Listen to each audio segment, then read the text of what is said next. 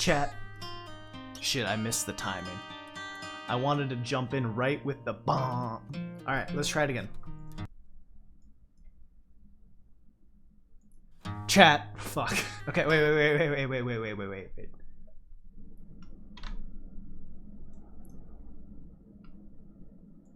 Chat. Welcome to the stream. It's me, Razbuten. We're here. We're at it again. How's life? Wait, real quick, chat. I'd like everyone to take a minute. Take a deep breath. And give yourself a round of applause. We survived a coup for all of you Americans. You know, they tried it. They tried it on us. But we're here. We made it through. Wow, who would have thought? Who would have thought? We made it through the first one of it. Let's go. We did it. We did it. 45 took the L. He said he lost. You know, why did they siege the Capitol? I don't know. Because they've been fed a lot of fake bullshit. Because they are QAnon supporters. Because they think that the liberal elites are eating babies to stay young. And I say that, and you probably are like, haha, funny joke, Raz. But that is what these people, especially a lot of the people who are very prominently pictured storming the Capitol, believe. They genuinely believe it. They genuinely believe it. I wish I was fucking joking. It sounds like a joke. But they are in a cult. They are in a cult. They believe the liberal elites eat babies. I know. Good to have you back.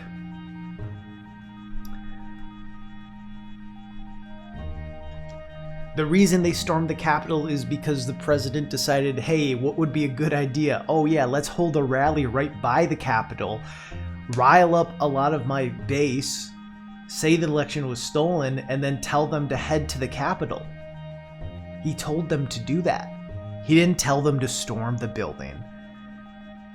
But he said pretty much like, what are you gonna do about it, Trump supporters? Oh, so yeah, then they broke. Who would have thought?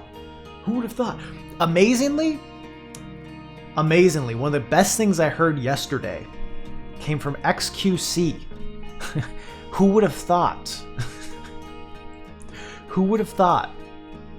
An XQC on Hassan's Obby stream, Hassan Piker's stream, said, yeah, this is kind of like when I'm playing Rust and I tell my chat not to go into other people's chats and be mean to them, but then I say stuff like, that fucking rat, that son of a bitch, fuck them, and then they do it anyway. He's like, and that's on me, I shouldn't be doing that. That's causing the problem, I need to be better on that. And yeah, that's what it is. That's what it is. You say shit, oh, don't go storm the Capitol. Don't do it. Don't do it. But they stole it from us. They stole the election.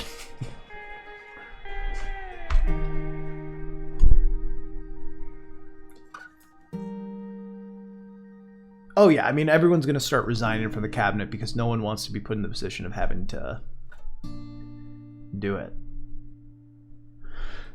I mean, no Republicans want to. They let them in. Yeah, so I mean, I've seen different clips of it. There's like that one really popular clip going around of them like opening that gate, right? And I'm confused exactly as to what that is. I missed your comment, Ramen. Gotta scroll up, Ramen, thanks for the sub. Hello, Raz. It's been 1 year now. Thank you for the laughs and inspiration. Your community has been welcoming and wholesome. Thanks in large part to your fostering wholesomeness. Fuck yeah, thank you. Let's keep fucking going, dude. Keep at it. Let's go, Robin. Thank you. 12-month streak. That's wild. That's wild. When did I do my first, thanks for pointing that out. I'm sorry I missed it, Robin. I'm too busy talking, I'm too busy politicking. Razbuten politics streamer. Can't believe it's been 12 months. That's wild. And you have the issue is you got the first badge, so you don't even get the golden toast badge. A lot of them having guns scared the police. Yeah, anyway, as I was saying,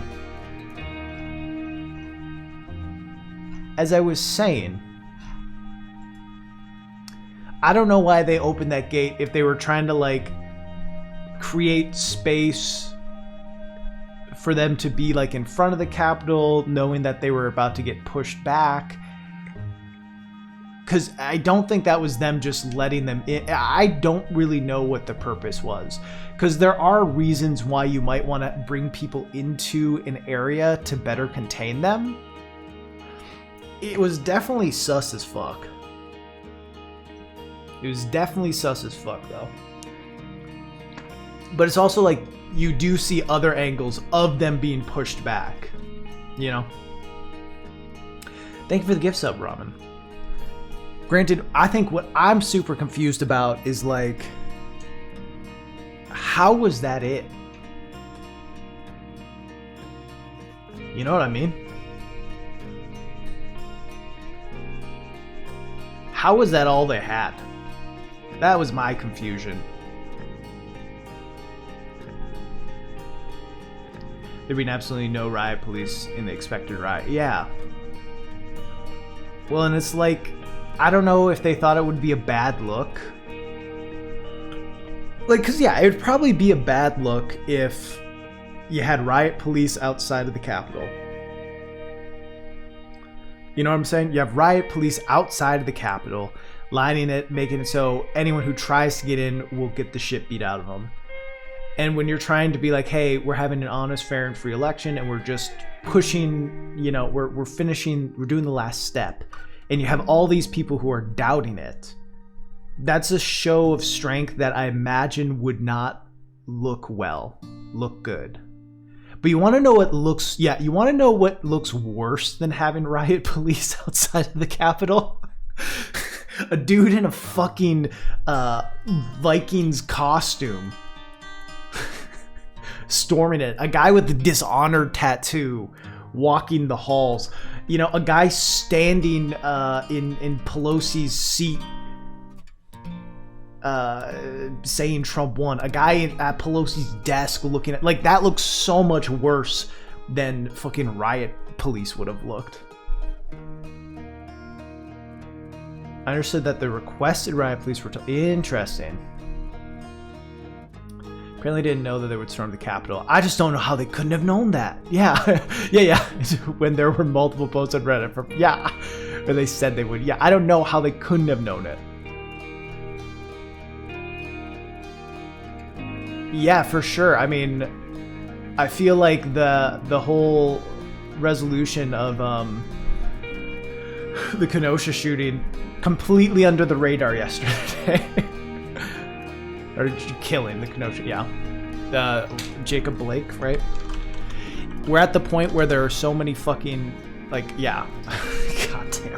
God damn it. This is a bad way to start stream chat. So point, thanks for the gift subs.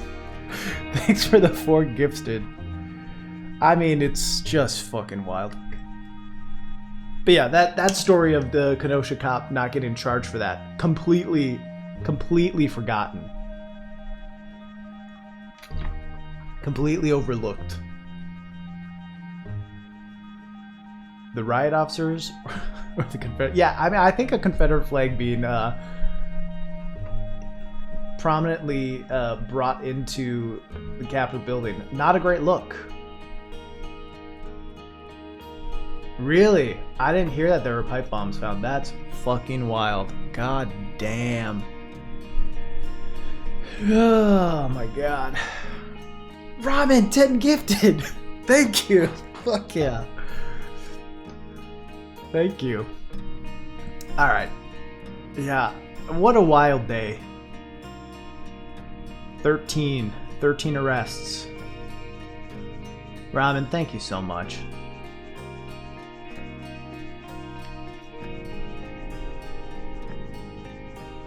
I think, I don't know. I've said this to other people. It's like, yesterday was, Spirit, thank you. Yesterday was this mixture of like being in complete shock, but also not surprised at all.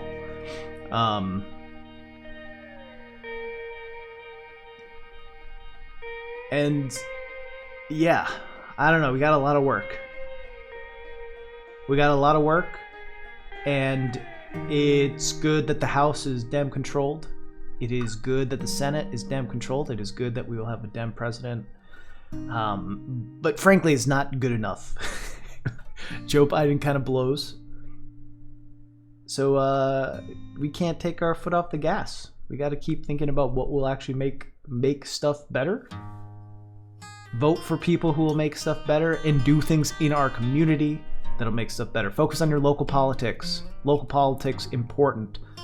As much as you might not think they are, local politics, honestly, local politics, just as important as national shit. Because if you want change to happen, yeah, trickle up politics. You have to give platforms to progressive politicians. And the best way to do that is by them making a name for themselves in local areas. If you're a content creator on the left, you have to say something. Oh, for sure. Yeah. For sure. And I think if you're anyone with left views, you should be saying things.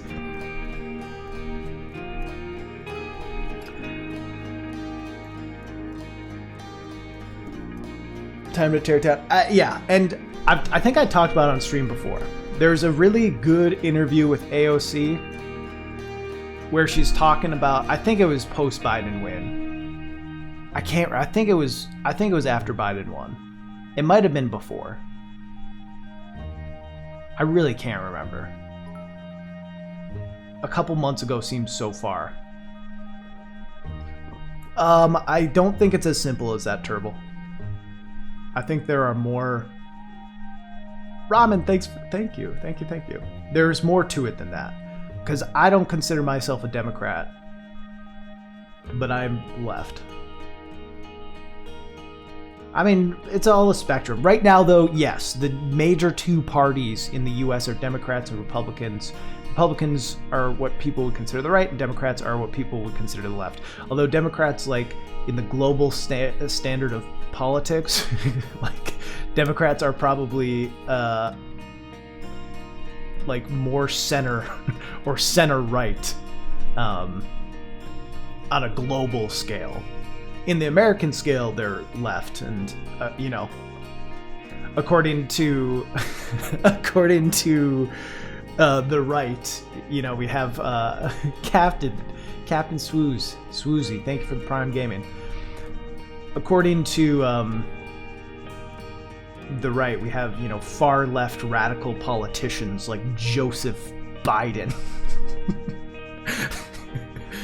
Oh goodness. You know. Yeah, we got a nice hype train going.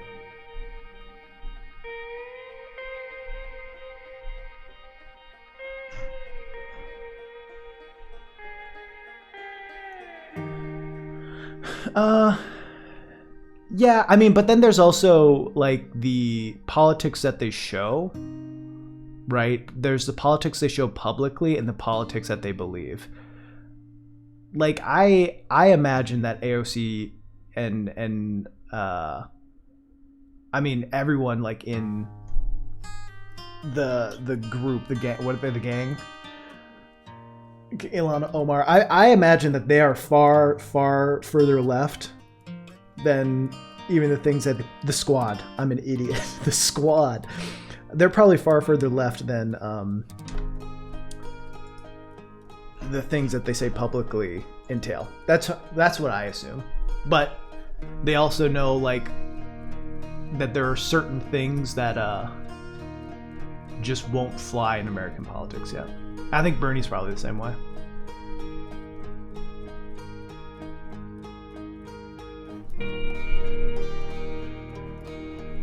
Message unity to win elections, yeah. I mean, I don't know about that fully. I mean, you just need to be the people's champ to win elections. I mean, it all depends where you're at. In the US, apparently to win elections, you just need to strategically appeal to certain states. This is Outer Wilds music. Like, I think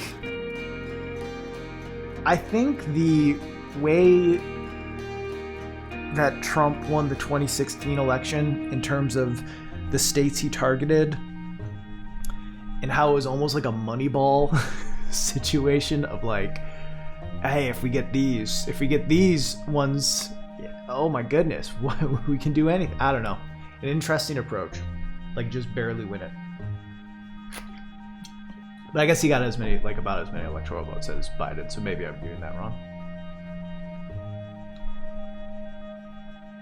I feel like the conversation around the 2000 stimulus won the draw. I think it helped. I think it also helps that, like, what's her name, Loeffner, and the other guy, Perdue, like, are just terrible.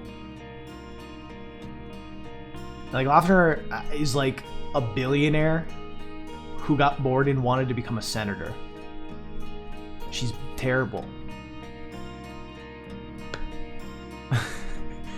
And I think, like, the fact that there was insider trading shit with her and Purdue, like, that was just so bad.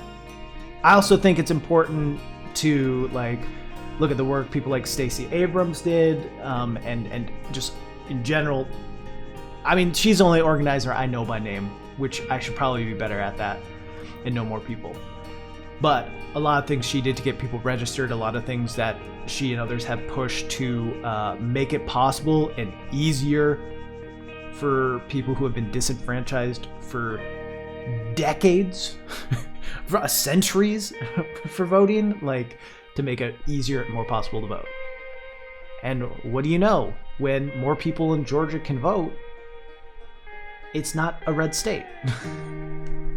Who would have thought?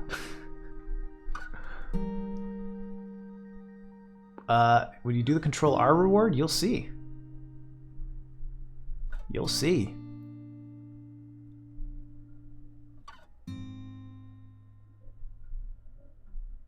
So much voter suppression.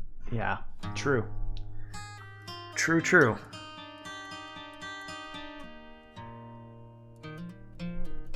Hydrate. Thank you for the hydrate.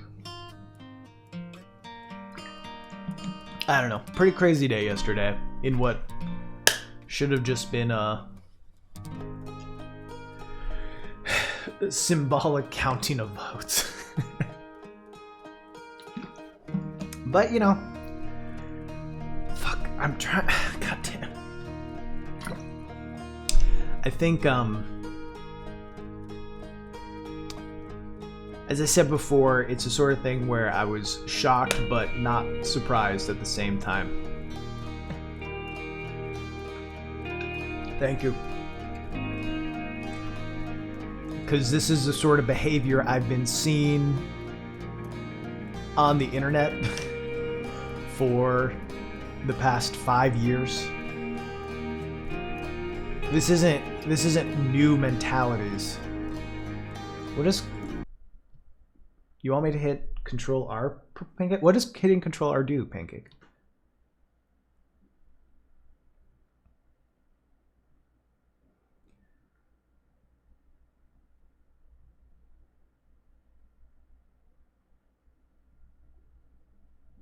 No, Pancake, you gotta tell me what Control R does. Why would I press it, you know?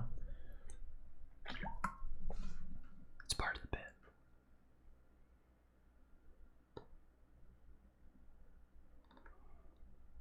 It's part of the bit. Did Pancake already say this?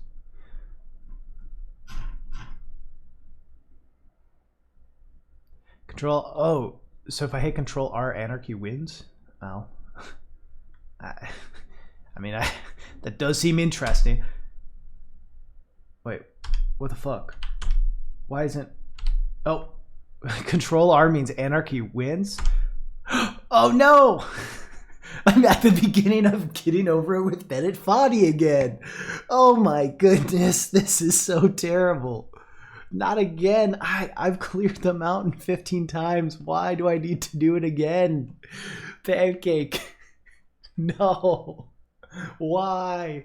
Haha, just kidding. I fucking tricked you. You thought I had actually controlled art and sent myself back to the beginning of Getting Over It with Bennett Foddy. As if I don't know your tricks. As if I don't know your tricks and traps. Alright. But anyway, I fooled you all. I don't know why it didn't load, though. But yeah, anyway, I'm glad, I don't know, I'm scared in a lot of ways about life in the future and politics in the future. I am also hopeful about things moving in a better direction, but, you know, I think we gotta do more. Can't just trust, because I talked about this around the election time, but I remember saying in 2016, I said this in 2016, I said, yes, a scar from Journey, good duh. I said, I especially want Hillary to win because I don't want to hear about the president or politics every day of my life. And I still stand by the fact that I didn't want to hear about Donald Trump every single day of my life. That has been an unenjoyable part of the last 5 years.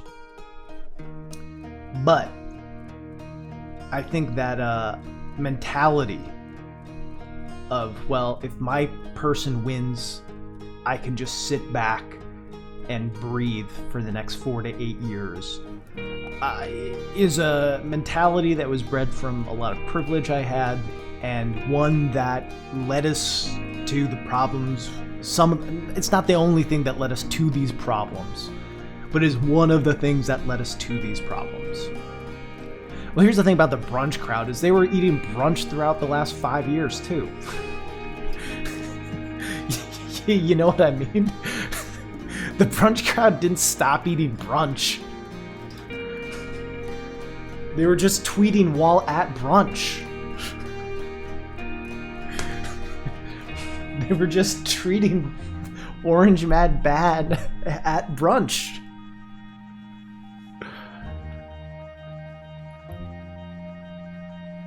But can't stop paying attention.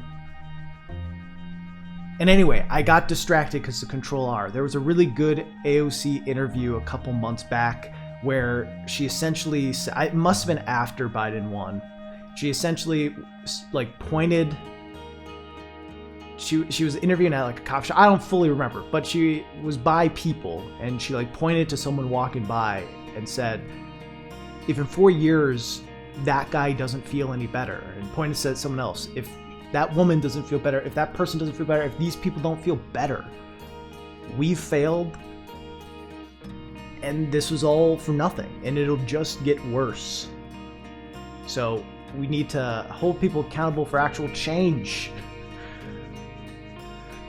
and do things as we can do as people to change things as well with what resources and privilege we have. With that said, let's get into the meme zone. Rest in peace, PogChamp.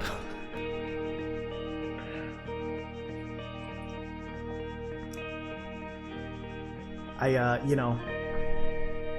took it off my yeah. I mean, I hope they replace it with something good. I think I've seen different people have various ideas that I think would be pretty solid. I think like just having like a rotating thing of Pog champs of like different partners would be cool. What about Razchamp? See, I mean, that's the other thing is everyone. I saw Ludwig talking about this. It's like everyone has their own PogChamp. PogChamp's not really dead. Like, yes, the original. Yeah, we even got Steve Champ. Or Steve Pog? Wizzapog? Wizzapog? Yes. Yes. Wizzapog.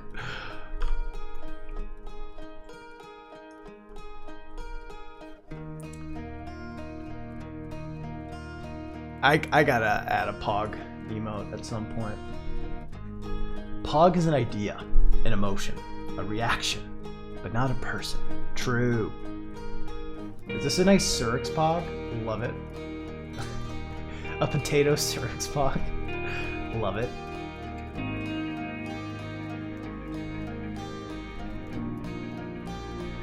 The Total Dude.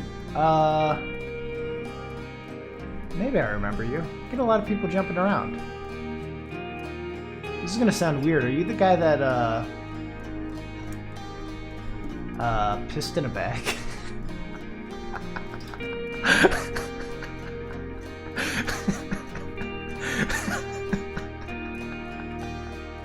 Okay, never mind. Let's move past it. Let's move past it. You're not. That's fine. Exactly. Don't worry about it. Garfield, thanks for the Prime. No, that's his own. Never mind.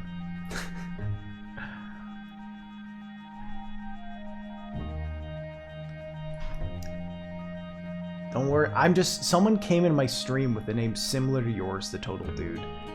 And they had a story about how they peed into a Ziploc bag. Okay? Dude was in their name too, I'm pretty sure. It is what it is. Fly Penguin, thanks for the gift sub. So chat, today, let's change, we gotta change the vibe. Anyway, to get back to it, much love to you all. Hope, you know, you keep doing the work you need to do, or start doing the work you need to do to make life better. And I'll keep streaming. The greatest, frankly, the most important work of all. How about some Omnicore vibes? Mira, I owe you a song. I need to practice. It's been a weird time for me. I will practice it and I will perform it. Today, though, I want to try to get through a bunch of these videos.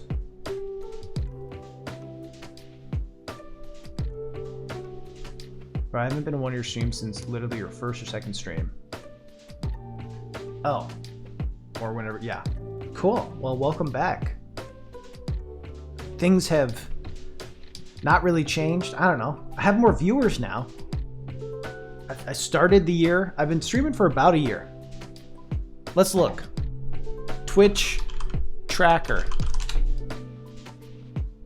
Twitch tracker Razbuten. All right, chat. You ready for this shit?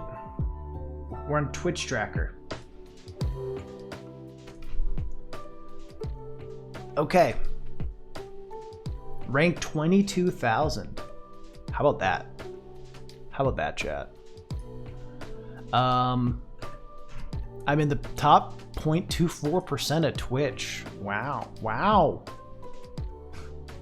Wow.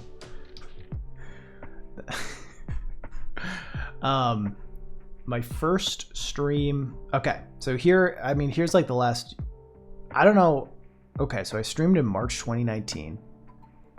I think I streamed like Portal, and then I streamed Psychonauts. I've streamed before this, but I guess it doesn't remember it. And then yeah, so I really started at the very end of January is when I started Subnautica.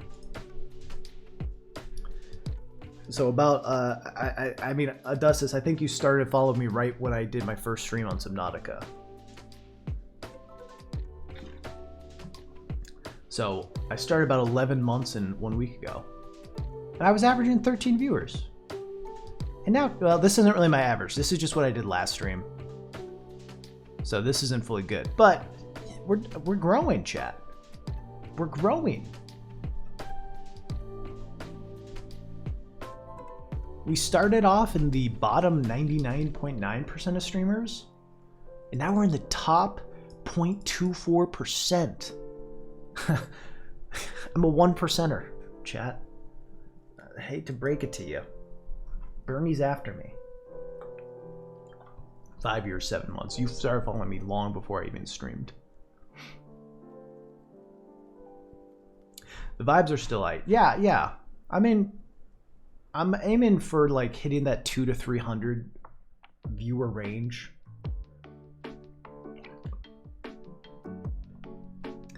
Only 1% can grow this fast. How many followers do you have on YouTube? I think I think I just crossed 470K.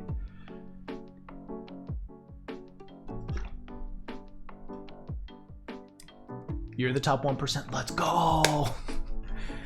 I mean, I'm not gonna say it's easy to get in the top 1% because I think a part of why I am there is obviously because I have stuff other places. But the numbers you need in terms of viewers, it's interesting. You would think if you hear the top 1% on Twitch, you're looking at someone who's getting like 1,000 viewers per stream. You know? But that's like the top 0.01%. And I think that's wild. It's wild how many people stream on Twitch. And how many people do it just because they like doing it, and they might have 1 or 2 viewers. They might be streaming it just so a friend can watch it, and they don't want to do it. It's interesting. Polish Cow, if you just ask for attention, that's the most annoying way to get it. You want to know the least annoying way to get it? Hit the subscribe button and see if you got a Twitch Prime available. And if you do, it's free money. You're losing value every time you don't use your Twitch Prime.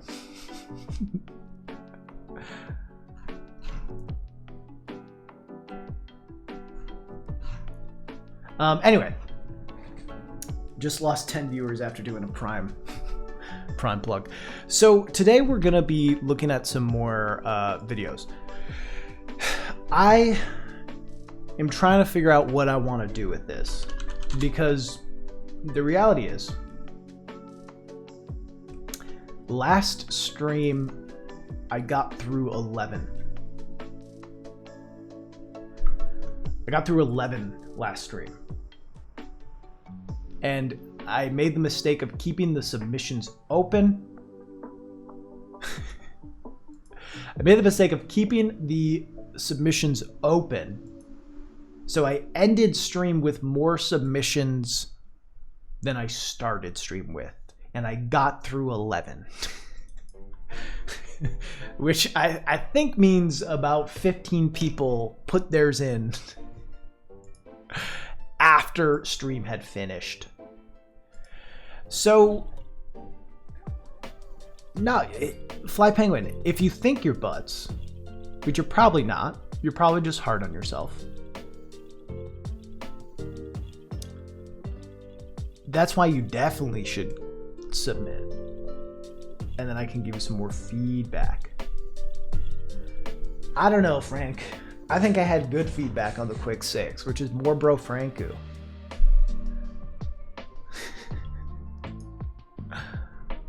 I don't know.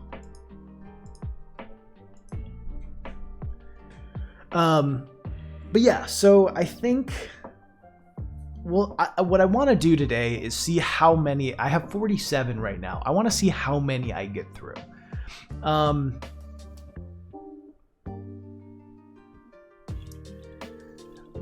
Well, the thing about doing that is like, I don't know. I don't know that doing it chronologically is necessarily more fair. I could maybe do like the majority of them from the top 30 responses or something, so it's not all later responses.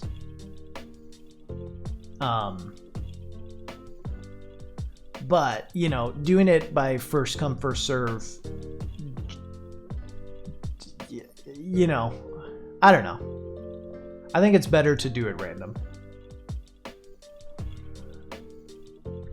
I'm just saying, even if we're not talking about the ones that were, find an RG that uses low numbers, yeah.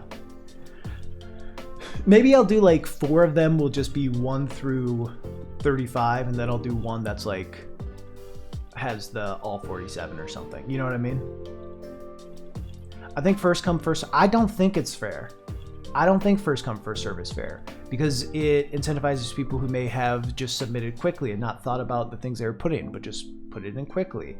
It also just benefits people who have a similar schedule to me and were awake and on Twitter around the time that I posted it initially. It might be bad for people on the other side of the world who were asleep while that happened. You know what I'm saying? I think random is fair. I think it's probably fair to be doing random with the ones that were submitted before the first stream. But in general, I'm saying even without that, it's like I still have 30 some responses. So my thought, and it seems like this is something people are interested in today. In general, I saw your comment that said today, and I said today. Why does the human brain work like that? Anyway, my thought is, I originally was like, I want to bust through these, but it was a 5-hour stream, I got through 11 of them. I can probably do it a little faster, but I also want to give about 20-30 minutes to each one. You know what I'm saying? I think that's a good time to watch through it, good time to give meaningful feedback, show examples of stuff you can do. So it's just going to take a while. And I could do these rapid fire, but I was kind of thinking of, if people like this, making it a like staple of the stream. Making it like the first stream of every month is the feedback stream. And we'll start by going through the ones that have been submitted, but then I will open it up for submissions, like just, I guess, always have it open for submissions after I get through what's here. And then it's how it'll work is people will submit and people will submit. I'll do as many as I can do in that stream, and then I'll do the next one next month. I'll probably want to find some sort of RNG thing. Some sort of RNG thing that, like, because here's my worry, right? Is at a point there'll probably be, I mean, it's hard because if I start growing more, I'll get more submissions. So that's one thing. But I imagine the amount I can get done in a stream will always be less than the amount that can be submitted throughout a month. So I think I'll want to figure out some sort of like number generator that like can help with that. I don't know if they're online, but like, all right, so let's say I do this for 5 months, right? I do this for 5 months, and the person who submitted the first one 5 months ago never gets picked, hasn't gotten picked. I'd like to have some sort of number selection where it's like, all right, numbers 1 through 20 have like a 90% chance of being picked, and then 21 through 30 have a 10% chance. I don't know how that works. Like, you know what I'm saying? Like, raffle it. Yeah, and essentially the higher the numbers that have been in there longer get like more entries essentially. Yeah, put the weight forward. More weight on those that waited longer. Yeah. I don't know how to do that.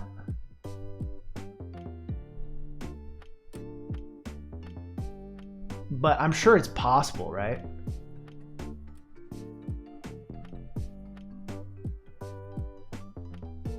Oh, you're the guy who gave me the idea to do tier lists for my videos. Thank you.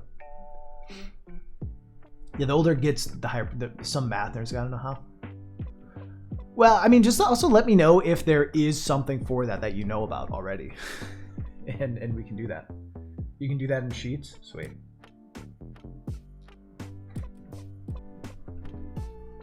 GC can do it.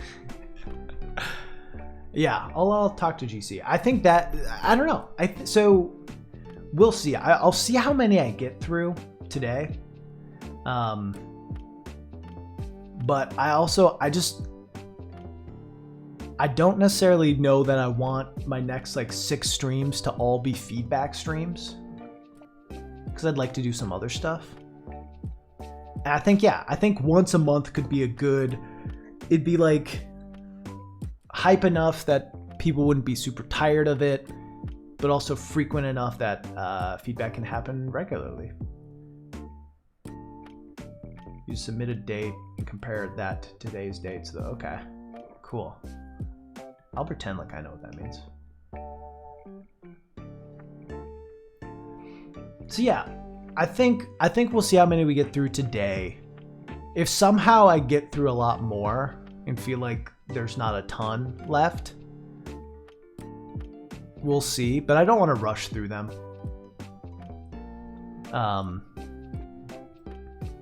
But yeah, if I only get through 10 or 11 again today, which I think is a good amount, that's a good number and is a good amount of time to give meaningful feedback, that'll put me at like 36 responses. And then I think the next one I'll do will be like the first stream of February.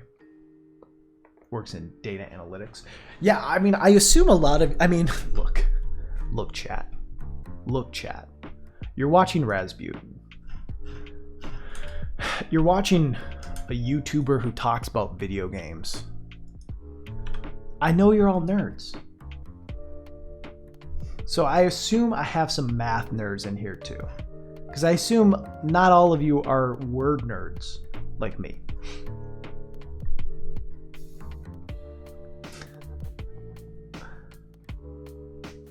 Ew, maths. I'm a programmer. Yeah, I got a lot of math nerds in here. We're all jocks. Doubt.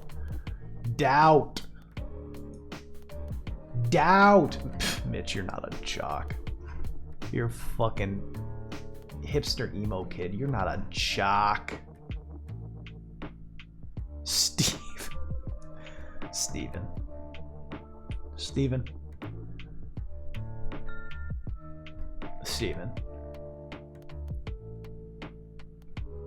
Being roasted. I mean, I'm the biggest nerd. This is my job. I'm an alpha chat gamer. Steve, my forearm. Dude, my calf, this is actually better. My calf is like bigger than your torso, bro.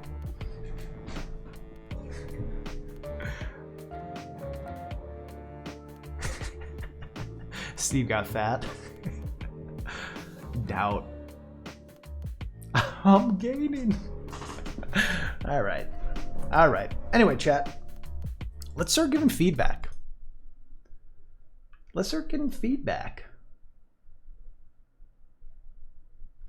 Not the fucking calf again. I like sports and I don't care who knows. From shooting hoops to the Super Bowl.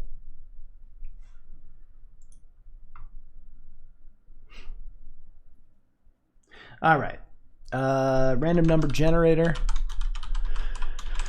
So just as last time, here are the ground rules. We're not going to be mean to anyone because being mean is cringe. We're not going to put anyone down. People took the time to submit something. So let's be positive towards them. There's always going to be something valuable in their work. There's always going to be something they can work on too. So, remember, it's constructive criticism. The other thing is, I used this analogy last time. Remember, they sent feedback in to get from me. That doesn't mean you shouldn't provide feedback as well, because I think all of your opinions are important and valid too. I have one perspective, you all have a different perspective, and I think that can all add up together to make a very nice soup to learn from.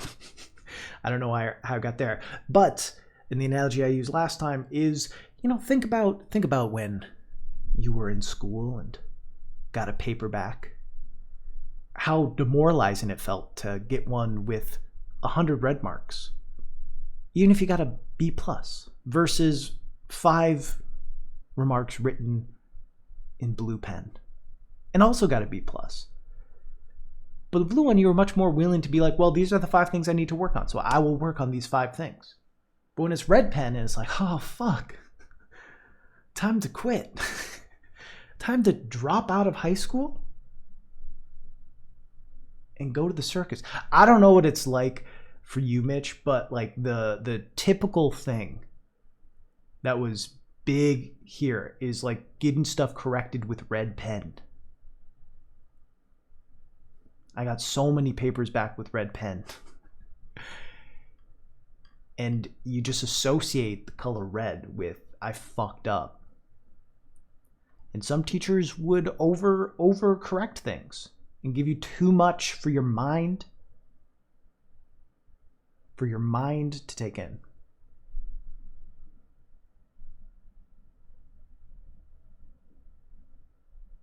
Get an assignment back with no corrections, then get into C because they didn't. Oh, yeah, that's rough too. If there's no corrections, that's rough too. That's bad too. But anyway, my point in all of that, the reason I say any of that,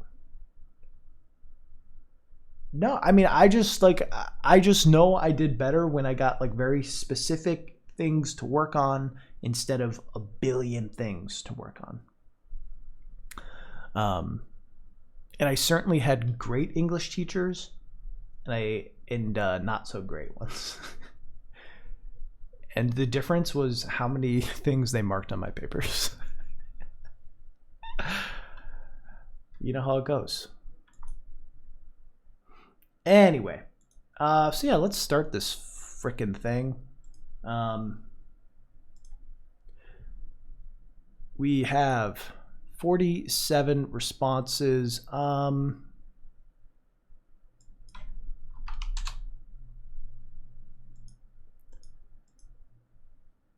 Okay.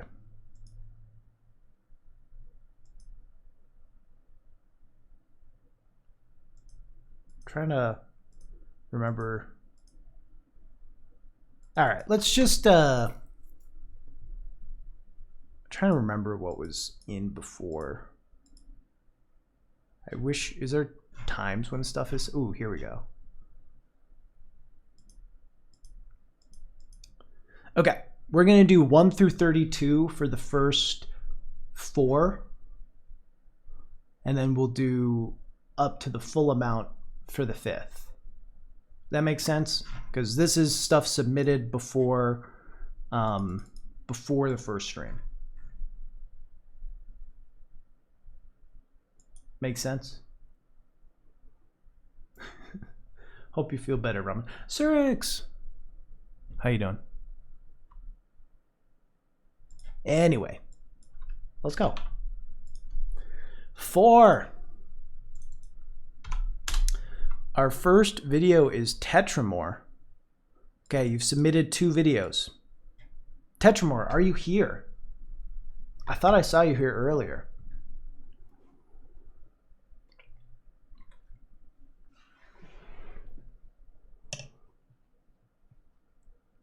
But there's an easy weighted random. Do it twice and choose the earliest vid. Okay, oh, that's a smart idea. Tetramore. All right, you got to tell me. I'm not going to watch both of these. Tell me which one you want me to watch. 1 or 2?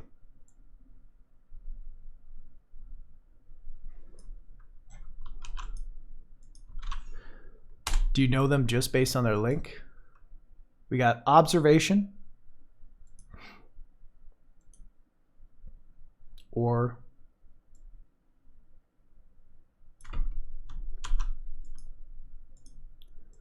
this one. Observation or everything I said in my last video is a lie. I do remember checking this out before, so I get it. They're kind of the same video. Why'd you put the same video out twice? All right, we'll do observation. We'll start with observation. Okay, I like making videos that my wife and I enjoy watching. Smart, that's a good way to start. Do stuff that you enjoy watching and that maybe a few people in your life enjoy watching. And that's good. And so far, I have succeeded in that. Fuck yeah. Longer form analysis of individual games are what I love to watch, and so that's what I make. Would love some feedback from someone I respect in this medium. You should have sent it to someone else then. Someone else you respect, because no one actually respects. And just to clarify, these two videos I linked are technically one video in the same. The first one leads in the second, in a way that will make sense when you watch it. We're not going to be, because these are longer, you know, I may have the time to jump into it, but just on stream, we unfortunately we don't have time to watch an hour of content. But you know, we'll watch and get general senses. And if you want to also tell me fully what you're doing, would be interesting too. I sometimes wonder if I spend too much time recapping the game and not enough with my own thoughts. I also would love comments on the structure, the flow of the script, and the editing. Those are the most important elements of the video to me. I would love some feedback. Hell yeah. All right.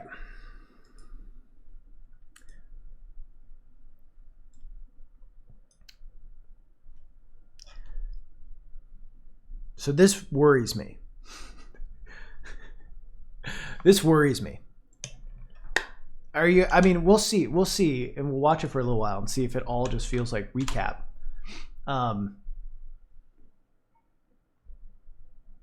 But have confidence. You don't want to tell people skip 3/4 of my video. And I think you probably, my guess is you probably have more than some analysis embedded throughout. But I'd say up that. Even before watching the video, I'd say up that. Have it feel like a bunch of analysis throughout. Think about what Joseph Anderson does in terms of, you know, he doesn't just recap stories. He adds his own stuff. But yeah, anyway.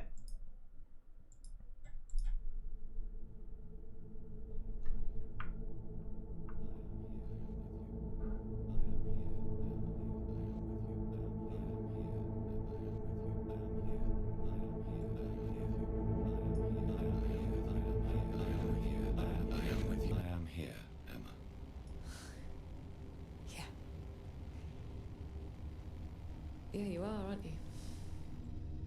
Observation came out on May 21st, 2019, developed by No Code and published by Devolver Digital. It is a game so born of passion. All right, first critique.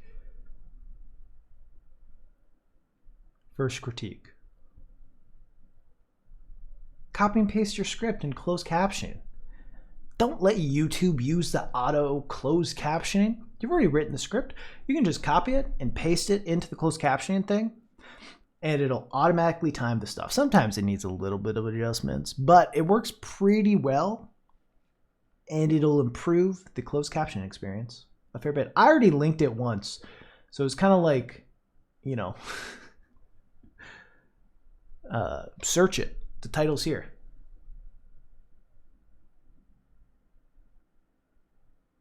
Anyway, it's a small thing. It's a really small thing, but I'd say everyone should always aim to do it.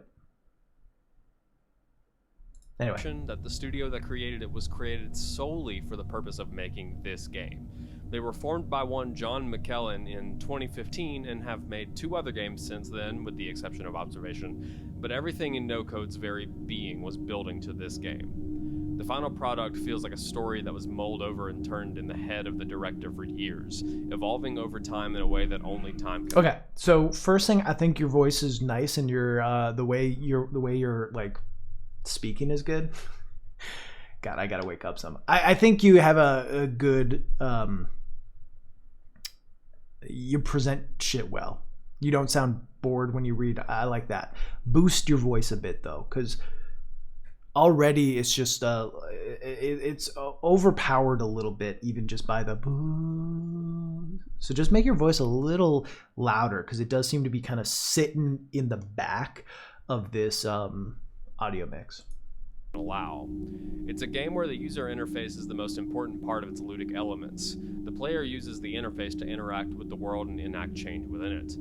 Puzzles built around realistic manipulation of machines and operating systems form the bulk of the gameplay, which so masterfully wraps the player into its world that I picked it up on a whim and didn't want to put it down. It's a game about atmosphere, it's a game about tension and tragedy, and it's a game about perspective. Or, to put it another way, observation. Good use of the title screen with it. I would say, I think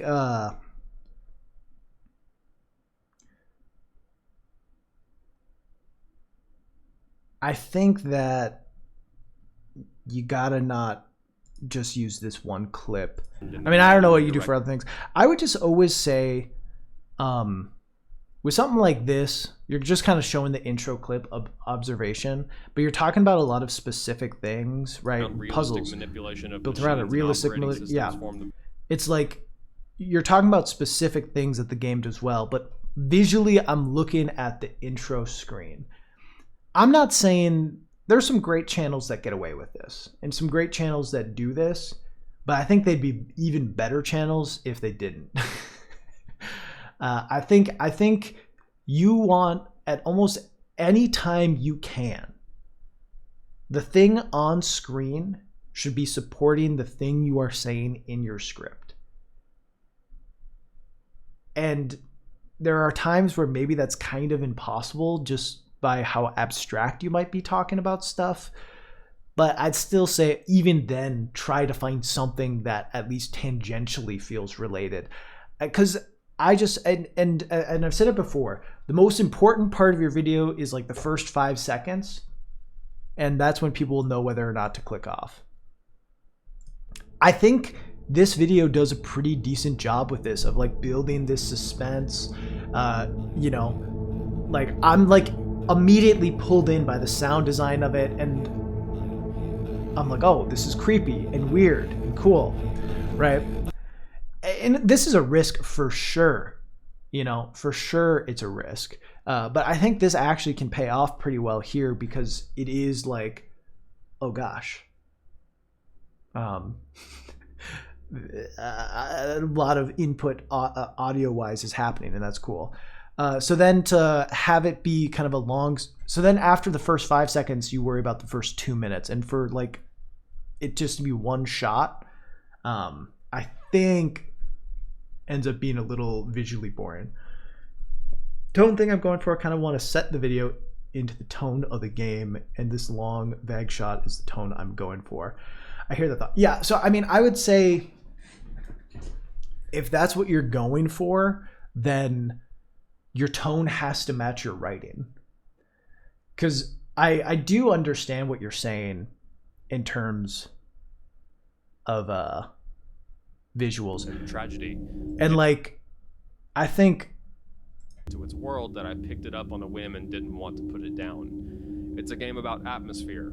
Like, sure, these lines work well with it, but when you're talking about like, I think when you're talking about the specific gameplay, it feels like a it's just a little harder. Mulled over and turned in the head of the director for years, evolving over time in a way that only time can allow. I don't know.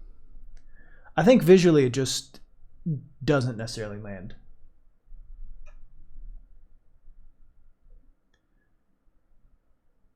Res You are never on one screen for more than 30 or so seconds. I'm like never on one screen for I'm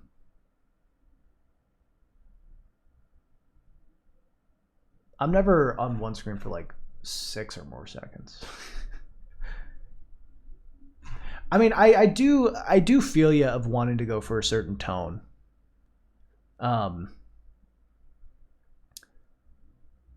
I think for me and just my video watching mind, when I like start to hear you talk about gameplay things that it does and like specifically mention like, you know, and maybe this is a dumb thing I'm getting hung up on. Everything in No Code's very being was building to this. It uses the interface to interact with the world and enact change within it. Yeah, this for whatever reason, I'm just like, I need to see it.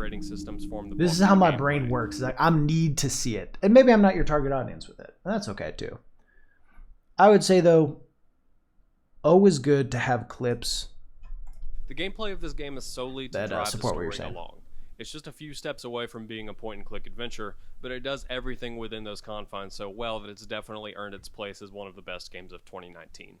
It challenges the status quo of how a game should be structured and played, and if any of this sounds like a good time to you, then please do yourself a favor. It challenges the status everything within those confines so well that it's definitely earned its place as one of the best games of 2019.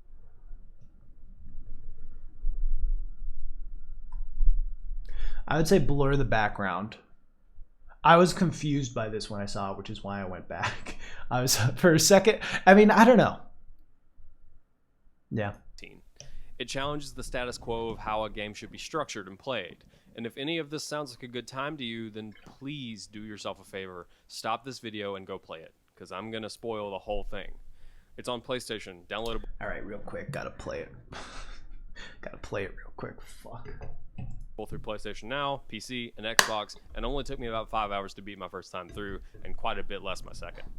You can come back here for an explanation after you're done if you want, but don't ruin this game for yourself if you think. Should I go over? I mean, not that my process is perfect. Would it be helpful? Because I've had this come up a few times of how I would recommend showing text or something on screen like that. Would it be helpful for me to show that process here, or does no one care? Because I'm willing to. I'm more than happy. Not that I think the way I do it is the best necessarily, but just to have an idea, I guess. Maybe we can do it if I see it come up more.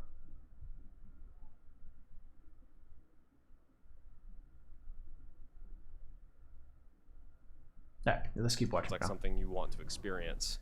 For those that aren't interested in playing it yourself, this analysis will serve as a beat-by-beat run-through of the story before I dig in so you won't be lost. With all of that out of the way, let's begin. The game takes place on a space station, the LOS, or Low Orbit Space Station. As we will soon learn, this space station does not live up to its name. We hear the voice of a woman trying to contact Houston. Houston, come in. This is Dr. Emma Fisher on board Observation Horizon Arm. Please respond.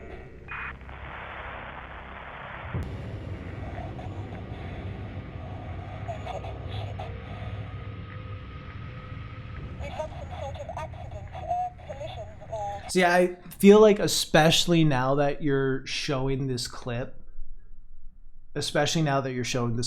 I double down on thinking that you should have... I understand the idea that you're talking about for a tone, but I think you got to go with one or the other. If you're going to have this visual play twice within 3 minutes, don't. Yeah, that's what I would say. Something, maybe, I don't know. The station is spinning, but I can't tell if we're falling towards Earth. I can't get a visual from here. Josh, Ailsa, someone, report in.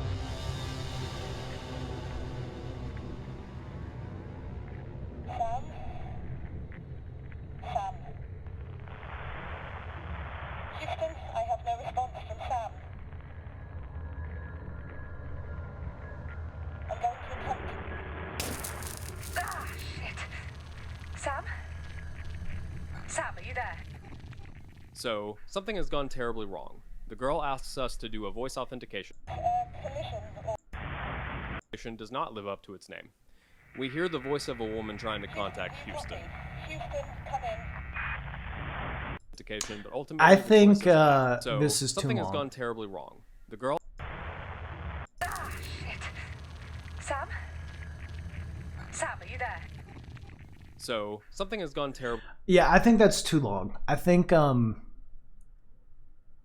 you're on this for like a minute out of your 47-minute video. I know it's long form, but I still would be careful with.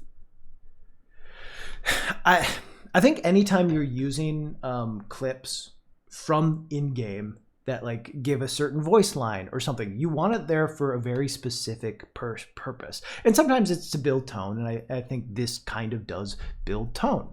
But I would say, sorry, 1 second. Oh, never mind.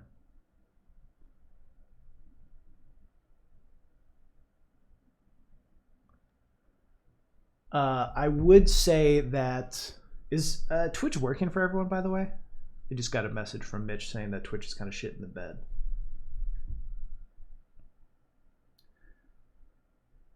Chat isn't working all that well. Is this on Twitch's side of things?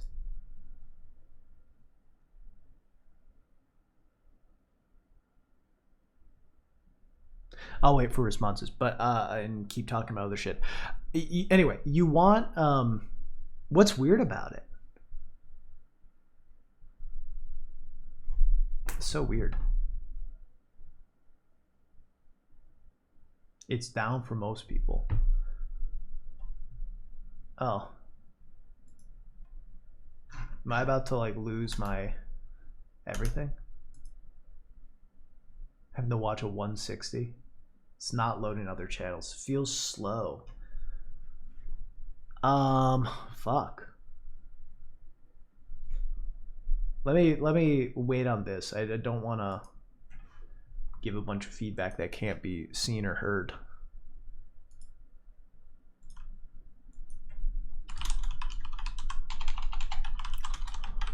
Is Twitch down?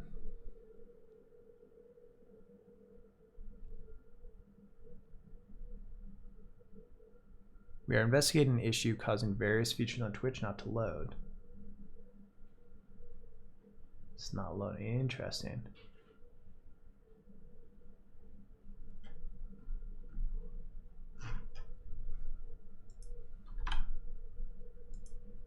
Can I load my own stream? See how I can load my own stream.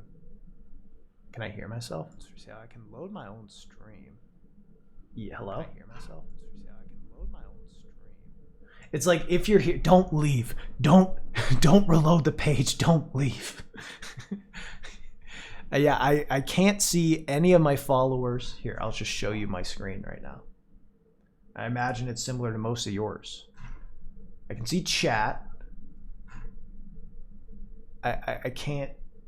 This is gone. This is gone. Wait, what's happening? Why am I? Oh no.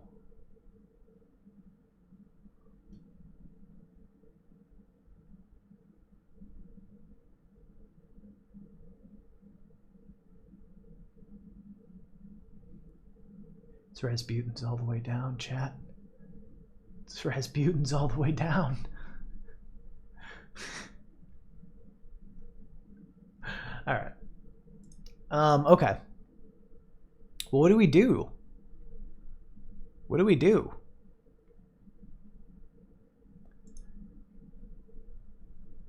Do we just chill?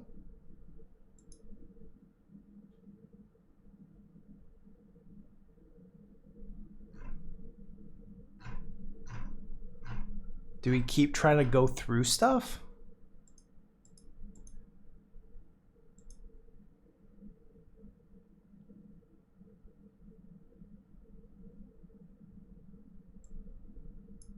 Am I alive? Hey, Mitch.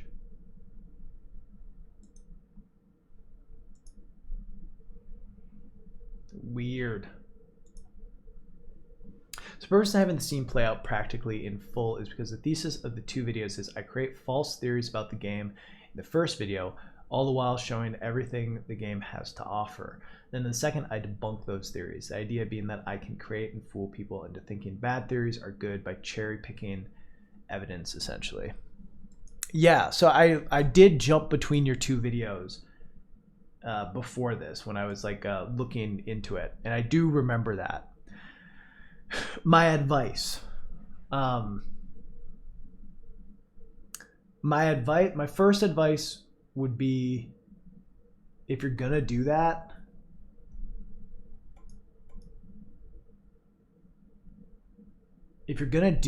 I think have it all be in the same video. This is already a 47-minute video, and this is a 15-minute video.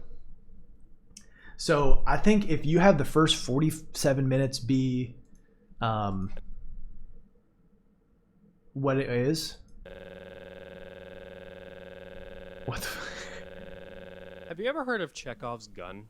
And then jump in with the have you ever heard of Chekhov's gun here at the end. I think that's going to be better, because I don't know. I mean, it's tough, because part of it is like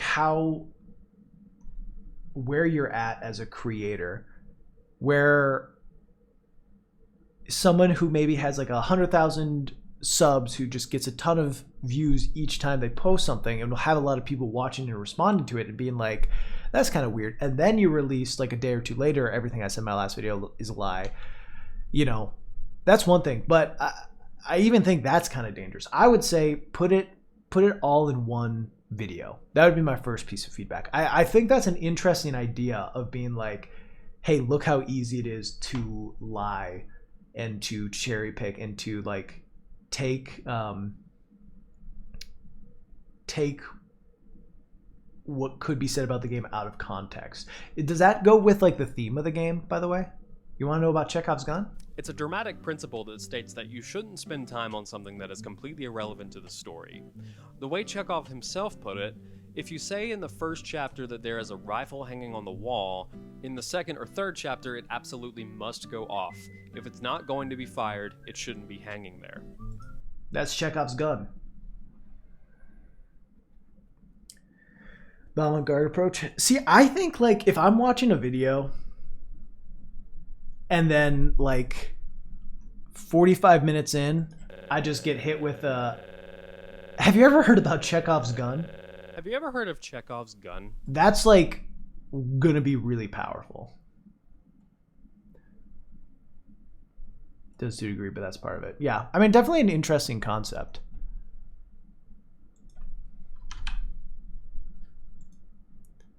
I don't know if I should kill stream and wait for chat to get better. Oh, let me get rid of this display. The concept's interesting. I would say have it be 1. See, my viewers are dying. God, this sucks. This is annoying.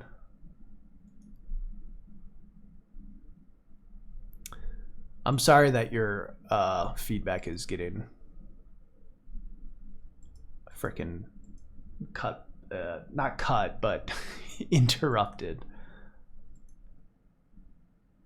Is chat broken? Chat seems partially broken.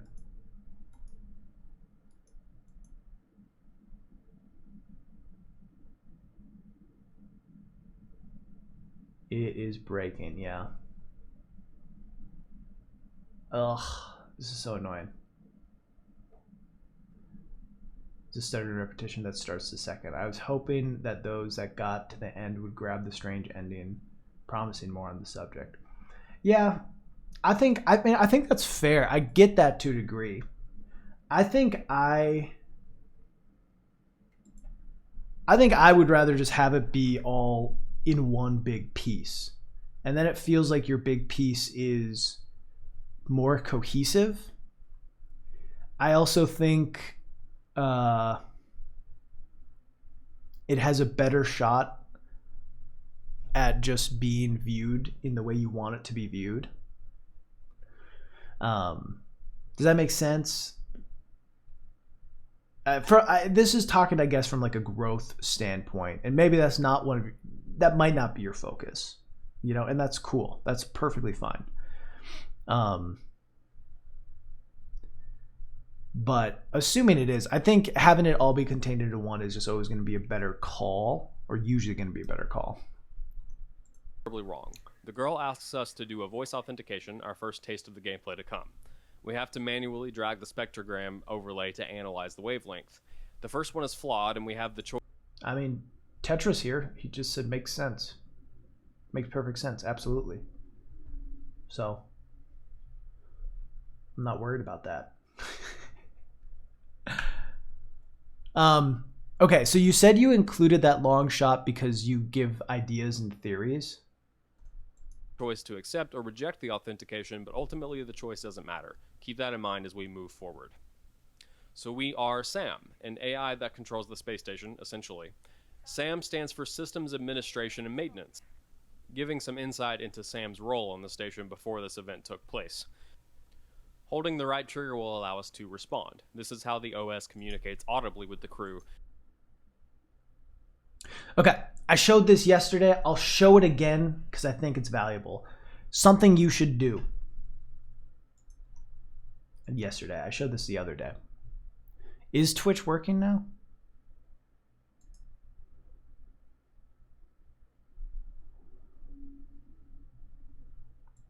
This is the only time I'll show it today. And then I'll just... Twitch is somewhat working. Still cannot speak, but yes, you can. All right. So one thing I'm noticing with your voiceover is there's a fair bit of just kind of static. So let me show you what I do to get rid of it and make stuff sound a little cleaner so you don't have that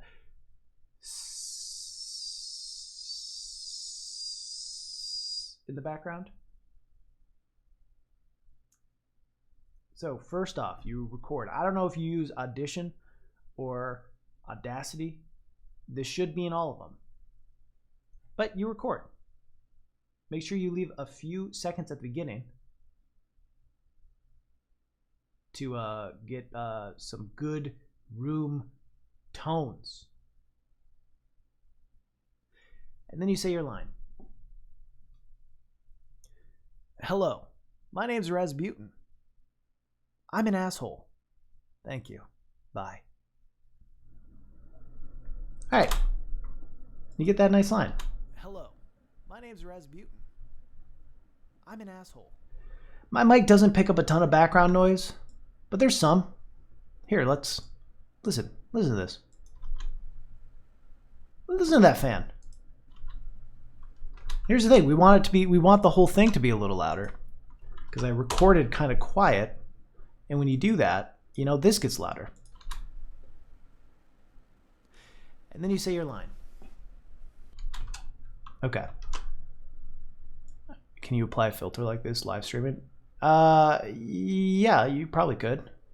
I have some noise reduction stuff on, and I probably could and should do more. But the stuff that I fucked around with on OBS was kind of bad. All right, noise reduction. First, you capture your noise print. All right. And maybe you're already doing this, and maybe you already know. But let's just go through it. And then you go to noise reduction. These are the statistics that somebody gave me. The statistics. These are the things someone gave me. The ideas, the settings. And they work pretty well for my voice, and maybe they'll work for yours. Noise reduction 100%, reduced by 100 decibels. Spectral decay 0%, smoothing 1024, precision factor 7, transition 100 dB, FFT size 496, noise print snapshots 4000. Maybe take a picture of it. Maybe just remember that I did this. All right. And then you hit apply. And it works. Sometimes it doesn't work. And then look, here's what it was before. Listen to all that fan and background buzz. And this one now. Hello, my name's Razbuten. I'm an asshole. Yeah. What? Wait, what? And yeah, it gets rid of a lot of it. Gets rid of a lot of that hum. I don't know if what you're doing or what you've done, but usually worthwhile. I will say one thing, it seems like your hum is kind of consistent, which is interesting. But yeah, anyway. Steve is unable to chat. Macy's saying, yeah. Fucking Twitch, bro. Oh, you missed a picture? Let me put it up. Let me bring it back up. I didn't have it on long.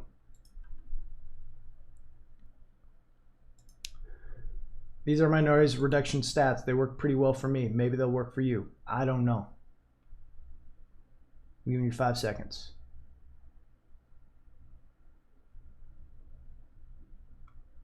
And that's that. Just a suggestion. Crisp up that audio a bit. Is Twitch still fucking? I think you are, Putty. Super annoyed by this. See, my shit is not working still. Oh, so annoying. I'm annoyed because this is going to tank my viewership. And I was starting to get a good average. Starting to get a good average. And then Twitch had to fuck up my life. It says I'm offline now. What the fuck? Yep.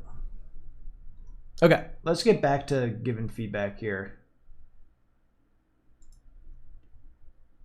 And Sam doesn't talk or do anything at any point that the player doesn't initiate. I am here. Oh, thank God. Okay. Now we're getting somewhere. So we learn that Module 12 isn't firmly attached based on the whole contact points, when suddenly... Sam! The hatch door is jammed shut. Okay. The controls aren't responding. Sam? You still there?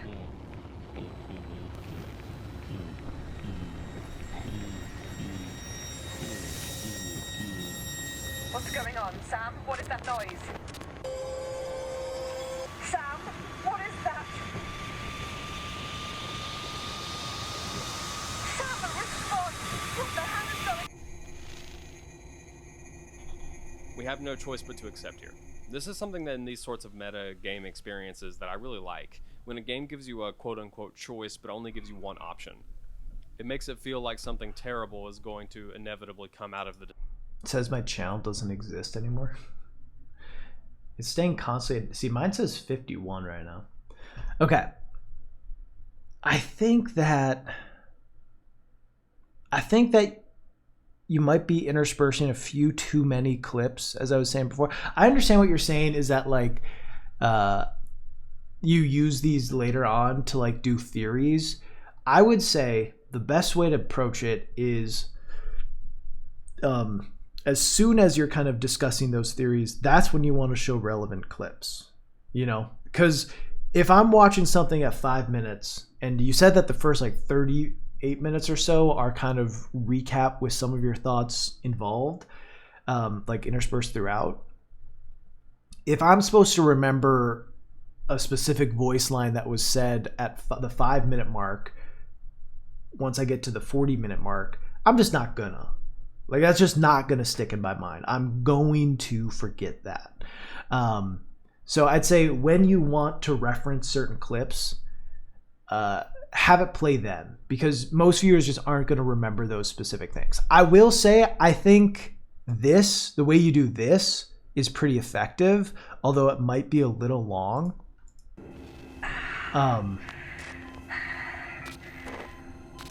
Like maybe start it here. But I do think this is effective of just like getting that idea, like having that build up feeling, the clip from the thing, and then having it end with bring her. I think that use of it's pretty effective. But it's made a little less effective by all these other kind of long clips playing through. Gives you a quote unquote choice, but only gives you one option. It makes it feel like something terrible is going to inevitably come out of the decision, especially when it's pretty obvious the choice is probably something you don't want to do. I always get a pit in my stomach when I only see the option I don't want to take. It's really invigorating. We run a self-diagnosis. I really like that point, by the way. Just to address what you said there, I like that a lot. I think it's something I haven't heard a ton of, but it's very quite true.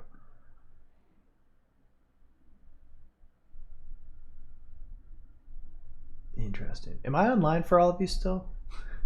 I keep getting messages from people on Discord being like, Twitch is funky for me, can't chat. You just went offline, but you're online.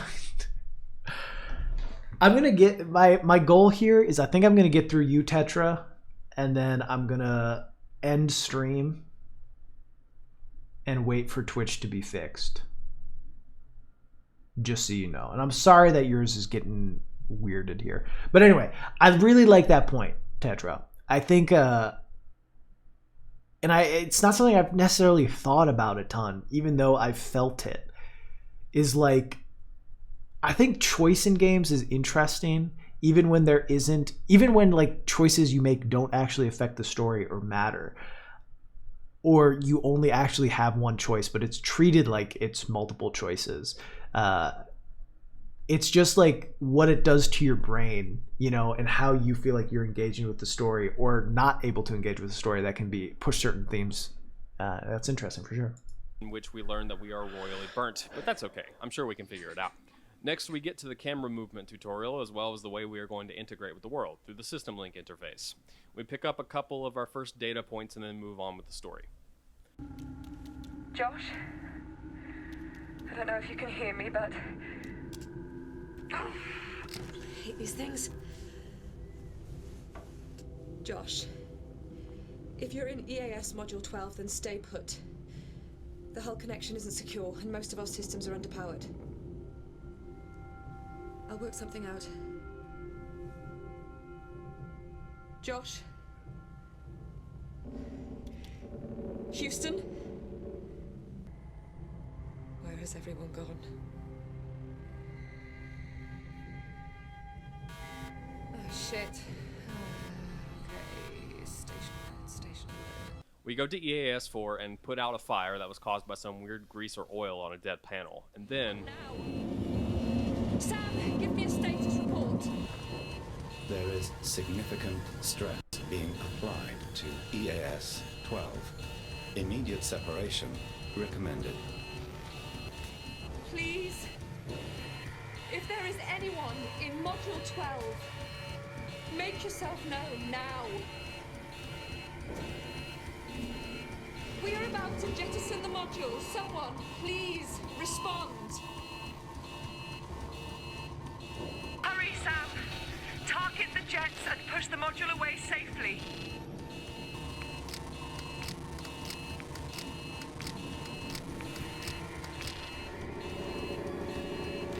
I hope to God if anyone was in there, they had their suit on. Sam, we've stopped spinning. EAS 12 gets jettisoned, hopefully without a Josh in it. And we relocate to the exterior cameras so to get a I status think report my of damage to the main station. feedback here, it keeps coming back to what I've been saying, is I think the use of clips that you have here aren't really supporting you in terms of flow and the things you're going at. You're going into heavy spoilers for the game, so I think like you shouldn't necessarily assume everyone who is watching this has played it, but as you're like giving a recap, I mean, like as you're going kind of doing a deep dive, your assumption should be that the average viewer who is clicking this is someone familiar with the game. So because it's all about who do you think you're servicing, right? Are you giving like a recap of the game for someone who hasn't played it, and then they can hear your analysis in the last 10 minutes and it makes sense? Because I mean, obviously that's not really the case, because you say like go play the game, you know?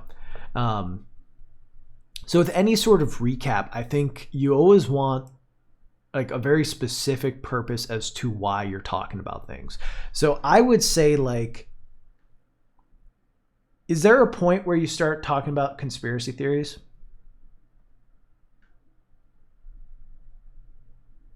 Conspiracy theories. I mean, I just think that, like, you show this scene, you show the clamp detachment, right? You show this whole thing play out about like 30-40 seconds, and then you say in one sentence, you jettison the ship, you jettison the pod, hopefully without a Josh in it, and like that's enough. You know what I mean? That's enough. That sentence describes this whole 30 seconds. And I don't know here. X-12 gets jettisoned, hopefully without a Josh in it. And we relocate to the exterior cameras to get a status report on the damage to the station. There are a handful of different places where you can respond to move this along, and then we relocate to the distance camera and we see this. Oh my God, Sam. That's... How did we get here? So yeah, I mean, I don't think like showing this whole clip benefits. And maybe what you're saying is like you talk about these clips. So yeah, let's watch this part. I'm sure you have a lot of questions. I did too. So let's see if we can find some answers. So here's the questions I intend on answering. 1. Who are the aliens? What are they doing? And why? What's the black substance they leave behind? 2. Why did the aliens want Emma? Why not someone else? 3. What's up with that ending? Starting at the top, let's look deeper at the aliens in this game and see if we can find an answer. Now, the alien hexagon thing, I'm going to call it the Hex from now on, appears to make us do a Simon Says game with it 4 times during the run of the game, and each appearance is at a significant story junction. The first is just after we turn on the EFR, the second right before we go to the alternate station, and third right before we kill Jim. And the fourth right there at the end of the game to tie it all together. The Hex is giving us commands throughout the game, the most obvious being bring her, but the Simon Says game, like I mentioned earlier, has some hidden meanings if you know what the symbols are. The Hex tells us to protect Emma, not to protect the rest of the crew. The rest of the crew are not to quote-unquote evolve, which references the ending. These are thematic long-term goals which lead us through the short-term goals on our way to the ending. One of the primary goals of this game is to explore the concept of being an evil AI from the AI's perspective. I had the idea of taking the concept of evil AI and saying, what would that be like from their perspective? Like when there's someone trapped behind the door and the AI have locked the door down, the person's going to die and the other one goes, damn you, open the door, and they don't open the door. Right, the AI is evil, and you go, you bastard, and you're going to take down the computer. But from the computer's point of view, it's like, no, if I open that door, you're all going to die, so I'm going to let that person die. And they make these kind of weird moral choices that as humans we don't make. And I was like, well, what's that like to put the player in that situation? And given that perspective, I think we can start to construct a theory. If we know that Sam is corrupt, then is it entirely possible that the Hex isn't really there in the first place? Stick with me here. First of all, the Hex never enacts any real change within the station, never changes anything, and no one besides Emma, more on that later, ever comment on the Hex's appearance. When the Hex appears, the scene is dropped in almost as if there's no consideration about how the scene flows from what came before and into what comes after. And why would the aliens be the same shape as the storm? Sam has been hyper-fixated on the storm since he discovered the event marker, so the conclusion that makes sense is that the Hex is simply an image in Sam's cognition that is caused by his corruption.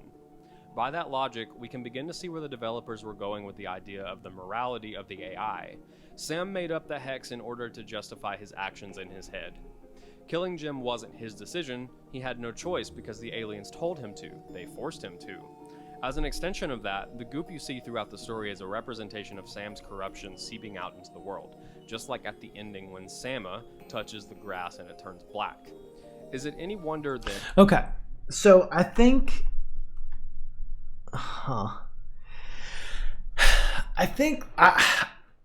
Alright, first I want to say I really like the concept that you were aiming for. I like that idea of showing, like, I mean, talking about a game you like and then showing the the way you can manipulate the things that happen and the unsure things that happen to create any narrative you want, right? That like isn't necessarily true or false. You don't necessarily, I mean, maybe you believe it, maybe you don't, but just how things can be misinterpreted, or how many ways things can be interpreted. I think that's a really interesting concept. And I hope you keep doing stuff like that. I think that's a really nice, like, excuse my use of the word subversion here. Nice subversion of typical video essays. I like that a lot. I would say structurally though, I think granted we got through like 8 minutes of it. I think the recap that you have is a little too recappy. I think, when you're going through these things, it kind of should be like few story points. If you have a scene that needs to be shown, or that showing a scene is really going to bolster your next point you make, then show it. But I think right now it feels a little too much like a story walkthrough with pretty light observations, when I think you could really be weaving in your major points. I'm seeing some of you in chat more, so you could weave in your major points throughout. Because again, it's who's watching this video. You know what I mean? Who is watching this video? Is it someone who's never watched observation or played observation and needs a full story recap? Or is it someone who's played it and is looking for you to contextualize it or falsely contextualize it, which I think is also pretty cool. So I think the issue with just doing a recap that doesn't have all these major ideas weaved throughout is that, that's the majority of your video, but the strong point, like the thesis of your video, is here. Like, this is what you're breaking down, is like, right, these 3 questions: who are the aliens, why Emma, and what's with that ending, right? So you say like, whatever, observation, or the real meaning of observation, or the real agenda of observation, or the hidden agenda of observation, or whatever it is. And I think you have to be weaving these big ideas from the start. And you can still do that sort of point by point breakdown of things that happen in the story, if that's how you want to do it, like kind of the chronological breakdown. You can also do a plot recap, right? But I think if it's 38 minutes, it's just a little too long. It's just a little too much for what you're going for. And I think, and I don't know if you continue to use clips in the same way you do at the early parts. Which is all right. I'm going to try and work my way around Yeah. the station.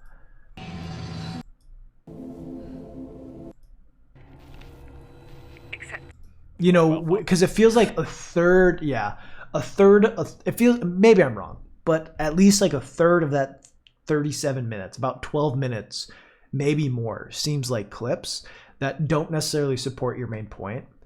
So I would just say trim down on that. Use clips to support points, not to support like a story retelling.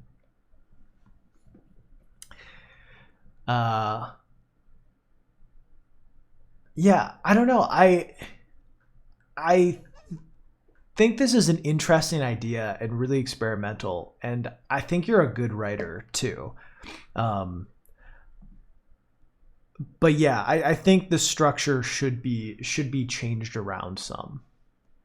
And like maybe it's here. Let me watch your second video just to make sure I'm not like entirely missing the point.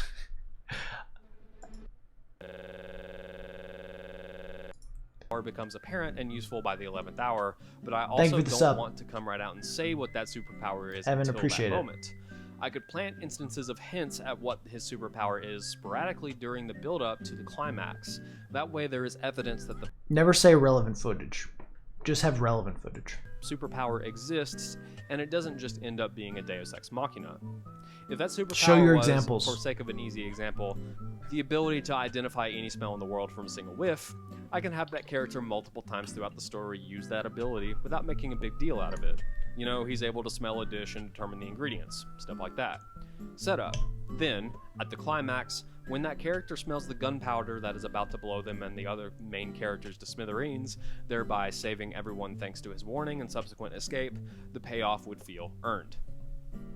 This is a simple example, but it's so important to grasp because my entire first video was a setup. But what's the payoff, you ask? Well, have you ever heard of epileptic trees? It's another trope, this time about theories. Back when Lost was still on, there was a theory that these trees were having epileptic seizures. I know that sounds phenomenally dumb. Lost is True. weird. Lost Hey, was the Archibald. kind of TV show that encouraged grasping at straws like that, but a lot of the most highly praised media in our history does this too. Like 2001: A Space Odyssey, which has numerous ways you can interpret any given scene. The important thing to understand about epileptic trees is Okay, that... so let me hit you with some Tetramore. Chekhov's gun. Video essays operate the same way as Chekhov's gun. And maybe you make a point in that you included certain things, you know, in your recap to prove your point about Chekhov's gun, and I'll watch this through to see if that's the case. But I think video essays are the same way. It's the Edgar Allan Poe, the single effect, everything in a short story. Everything Edgar Allan Poe once famously said, everything in a video essay should be working towards a single effect.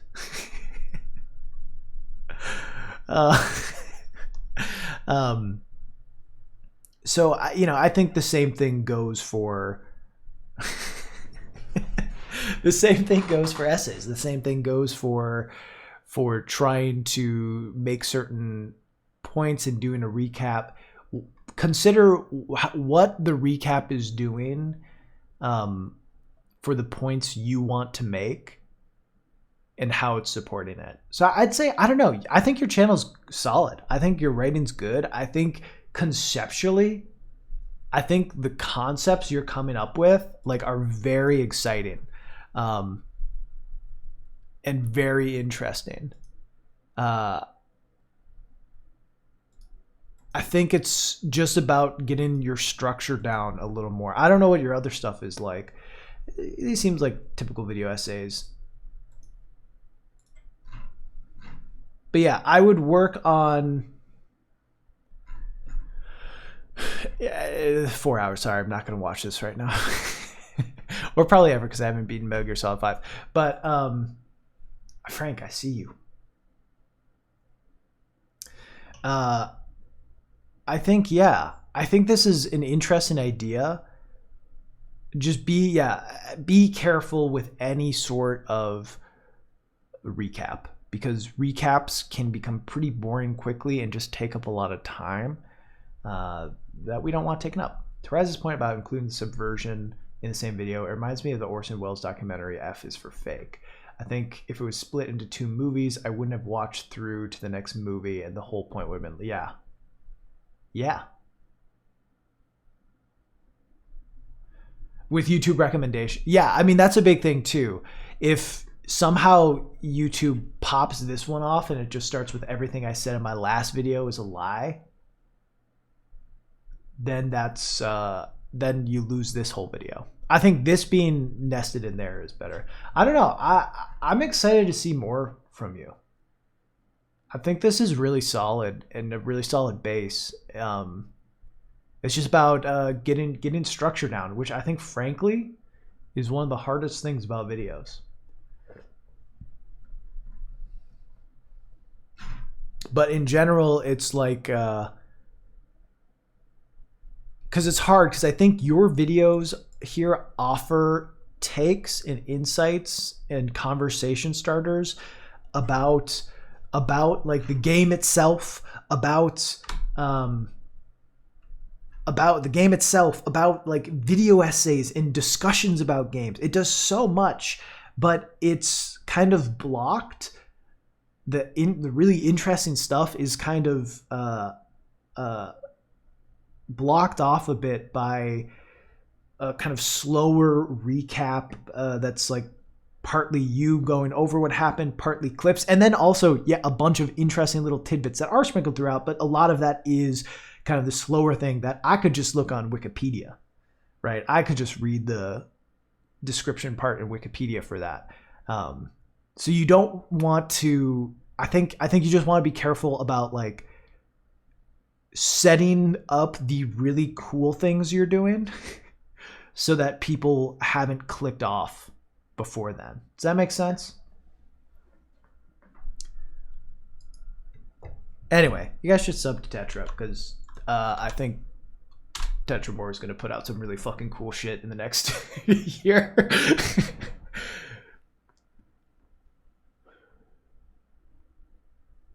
But yeah, I'm going to play Observation and then watch through your video and try to give some more stuff.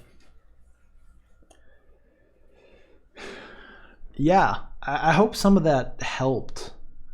I think it's just structure. And, you know, I think you diagnosed it well. You're worried if you spend too much time recapping and not enough with your own thoughts. And I think the fact that you were able to kind of notice that. So Gordon, by the way, people have already submitted. I will open something else in the future where I will look through stuff, but I'm not taking submissions as of this exact moment. But we'll go over ways that you can do stuff later. Appreciate your interest though. You know, you're reflective on your own content enough to be able to be like, yeah, I might I might spend a little bit too much time on that. And I think that's good. I think the flow of when you start the second video is great. And I think your script is solid. I think the editing probably could use less clips put throughout unless they're directly supporting the points and things you're saying and like actually improve what you're saying instead of just showing what you're saying. Like I'm saying I've said saying a lot. I'm saying like specifically when you're just playing the unedited clips of stuff or largely unedited clips, make sure that they are serving a really good point. And then, the structure, I think just cutting down probably on the recap section or like throughout the whole time weaving in, like starting with, I think Observation is a game about X and then say throughout this, analysis, I will walk through the game and tell you point by point how it builds to these things, how it builds to these ideas, you know, what the hexagon, whatever, you know what I mean? And then you get to the end, and then I would say that idea you had of like, yeah, everything I told you in the last 45 minutes was a lie. Have you heard about Chekhov's gun? But yeah, I don't know. I think you have a lot of talent. I think this is I also do want to say, while I feel like I've been maybe coming off as harsh, and what I can say is I want to go back and watch these videos. I just want to play the game first, and I think that should say a bunch.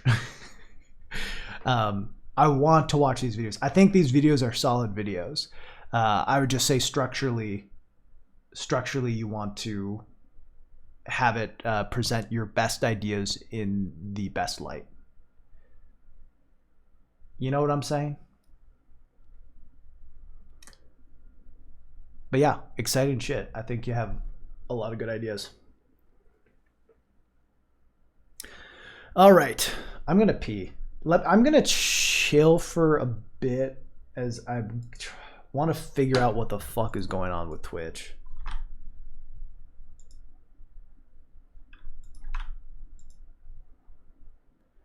Seems like Twitch is working. That sucks though. I'm annoyed. Yeah, we're gonna watch more. It seems like Twitch is largely back up. I was just gonna wait a bit, and I just hate when this sort of thing happens on any platform. Greetings at Razbuten from Germany. Hey, thank you. Appreciate that.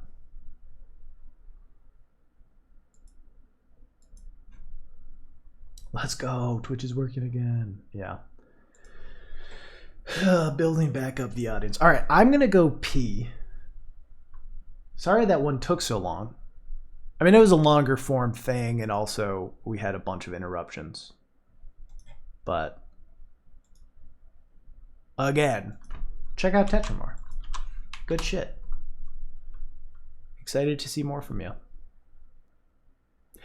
One of the other thing that's great about doing this chat is I have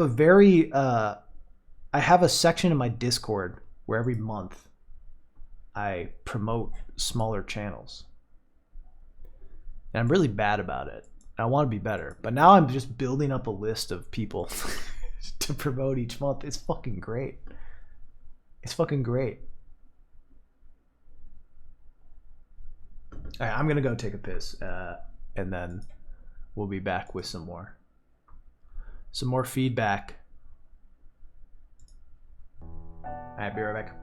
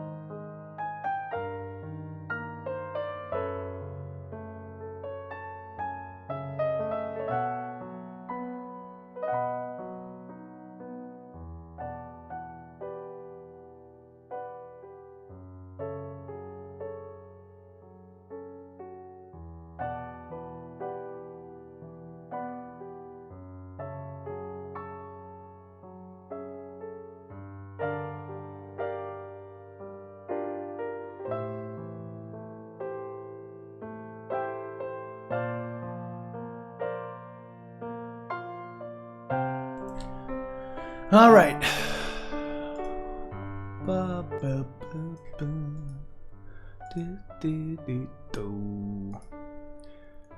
Well, that's been frustrating that Twitch was just like, hey, what if we ruined your big stream, Raz? I think it's back. My viewership has started to go back up again. I'm seeing people on Twitch. Chat seems more active. That was weird, though. And we survived the whole thing, chat.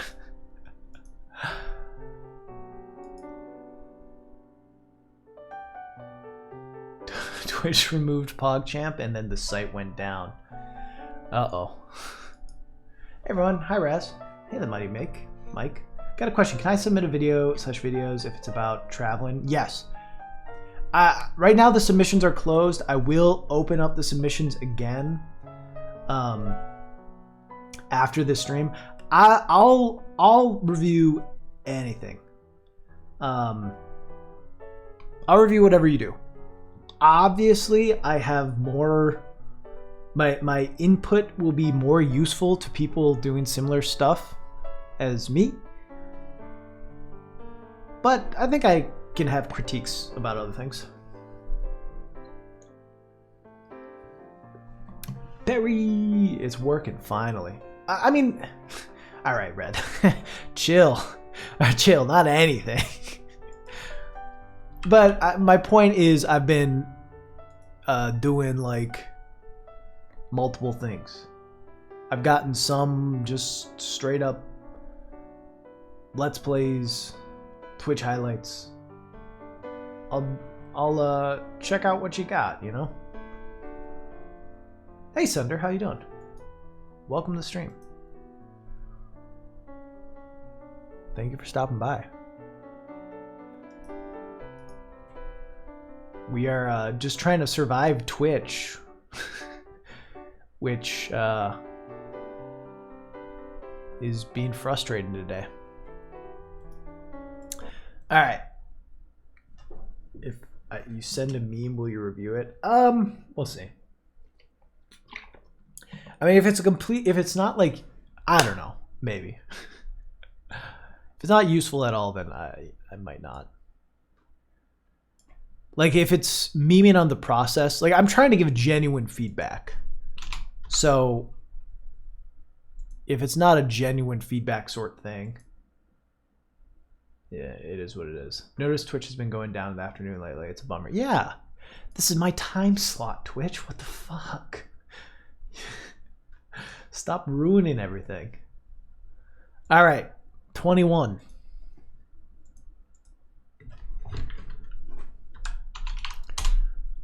Colin Hill. Colin, what do you get to writing that script? Colin, what do you like most? I think my writing is pretty solid. I have no idea what I'm doing editing wise. Okay. Colin, you here?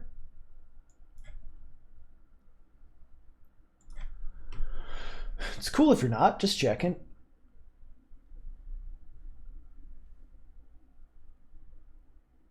Welcome back, Poggers.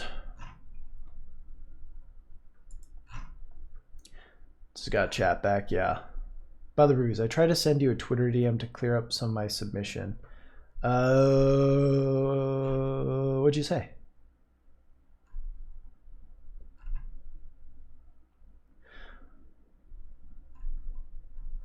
We good now, Steve? I think we're good. A lot, probably too much. All right, I'll look into it. Pinged him on Discord. Yeah, I'll give him a minute, but he might be up to Colin might be up to other things. All right.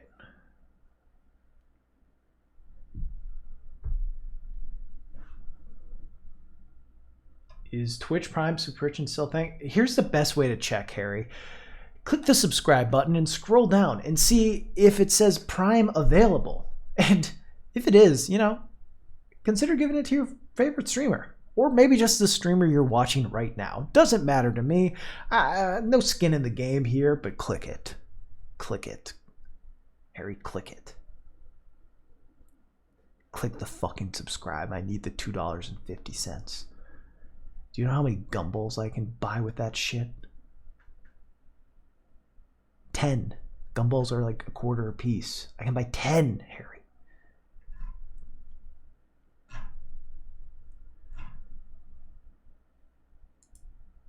I'm on mobile store. Harry, find a PC. Find your computer, okay? Find it.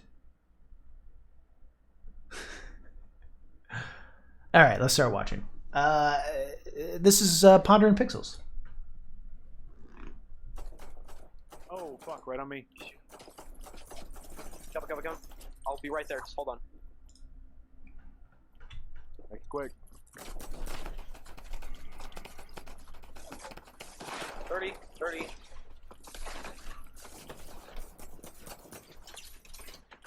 Yeah! Bitch. Rude. Nice dance. I really should get to writing that script. Okay, one more match. 5 hours later. What? How the fuck? Fuck that guy.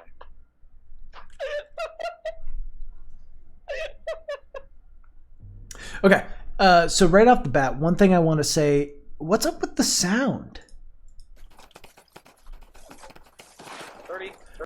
I don't know where you're getting the sound from. It doesn't. It seems like,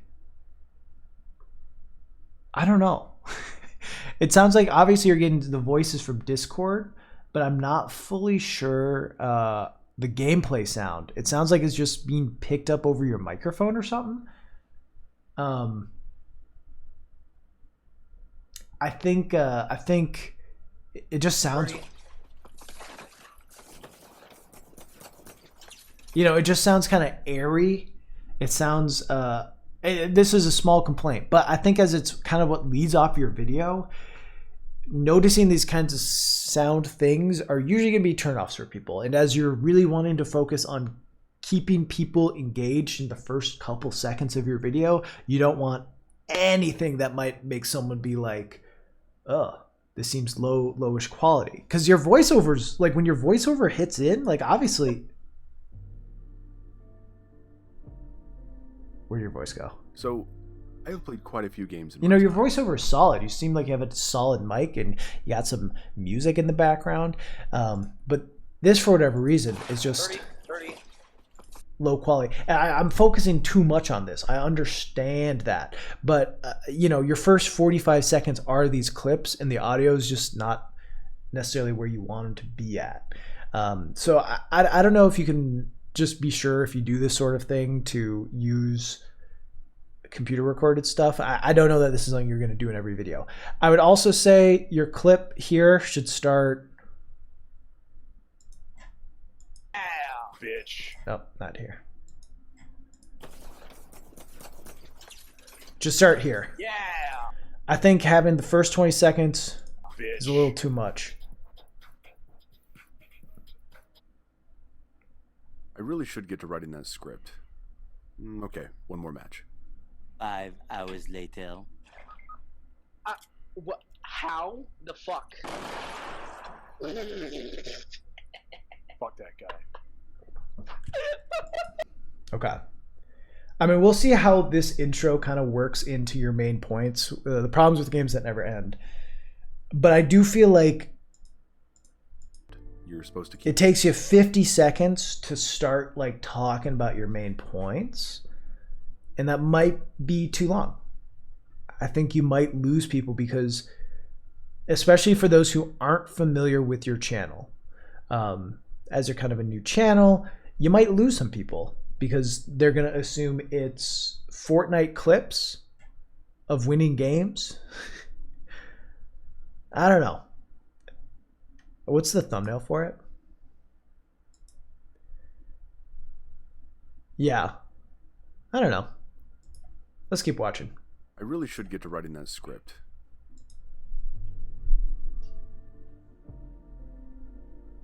So, Start your voiceover right away.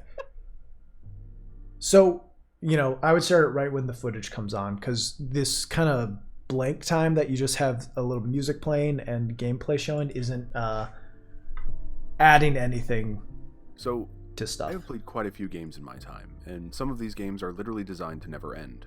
You're supposed to keep playing them over and over, and all the while they're giving you a unique experience every match, run, etc. There's nothing inherently wrong with that, especially if you're music having choice fun, hype. which is why I've put so much time into games like Overwatch, The Binding of Isaac, Fortnite, and Is so this on. on my end that is like so crunchy? I mean, I have a whole other series on my channel dedicated to the replayability of games, so it's far from a bad thing to want more bang for your buck, especially with a hobby as financially hefty as gaming.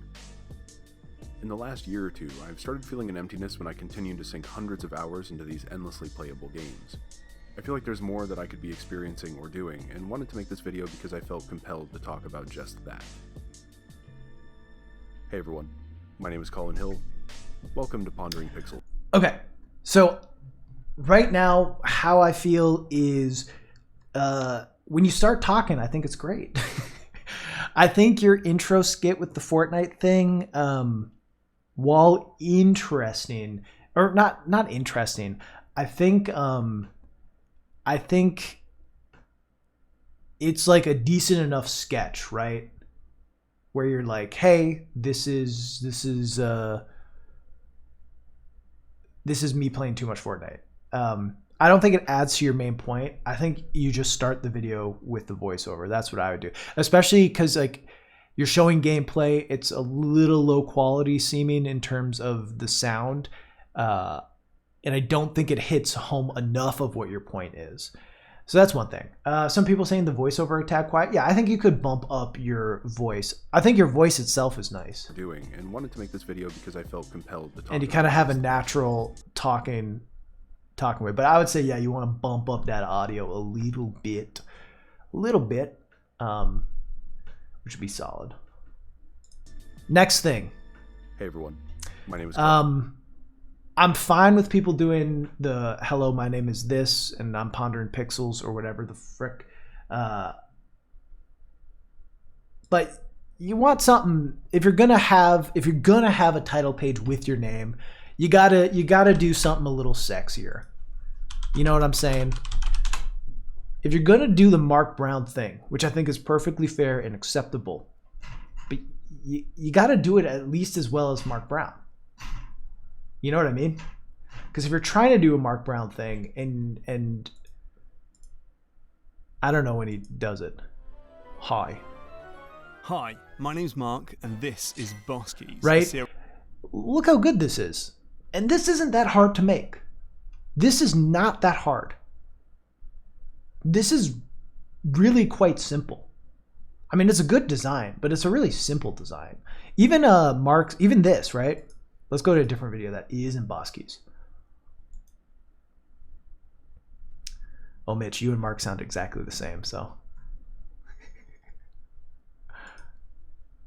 Or when does he get the new one?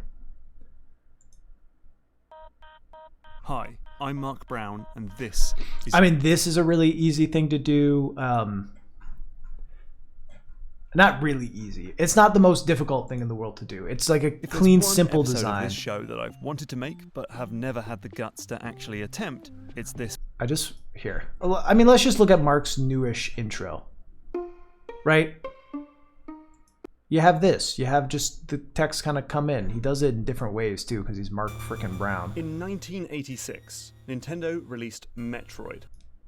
But yeah, my point is, this, it looks like you took one of the default fonts, one of the main fonts that's probably in whatever editing program you're using, blurred the background, which is good, but it's just not all that interesting, or it doesn't feel all that special, or it doesn't feel all that unique to you or your channel or what you're trying to do. So I would look into, if you're gonna do this thing, you want to take it up another step. I think you have to make some, or like if you're gonna spend time, how do I put it? I don't think you have to make a Pondering Pixels logo, but if you are going to put it as a title card in your video, you have to make a Pondering Pixels logo. Again, you could just not do that, and that'd be perfectly fine. But if you are going to do it, I would say come up with something. Have it be like a P and a P, and like one of the bottom P is like pixelated and has some pixels breaking off of it or something. You could animate the text in some way. There's simple ways to do it. I think if you're going to do something like this, you want something that looks really polished and professional. And I'm not, obviously, how many videos do you have? You got a handful. But a lot of them Let's Plays. Obviously, it seems like this is kind of a newer thing of doing video essays, so you might not have all of the tool set, and I'll be honest, neither do I. Lots of animating things that I'm not great at. But I think it's just, if you're going to include something like this, you want it not just to be functional. You want it to be interesting. You want it to be interesting. So I would say, if you're going to include this sort of thing, consider making a more permanent logo, or if you have the funds to, and you might not, or you might not want to put money into it, which is also perfectly fine and acceptable. Commission someone to make stuff. But yeah, I would say if you're gonna have this sort of thing, make sure it's serving a purpose. Anyway, yeah, so far the TLDR on the advice is, I don't think your first 45 seconds here are supporting your main point. I think you can really just jump into the point, because I think there's a lot to be said about this. You know, this idea. I feel it hard. It's why I don't do games like this. It's why I don't like roguelikes all that much. But I think if I were to stumble across this video, not doing this sort of thing, if it just came up on my recommended and the first 40 seconds was that Fortnite clip, I would click off of it before you get into your actual point. I would click off of it because I just would be like, oh, this isn't what I thought it was. This isn't necessarily what I find interesting. And you don't want me to click off. I mean, not me specifically, but you don't want people to click off of it for that reason. So I think you want to get into the heart of what you're doing. Or if you are going to do something like that, make sure it is like an idea that really draws the person in. Harry, thank you for checking your Twitch Prime. I'm glad it was there, and it is still a thing. Thanks for the primer, bud. Colin Hill, welcome to Pondering Pixels, a series dedicated to discussing my thoughts on video games. Song's hype. The first step to overcoming a problem is admitting you have one. I won't True. go as far as to say I'm an addict, but I do have some tendencies of an addict when it comes to gaming. Also, yeah, bump the volume up I feel a like I bit. reach a point of diminishing Audio, returns with your many of these voiceover. titles. My skill peaks, I'm not getting anything new out of it, and despite wanting to have other experiences... Archaeologist, thanks for the gift. I find myself playing a game like Fortnite or Call of Duty for 6 hours straight. I'm constantly asking myself, why don't I play this game for an hour or two instead of 5 or 6, and then move on to something else? One of the ways I rationalize this extensive playtime is that they can be social experiences. I've justified putting well over 2,000 hours into Fortnite for this exact reason. It's a way to spend time with my friends and my little brothers, and we usually have a blast getting into the thick of it. It's a way to feel a sense of camaraderie, which is especially the case with... You got a nice voice. Without the literal hundreds of hours we've spent playing Fortnite together, we wouldn't be as close as we are today. We've developed this unspoken understanding that we'll always have the others back. Plus, we have crazy experiences Nice, to discuss deep or hilarious situations timbre, to laugh about. timbre. Wait, I'm doing it. Sorry, I missed the introduction. Where's this other guy? Discuss or hilarious situations to laugh about. Okay, if you're gonna go into a clip like that, gotta do it quicker. Gotta get in there quicker. It should be laugh out, and you should probably already be showing this clip and then have the audio like fade in to this point. I also don't know that you necessarily need it, but yeah. You probably want to have this clip be playing while you're saying that line, and then just have the audio come in. I can show you an example of me doing that. So here. And I'm not saying my videos are good. But I'm not saying you should do what I do and then things good. But I think it's a more organic way to get into it. So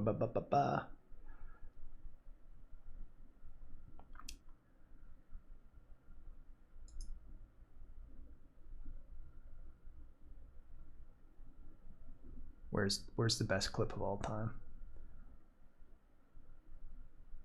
Do I remember my own videos?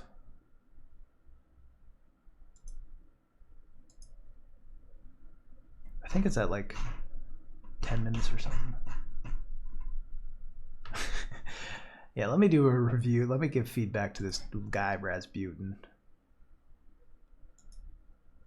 To matches, which is a strategy that doesn't translate to I hate actual this. games. Along with a more fleshed out tutorial, I think it would have been far more effective beyond just the typical and expected frustration that I had a comes from cold here continually for being sure. crushed by the opposing team. My wife also felt bad that her playing might be frustrating other people. Oh my god, did I let everyone down? No, seriously, did I? Well, with Yeah, so I'm showing this clip, right? Really being crushed by the Man, my voice is so hoarse in this one. Damn. team. My wife also felt bad that her playing might be frustrating other people. Oh my god, did I let everyone down? Just goes into it naturally and quickly, right? I'm not saying it's the perfect way to do it, but it's Maybe just, led to a it net feels more negative organic experience. than I will like say having that when like she a little did pull off pause. something impressive. I've never seen her more excited about doing something in a video game.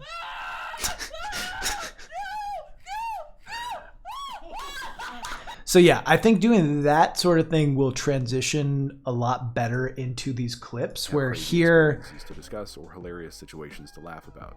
you have like this pause where it's like, is this what I'm supposed to be laughing about? And then it's like, oh no, this. So I'd say start with the clip, have it just go right into it.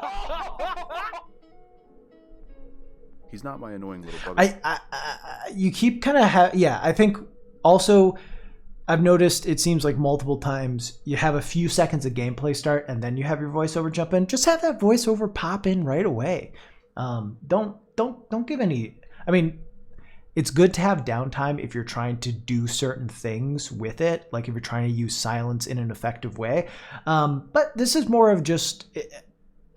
This doesn't seem like you're like super trying to do that. That there's like a strong intention to it. I would just say have that voiceover pop in right when you hit the next video point.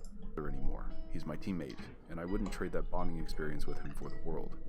But I'm not always playing Fortnite with someone, and Fortnite isn't the only game I've sunk ungodly hours of my life into.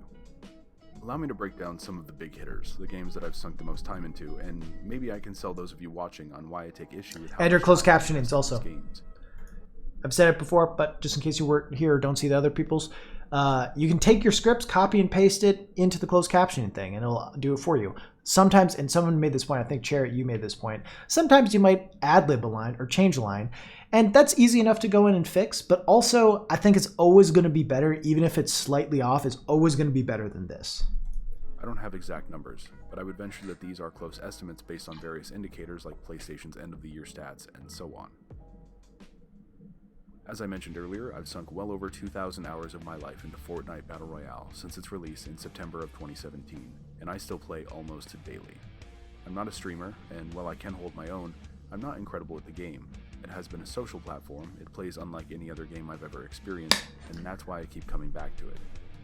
Depending on updates, it may have... It can automatically time to what you're saying. Alright, stop putting links. There's no reason to be putting links. Yeah, it can do that.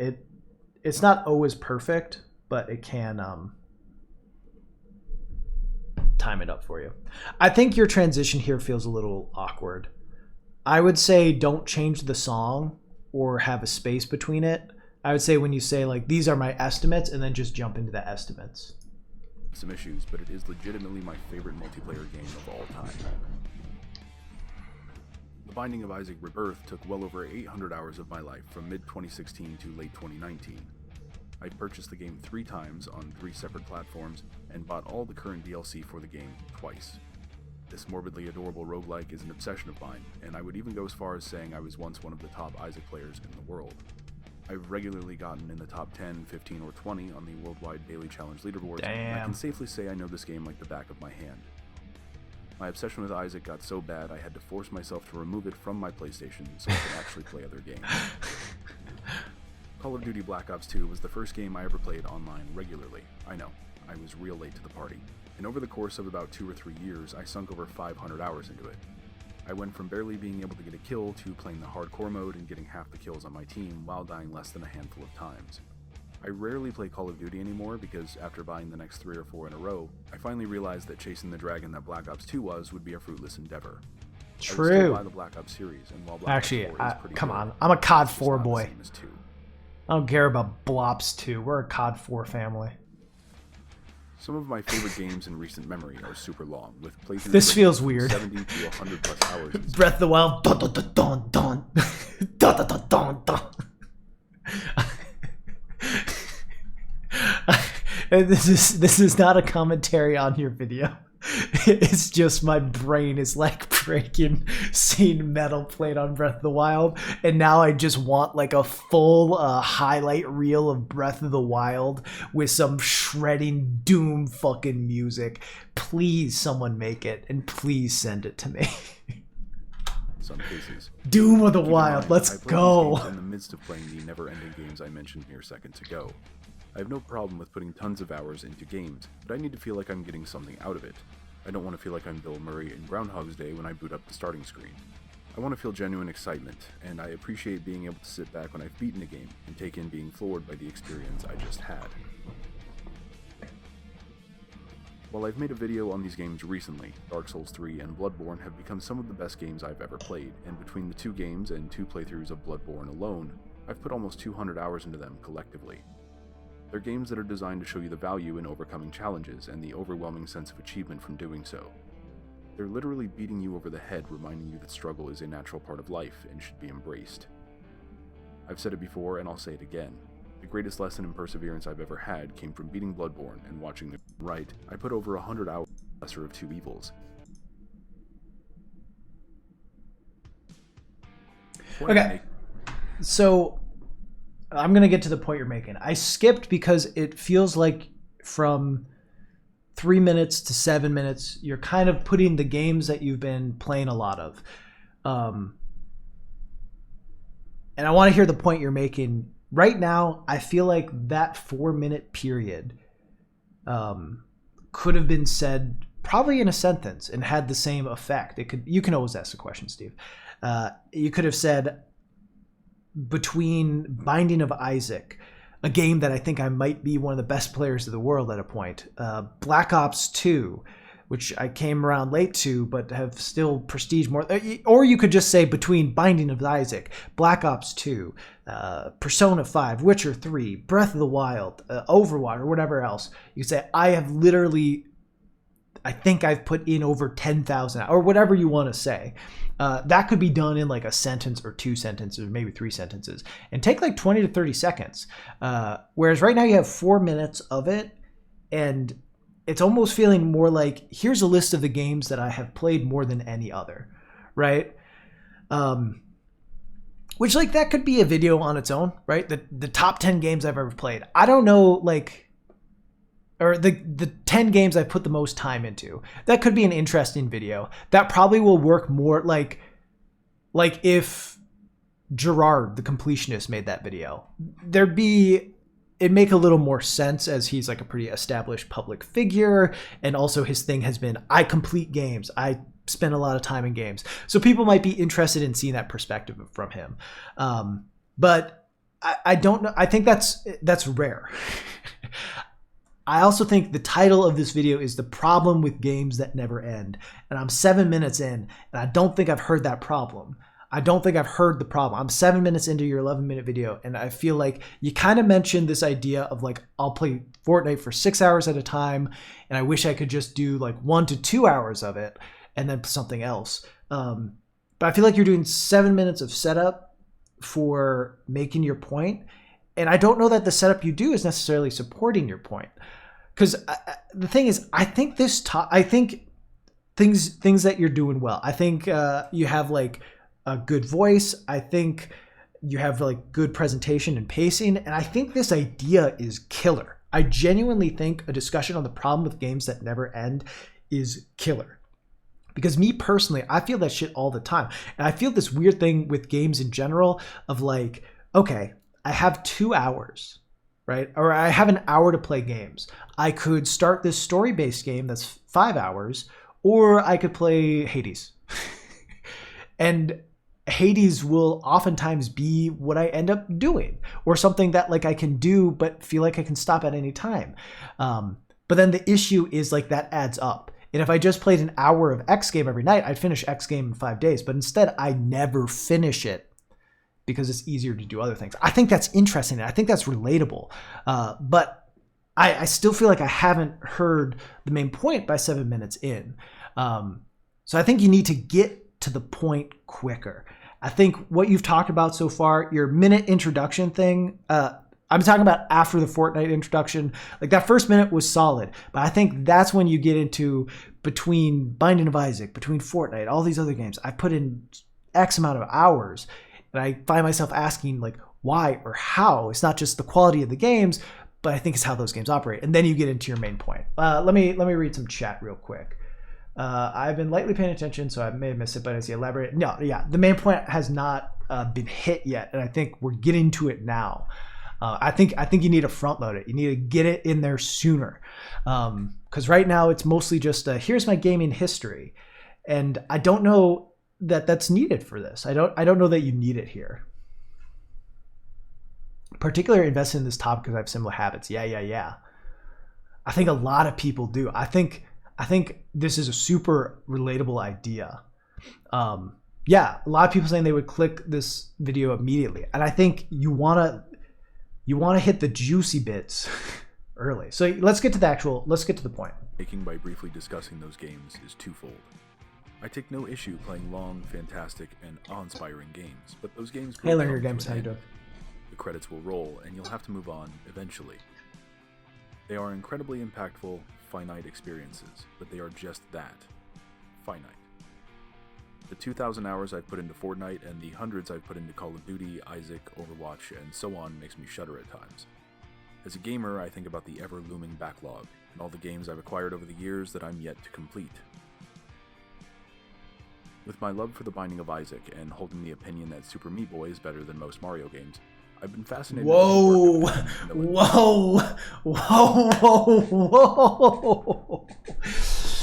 Who? Hot take alert! Hot fucking take alert! I disagree with you, but I love the boldness.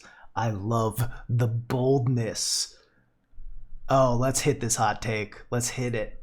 Backlog, and all the games I've acquired over the years that I'm yet to complete.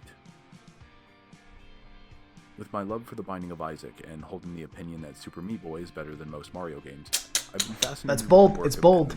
Super Meat Boy is great, though. I guess you say most, not all. But I would disagree with both. But yeah, anyway. Since I lack a proper PC, I don't have the ability to dive into most of his creations, but he did make a game that landed on Switch a few years ago called The End Is Nigh. I picked it up, tried it out, and it makes Super Meat Boy look like a cakewalk in terms of difficulty. It was right up my alley, but I never gave it the attention required to complete it. Do you have one issue with the argument? I guess I would argue that roguelikes do have endpoints. Like, yeah, roguelikes can be new each time, but they have a set ending, and when I reach it, I feel like I can move on. Imagine, yeah, I mean, fair. That's fair. Oh, Joseph ended stream. Hey, all Joseph viewers. That's fair.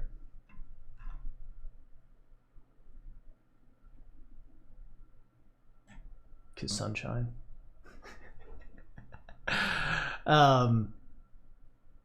Yeah, I mean, you get the point though. Joseph Anderson. I think you get the general point, obviously.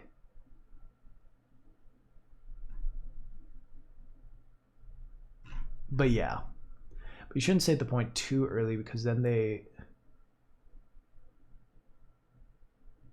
turn off because they know the answer. But there's more to the point. It does scratch that tough as nails platformer itch though, and I desperately want to experience it in its entirety. Last year my dad gave me the Legend of Zelda Link's Awakening remake as a Christmas present.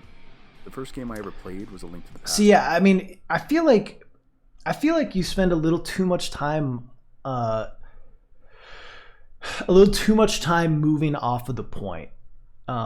Like talking about here, like that you haven't been able to experience the end is nigh. You talk about it as if you haven't been able to because of your PC, right?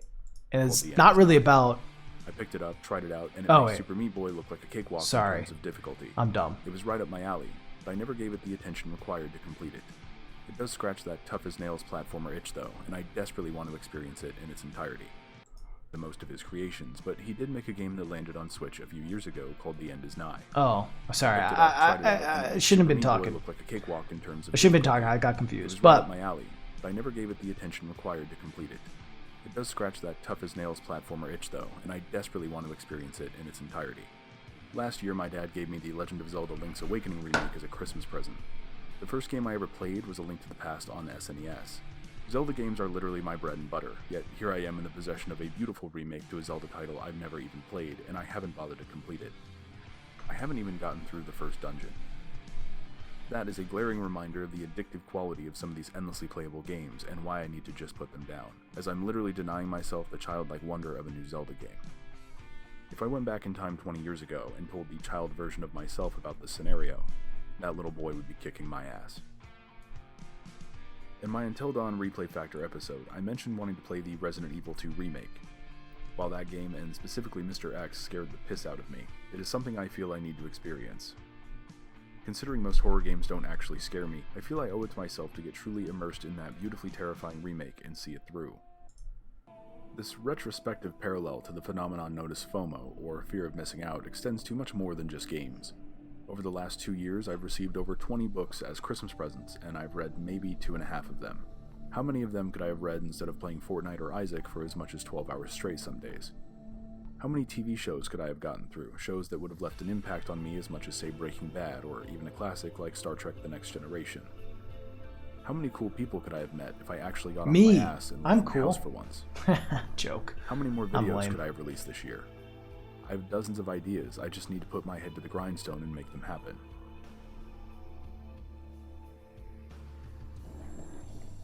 Now then,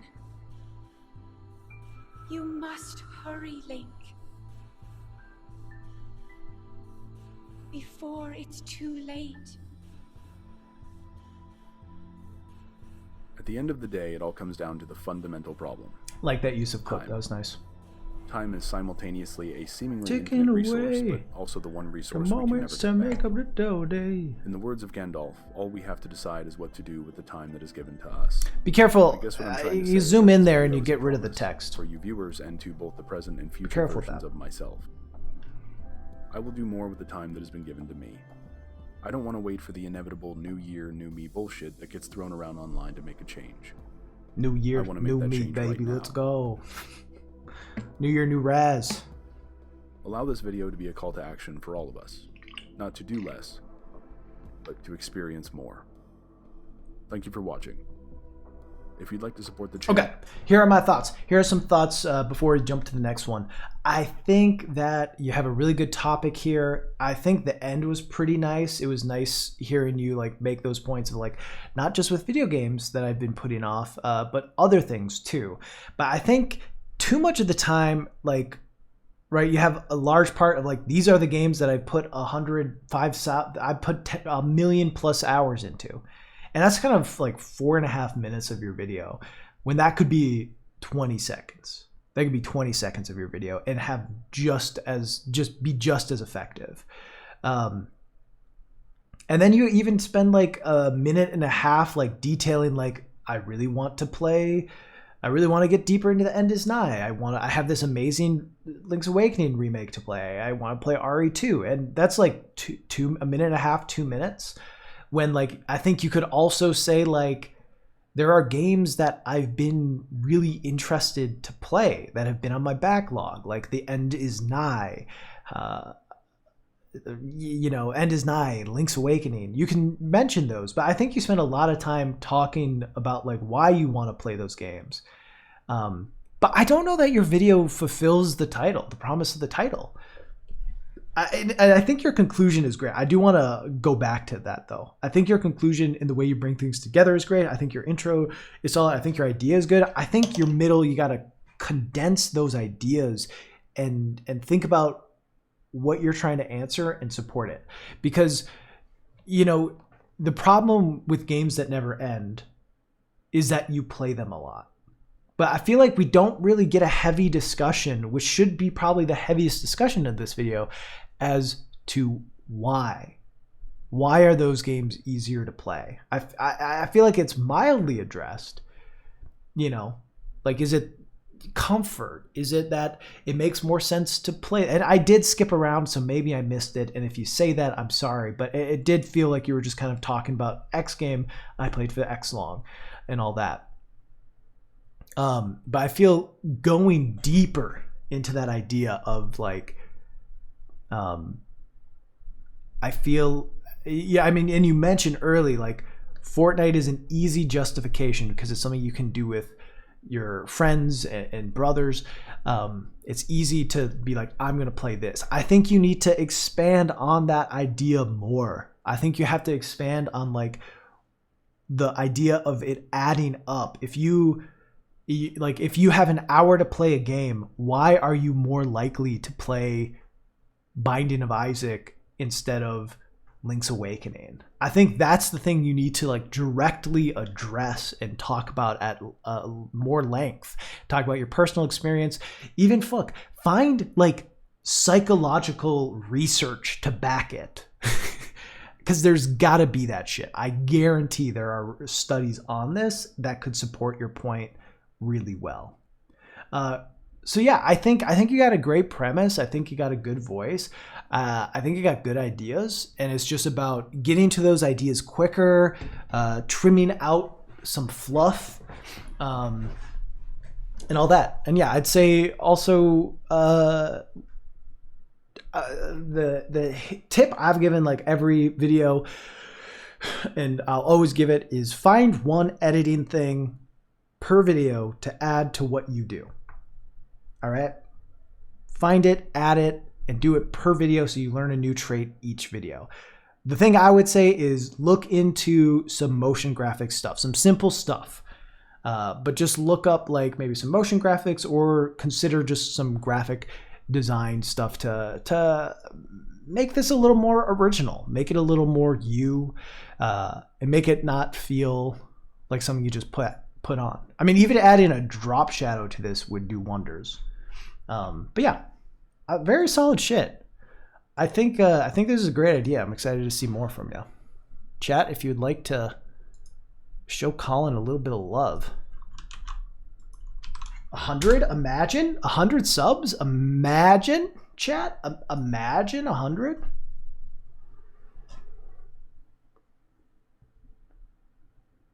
Imagine, chat. Imagine. All right, give me a second.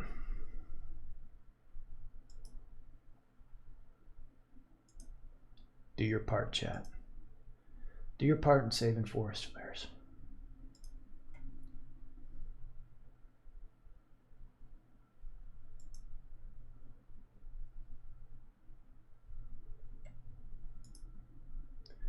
What's YouTube? All right, so that's Colin. 85. Imagine, chat. Imagine.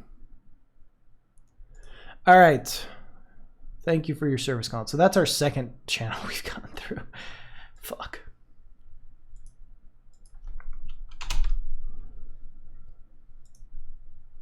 All right, 12. Evan online.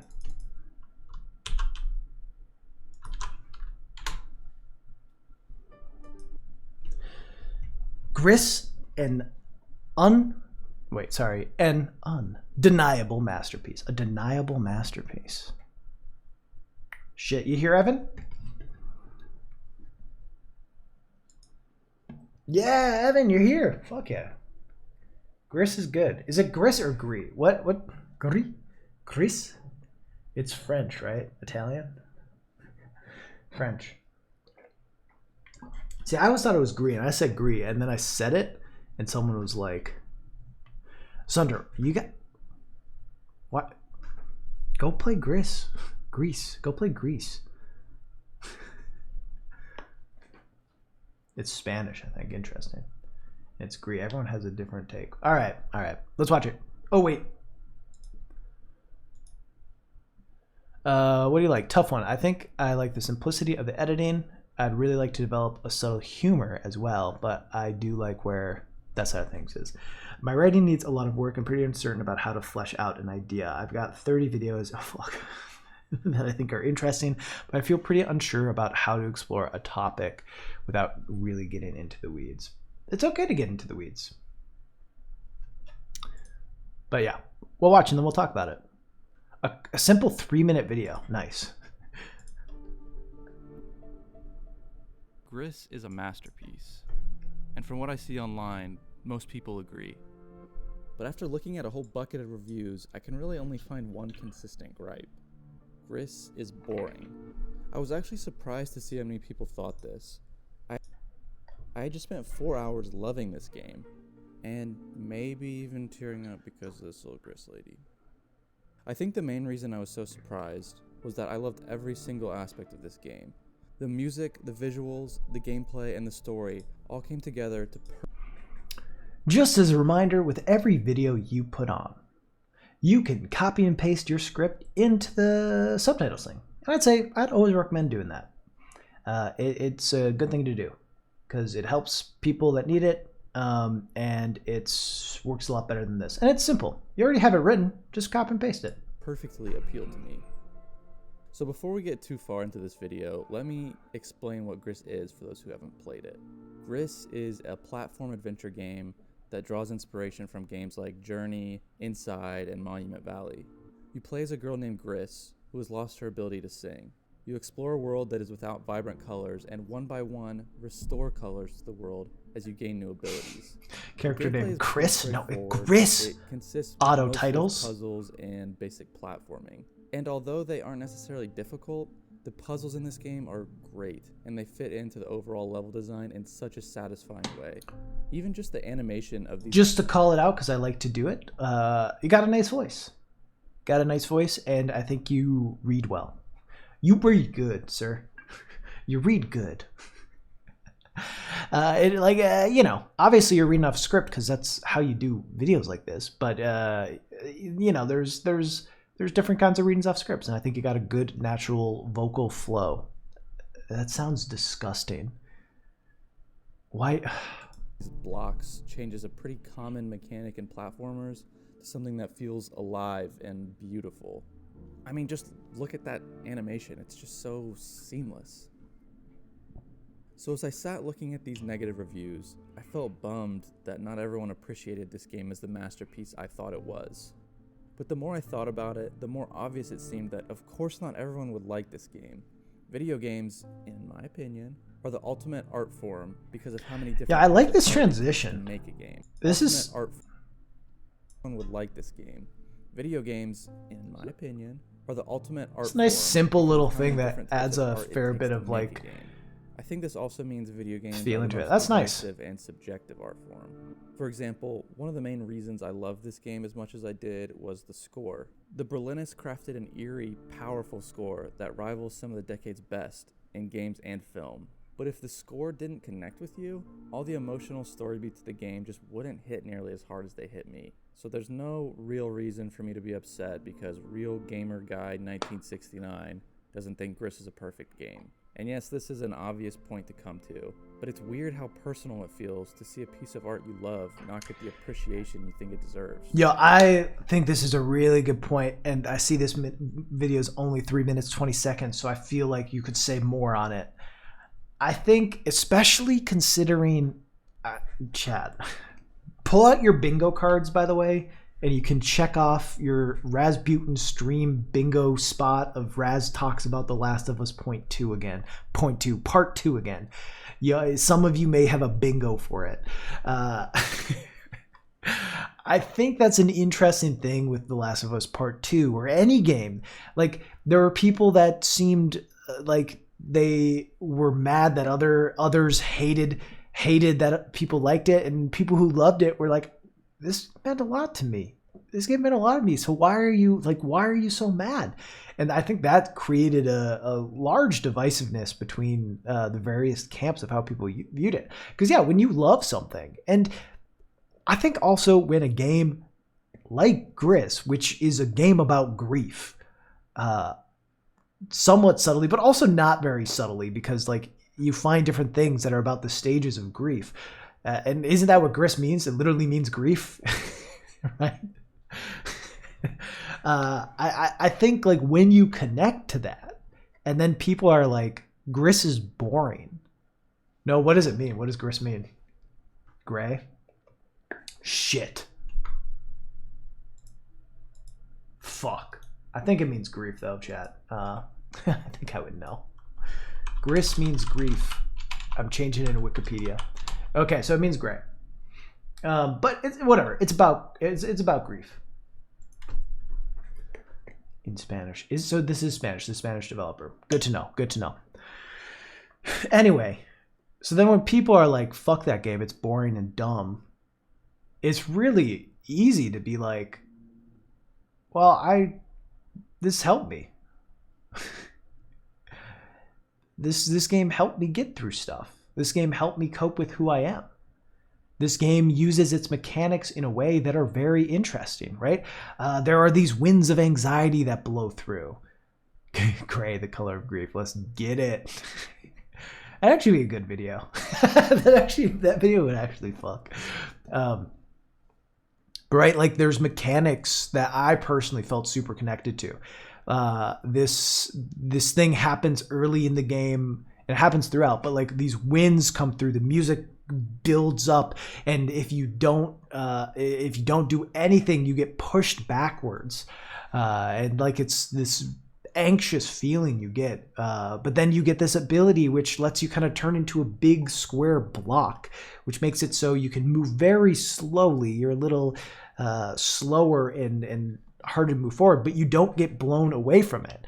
And it's like thinking about how this game uses its mechanics to push its themes, right? And push its ideas. And it's like, that's a way to handle with anxiety. Numb yourself to other things going around. Ground yourself so you can't be blown away. And you might not be moving as fast as you want. You might not be able to progress in the ways you want. And that's hard and frustrating in its own ways. But it makes it so it's harder for anxiety and shit like that to blow you back. And Grist does that like a ton throughout the game with its different ideas and mechanics. And like, I mean, you could have talked about that, I guess, but you don't need to. But like when you notice these things, when you feel these things, and you feel a connection based on the art style, the animation, the gameplay, and then someone's like, fuck this game. Yeah, it's really easy to be mad. And anyway, I think it's a good point. I'm going to see what you say about it now. And then I'll probably say, I wish you would have talked more about it. But maybe you're very concise and do it well. And I know it's not just me that feels this way. For evidence of this, just go scroll through some comments on any one of IGN's game reviews. It's pretty brutal. So I think this was just the perfect game for me. A little fella that has started to get way more into his sad boy zone in the last few years. Let's go. But I know not everyone that played this game was in that same sad boy zone with me. So I get it. But I guess the point I'm trying to make in this video is I think Gris is a masterpiece. And if you don't agree with me, fuck you. Then I disagree with you. It's kind of embarrassing for you. Like a big YouTuber, just like thinking you're dumb. Yikes.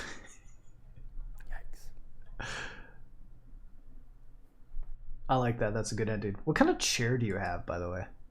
Is it comfortable? How expensive is it? I'm looking for a new desk chair. Okay.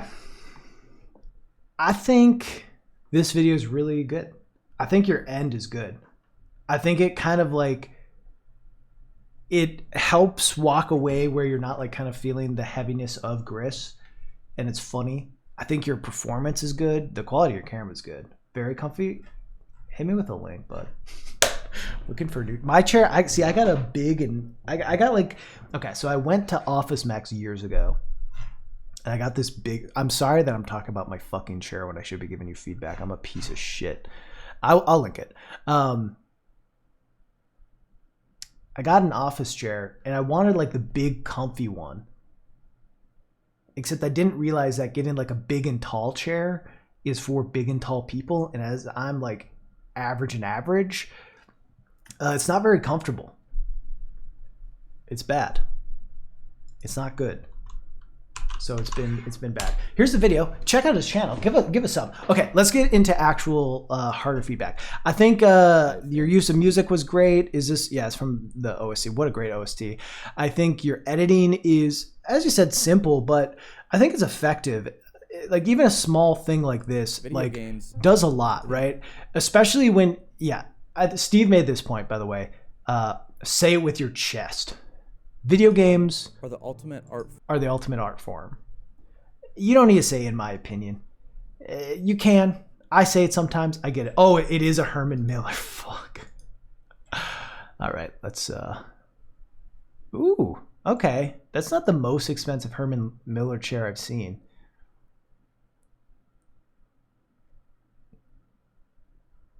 And it's comfy, good for working in all day. Okay. Anyway. Thank you for the link, bud. I'm a piece of shit. I think. I mean, I'm looking for a nice chair. Mine is crap, and I sit in it all day. I sit in my chair all fucking day. So, anyway, I think short videos are fine. I think you do a good job of talking about, like, I connected with the character. I like the art style. I like the animation. The music's wonderful. Video games are an ultimate art form for expression. But I don't walk away from this understanding at all why you think Gris is a masterpiece. Like, yes, you talk about the animation, how it looks, how you like how it looks, how the music was good, how you're a sad boy, respect. From one sad boy to another sad boy, respect. But I think what you miss is talking extensively about how the themes of the game, how the themes of what's done in the game related to you. And then I think you could have definitely gone further in that idea of, like, how weird it is to be able to step back and accept, yes, not everyone loves everything, and that's okay. Like, that's life. There are things I dislike that other people like. But that disconnect of, like, you can rationally feel that way, but when you are connected to a piece of media and someone shits on it as boring, it's hard. It's harder because you're like, damn, like, this meant the world to me, and this person just says, oh, it's boring. You know? I think that could be expanded on and talked about more, and why that can be a difficult thing to swallow. And I think what I'm looking for here, though, is, like, you know, you say, I think Gris is a masterpiece. You talk about the basics of it. Again, the art style, the music, some of the gameplay, but you don't talk about the connection to you. And that's what I want to hear. That's why I'm watching your video about Gris, is I want to hear why you think it's a masterpiece beyond, like, art good, music good. I want to hear why it moved you. And then even trying to talk about that disconnect of, like, why did it move you and not, what's his fucking name? And not Real Gamer Guy 1969. Why did it not move him? I mean, be careful. Don't make assumptions about people and be like, well, you're just not emotionally strong. But yeah. I think focusing on, like, why it meant so much to you. Yeah, I definitely should have gotten more into the feelings about this game. This is the first video, so I was really trying to put something out so that I could get over that. That is fair. That is perfectly fair, and I do not fault you for putting this one out. But I just say, moving forward, I think, like, you have good presentation. You clearly are, like, a very thoughtful person, and I just want to hear more. I can tell because the thing is the same. It's just like the character of Real Gamer Guy 69. Anyway, I think it's good to have something out instead of holding on to something forever. But I'd say as you move forward with the next thing, damn, you got up to 50 subs. That was quick. Give some subs. As you move into the next thing, like, what people want is your thoughts. What makes you think that it is an undeniable masterpiece. And I think it'd be interesting for you to get more in the weeds on why it mattered to you, and then also talk a bit about the disconnect between, I mean, you bring up that disconnect of people thinking it was boring, but be able to hammer home, like, this game meant everything to me. And it didn't mean anything to these other people, and that's a hard pill to swallow. But that can't change how I feel about this game. No one can change. And I talk about this a bit in my Last of Us video, or my end of year video. No one can change how this game made me feel while playing it. So if people want to call it boring, fine. But I still cry when I am in the hands at the end, you know. But yeah, I think this is really solid. Do you have plans to make another thing?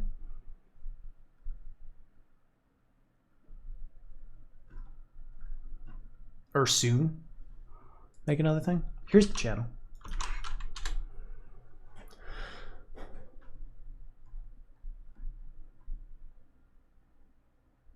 Yeah, super good.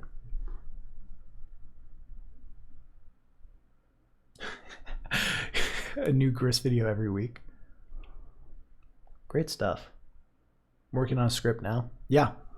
Well, as you move forward with that, just don't be afraid to inject yourself in the video. I think, yeah, I mean, I get that for sure. It's tough. You said you have like 30. Okay, let's talk about this then. Let's talk about this. Instead of just moving on right away. You've got like 30 ideas that you think are interesting, but you're unsure. So what is causing you to scrap stuff? And like what is what is it with these 30 ideas? Is it like you think there's not enough to it? Like you don't think there's enough that to like hold itself up as a video on its own? Or is it just like not knowing which direction to go? What's kind of the hold up with it?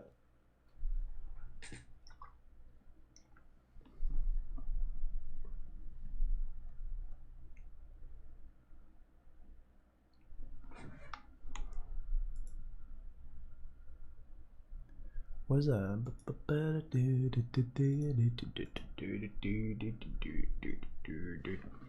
Ow, fuck.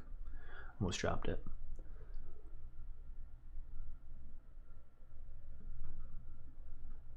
I think I'm afraid that the themes of the video don't flow from thought to thought.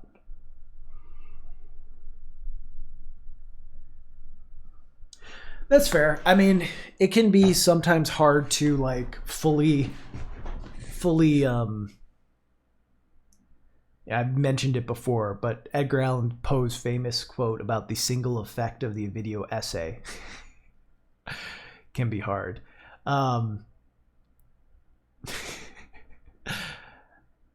have a full-time job and I do wedding videos on the side, so I don't have very much. Yeah, that is fair for sure. For sure, yeah. Come on, Archibald. It is what it is. Yeah, I mean, time makes a lot of sense. I would say as far as I'm afraid that the themes of the video don't flow from thought to thought. Like, that's true. It's not fair. It's fair that you don't do it, but it's not fair that life is this way. I would always say, and again, while I do, I did obviously have critiques on saying I wish that you would have expanded more. I'm glad that you put that video out. I'm glad that you aren't still writing that video. Even though you could have written it to be more expansive and give your thoughts, I think it being out is so much more valuable than you still writing it. So I think that's what you have to think about when working on stuff. We talk about it all the time. Of like, what is it? Great is the enemy of done, or something like that. It is always better to release something and want it to be better than to get stuck in that planning and scrapping phase. Perfect is the enemy of good. There we go. You want things out. You want to improve it. It's my favorite Ira Glass quote of like, do a lot of work. There's a gap between you have good taste. There's a gap between what you do now and what you want to be doing because you have good taste and you want things to be better. But you can't solve all the problems you have with it in one video. It's going to take a bunch of video, a lot of work, a lot of writing. Fail harder, faster. Again, you're busy, you work a full-time job, you do stuff on the side. I get it. But if you are working on it, like if you are writing scripts and seeing yourself scrap them, I think you just gotta push forward with some of these things. I'm not saying it's never worth it to scrap a video, but I do think like it's very easy to get stuck in the cycle of scrap, and you do not want to be there. Great stuff. I think you're very thoughtful. Your writing solid. Your editing is like elegant and nice. Your live action bit was fucking really funny. Like really funny and understated too. Dive in. I'm excited to see more. I think you have a good knack for it. I think you have good taste, and except for watching me, I guess. But you have good taste, and you got to keep you got to move forward with it and not let yourself get stuck in the cycle of scrap. But yeah, good shit. Next one, on to the next one. Excuse me.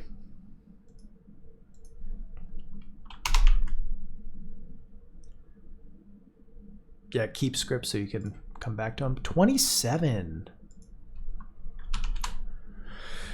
Mike Spike. Mike, you here?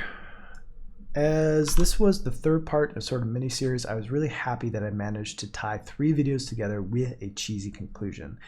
You wish the editing was cleaner and the dialogue could have been a little less forced. All right.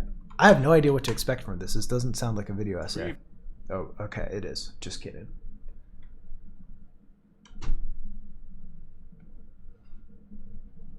I keep scripts that I wasn't making. Yeah, I'm sorry if yours keeps showing up. All right. We'll watch some of this. Obviously, okay, so it's the third part and it comes together. Yeah, I'm just going to go through it. We'll review people and then they can watch the VOD later. It just is what it is. Because here's the thing. People could want reviews and they could just never be up during the time I stream. Hey, Admiral. And I shouldn't not go over their stuff because they're on the other side of the world. So. Previously on Mike Spike 345. Super Mario Galaxy. Super Mario Galaxy. Super Mario Galaxy. Super Mario Galaxy. Super Mario Galaxy. Super Mario Galaxy. Super Mario Galaxy. Super Mario Galaxy. Super Mario Galaxy. Super Mario Galaxy. Super Mario Galaxy. It's finally time. It's finally here. It's finally time to talk about Super Mario Galaxy.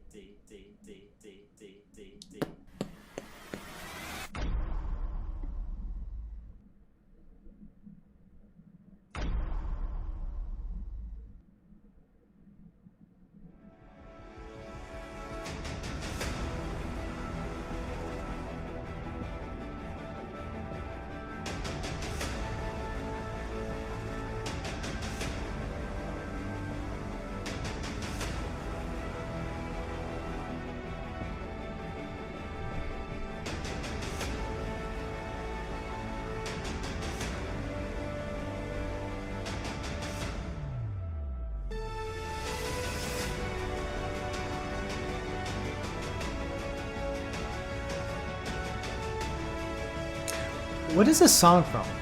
Why does it sound so familiar and why can't I remember? Is that a Minecraft song?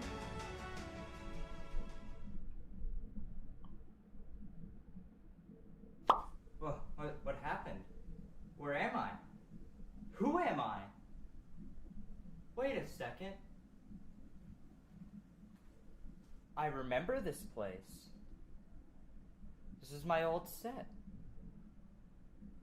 I can barely add and subtract in my algebra class. But why is the chair blue now? Feels good to be back. What was that? Oh, I just asked myself this, but who the heck are you? The real question here is, how are you? You know, I was doing pretty well until everything glitched out on me and the primordial school bus dropped me off to wherever the heck this place is. I'm gonna take a shot in the dark here and ask if you said Super Mario Galaxy 12 times over the course of 20 minutes. Did I? Super Mario Galaxy. Super Mario Galaxy.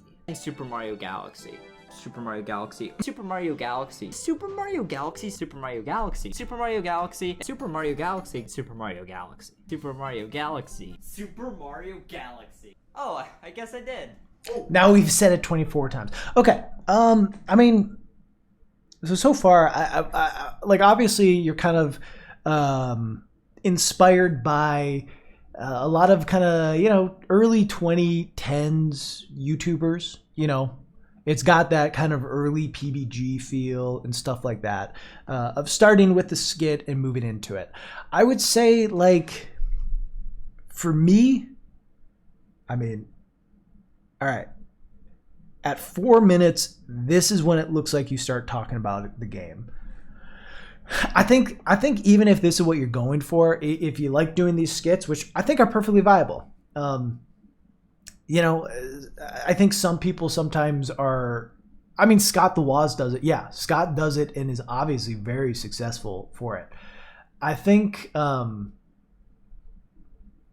thing is, it's just a little too long. I think 4 minutes is far too long for that sort of thing.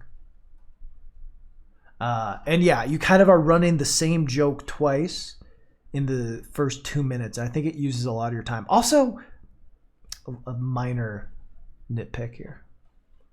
You have a green screen. Use your green screen. When you show up in the void, it just looks like you pop into a room, right? But if you popped onto your green screen and had some like space in the background or something, you know what I mean? I'd be like, oh yeah, something weird happened.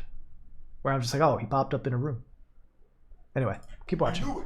Okay, but how did you even guess that? Well, it is really the only way in here. That's neat, but where is here? I mean, you're right there.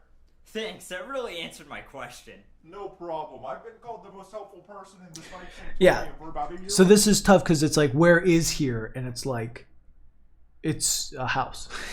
But you have a green screen. So use your green screen to make here seem like a weird place. You know?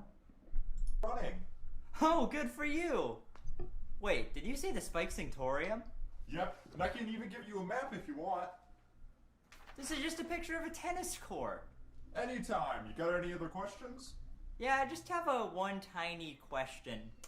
How the heck do I get back? Finally, a decent question, but the answer to it is you have to complete a challenge I never could.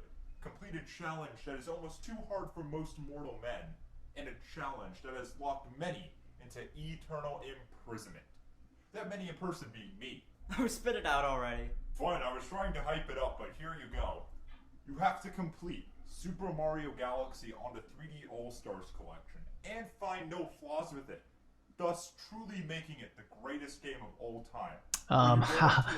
Find no flaws with it. Yikes. Stuck Yikes. here for a year trying to do that? Trust me, it's much harder. Oh, I got this. No biggie.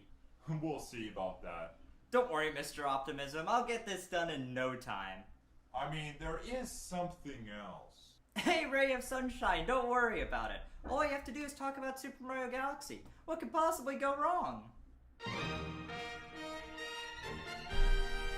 Okay, yeah, so I mean, I go back to the original point. I'm not inherently against saying Mario Galaxy has no flaws. We got big problems, true.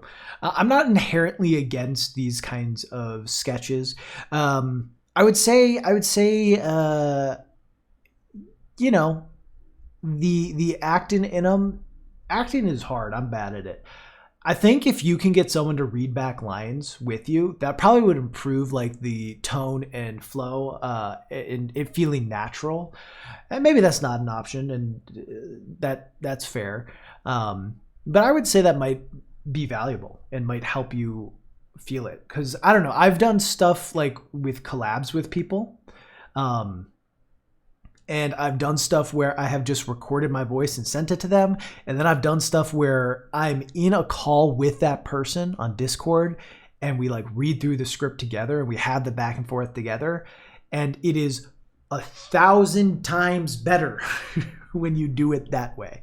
It is undoubtedly better when you have the natural back and forth and it feels like a conversation instead of like, I'm reading the line. When you have someone to work with or respond to, it goes a lot more naturally. And that person doesn't even need to be acting their butt off. It could just be like them reading the line simply. But when you have someone to respond to, it's just a little easier. Improvisation makes, yeah, that's true too. So that'd be one little tip there. I think 4 minutes is too long for what you're going for. I don't know that I love kind of the intro of doing a whole slide for writer, editor. Do you have one for director too? I don't think you need all this. It's just kind of a long intro. Like, yeah. Is there a thing? Super Mario Galaxy.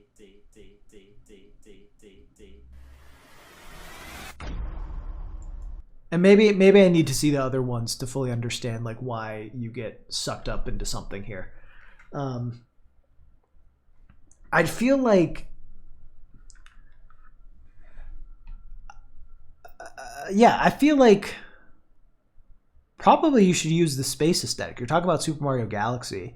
You can have this and then have you use your green screen to get some space in the background. I don't know. I think this is a little too long. I don't think you need to redo this same joke. You could cut it from the beginning. I would say cut it when you do it at the beginning and then do it here. That's probably how I would do it. I think if you have a 28-minute video and you start with a 4-minute sketch, I mean, percentage-wise, that's like 15% of your video then is an opening sketch. I think you maybe 2 minutes max is what I would do. All right, let's get into the discussion.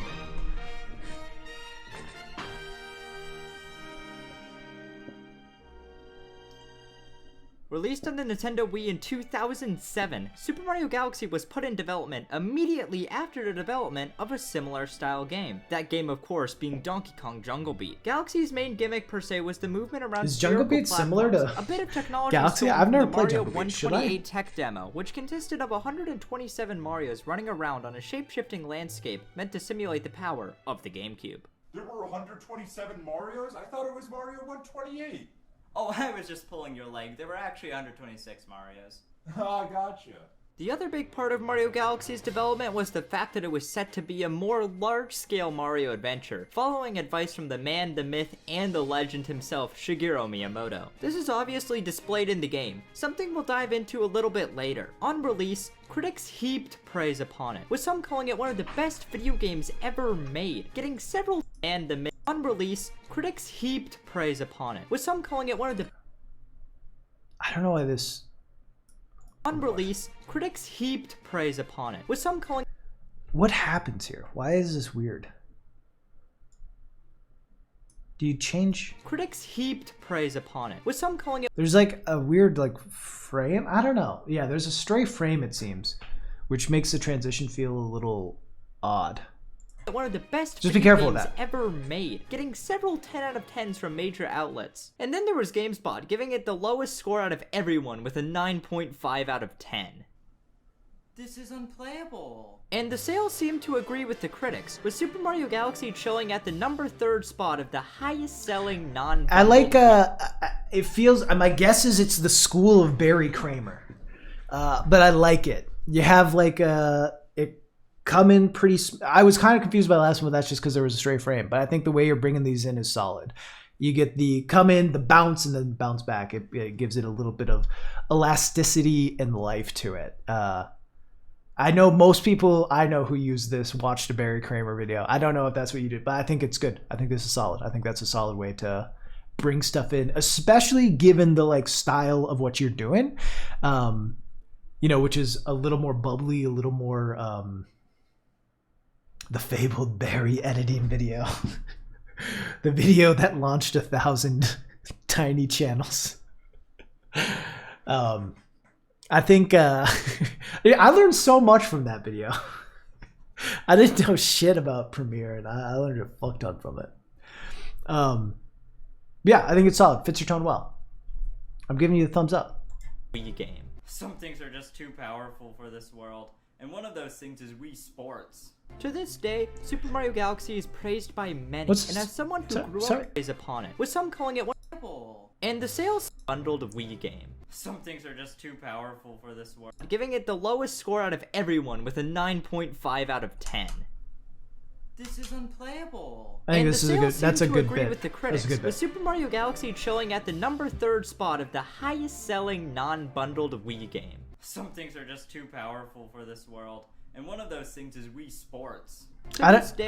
So I'd be careful with your things you inject,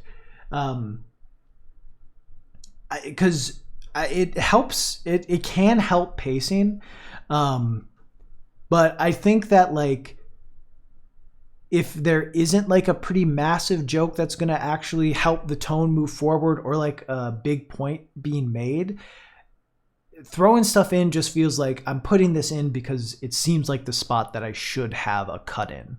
But right, like you saying that Mario Galaxy showed up 3rd and then saying some things are too powerful for this world, like Wii Sports. I don't think that adds much. And I don't think it feels like much of a joke. And it obviously has nothing to do with your next point. So I'd be careful with the things you inject. I'm not saying don't. I think for a video style like this, 100% you need injections, and you need to keep coming back, right? Because so far I do like the idea that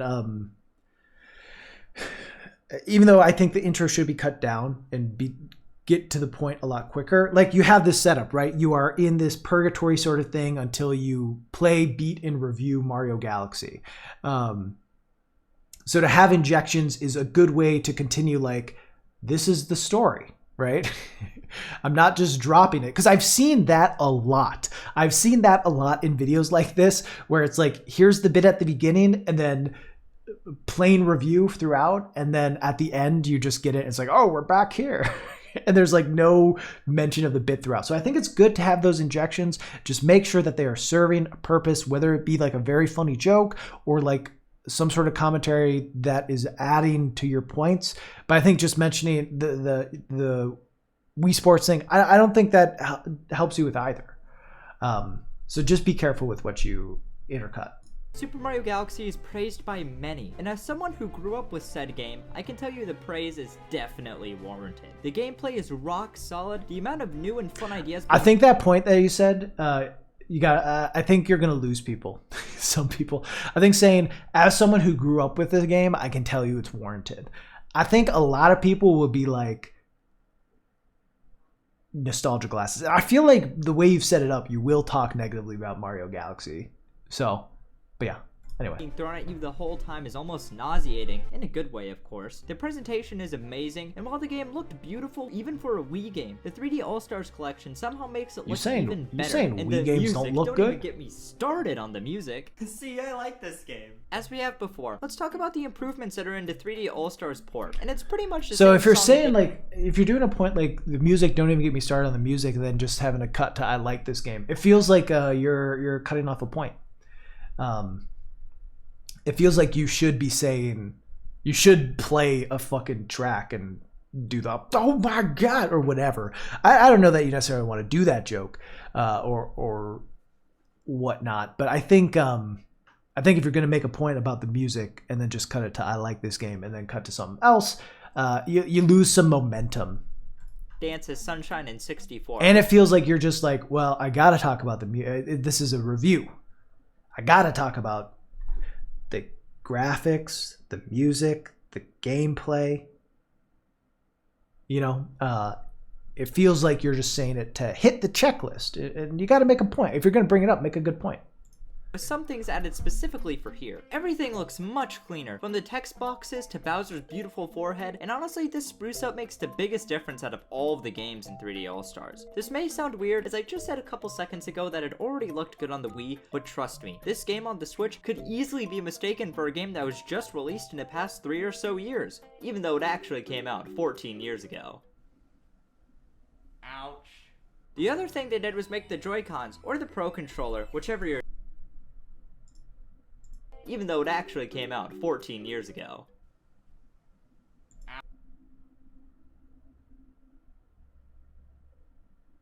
So this is supposed to be like old man you? Like I'm old. I got 14 years on me? It's so you didn't have to tape it to his face is my guess?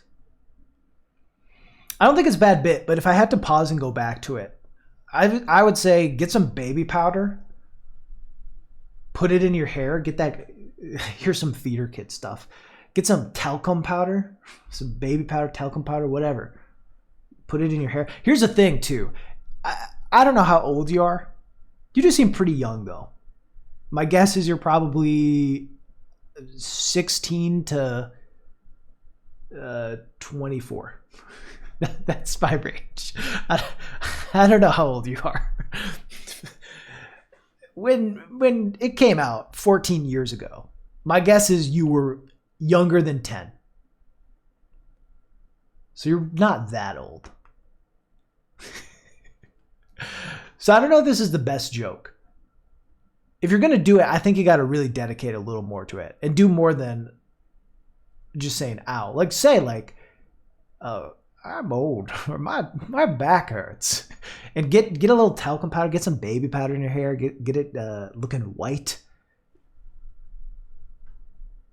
I got theater stories, but yeah, and I don't know. I would say do a cutout on here so your mouth is showing. Get rid of the mask, you know. Anyway. Ouch.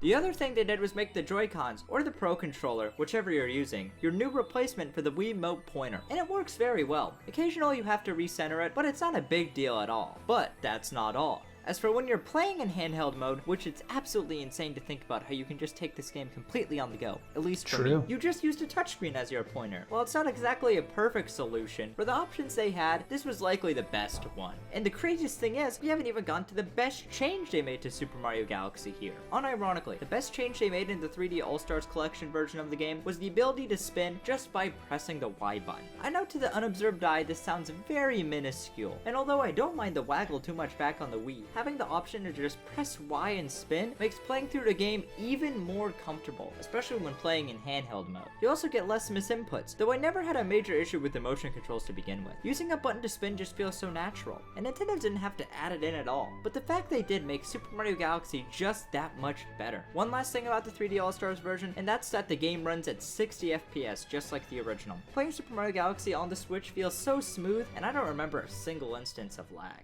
Honestly, playing Super Mario Galaxy on here feels so smooth, it's really hard to go back to the other games that just run at 30. So I think you say the same line twice, right? Playing this game on, playing Super Mario Galaxy on the Nintendo Twitch is so smooth and gets to 60 FPS. And then you say, playing this game on here, you know, you say the same thing twice, which makes it repetitive. So I would I would just start it when you say it here. Super Mario Galaxy on here feels so smooth, it's really hard to go back to you could say like, man, it's really hard to go back to the other games that just run on 30 after this. Games anyway. We're only talking about Super Mario 64 and Super Mario Sunshine here. Exactly. My point is trim that fat. Trim that fat. If two sentences back to back pretty much say the same thing, cut one of them. Updates to Super Mario Galaxy on the 3D All-Stars Collection is pretty sick. Now you haven't even gotten to the base game yet. I would complain about you wasting my time, but I've been here for a year already, so what's a couple minutes more? I feel that while Super Mario Sunshine exponentially increased the quality of the controls from Super Mario 64, Super Mario Galaxy essentially just honed in on Steven, are you okay? Are you breathing over there? While Super Mario Sunshine exponentially increased the quality of the controls from Super Mario 64, Super Mario Galaxy essentially just honed in on what Sunshine did without reinventing. So what's a couple minutes more? I feel that while Super Mario Sunshine exponentially increased the quality of the controls from Super Mario 64, Super Mario Galaxy essentially just honed in on what Sunshine did without reinventing the wheel. The name of the game is if it ain't broke, don't fix it. And Galaxy does a wonderful job at that. The triple jump and the side jump returned from 64 and Sunshine, and while they removed the dive move, they did bring back the long jump. And as a long jump connoisseur myself, I'm Mike Spike, my buddy Wizwood, who is a Mario 64 stan, is ready to throw some punches. I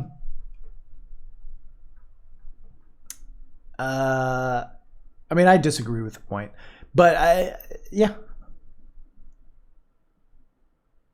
I think one thing to be, I think you probably need a Wisdom will let's have a speak with you, Mike Spike. I think one thing to consider with it, and this is less feedback and more just now I'm discussing the topics you bring up in the video. I think one thing that's interesting is, you know, saying the controls are better in Galaxy, then why does everyone speedrun Mario 64? I'm not saying that that means it has better controls necessarily, but I think that's an interesting point. And when people talk about Galaxy, I feel like no one's talking about the movement in Galaxy. totally down with the move. It feels especially satisfying. But you're also entitled to your own opinion. This is me just discussing your talking point. This isn't feedback. Let's get back to the feedback. In this game, as you could just long jump for an insanely long time over the sides of planets and the like, and it just feels great. Everything feels more responsive than ever, and adding the spin move on top makes this one of the best controlling games I've ever played. Even back on the Wii with the Wii Remote and Nunchuck, this game felt good to control, but the fact I can use the Switch Pro controller is amazing. I've always dreamed of using a conventional controller since I first played Galaxy, like with my classic controller Pro or something, and having it now makes me realize I had a pretty good dream going on there, except for the fact it's reality now, which makes it even better. Speaking of which, am I in a dream right now? Are you? So remind me how you got to be the most helpful person in the Spike Sanctorium for a year running again. It helps being the only person here, except for... I feel like you gotta punctuate this joke more. Like just have an "are you" and then having it move to the next one. Ah, it all makes sense now. Going back to the spin move, it acts as essentially a Swiss Army knife for this game. You spin to hit levers, you spin to attack enemies, you spin to kill Bowser, you spin to extend your jumps, you spin to fly to faraway worlds, you spin to hop to small planets, you spin to pay your taxes. It really is a one-size-fits-all. That was a good joke. Let's get, I like that one. But here's the thing. I like the joke. I'm gonna workshop it with you. You spin to hop to small planets. You spin to pay your... You need Yoshi in the background getting arrested. You need Yoshi being dragged off by some tax officials. That's what you need. You need the tax fraud Yoshi. He hasn't paid his taxes in his whole life. You need him in the background getting dragged away. Your taxes. It really is a one-size-fits-all. Good joke. I like that. That's funny. Wait, you're telling me all I had to do was spin this whole time? Yep. I'm paying my accountant way too much. Between all the new moves Super Mario 64 that was good too. That was a good extension of in it. the addition of Flood and Sunshine, I really think that the spin was the best addition to any of the 3D Mario games. It really is that versatile. It also helps ease players into the unique style of platforming that this game flaunts. I do want to say, while I don't personally like the Mario Galaxy controls as much as something like 64, I really like this discussion that you have, this focus on the spin. You talk like about the mechanics of it for a while and talk about like why it's versatile, why you think it's like a good ad, and now you're talking about like the difference it makes. I think that's really interesting. Like that could be its own video. And you could promote it that way and like be like, you know, how the spin changed Mario forever. You know, that's how I would make the video, and I'm different than you, and that's fine. But I think that's a good discussion. I think you touch on it in an interesting way instead of just leaving it at the controls are better. You know, and obviously I teased you some because I like Mario 64's controls more. But I think you could have just said the controls are better, but you talk about like why you like the spin move and how it changes up gameplay and how the simple addition of having it tied to a button actually is a game changer. Good shit. Being spherical and gravity bending platforming with a bunch of different twists on it throughout the game to keep it feeling fresh. Honestly, it's such a cool game mechanic, you could probably get 2 games just out of that idea alone. Wait, didn't they make a second one? I mean, it's on this collection, so there probably isn't. Sounds good to me. Lastly, for the gameplay, I'll touch on the various of what I like to call "I'm here because the Wiimote is big cool" things in this game, including the bubble blower, the ball rolling, and the manta ray section. Okay. I feel like I'm gonna skip to the end because you said that, well, I'll check it out on my own time. We've been doing this one for a while, so I should move on. I'm realizing I'm slow as fuck. I think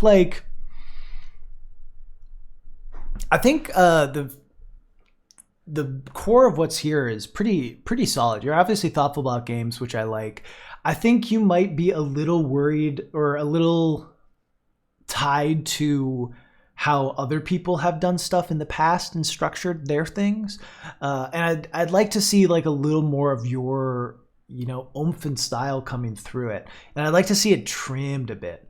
I think you have the skits are taking up a lot of time. And I don't think you should get rid of the skits by any means. By any means, I don't think you should get rid of the skits. That's the style you're going for. I don't think you should cut them, but I think you should trim them down to be more effective for the points you're trying to make. To come up and have people like want to be excited that a clip has come up and be like, oh, some shit's about to go down. And right now I think that the way that they're implemented and the bits you do like don't necessarily accomplish that. Yeah. I think I like your talk about the game's controls and whatnot. Yeah, I mean, yeah, that I would say the big thing to focus on right now is trimming, revision, trim your scripts, trim your bits, trim that stuff down so it doesn't have like this extra stuff that just so it doesn't have extra time that you don't need. And yeah. Anyway, here's the channel, chat.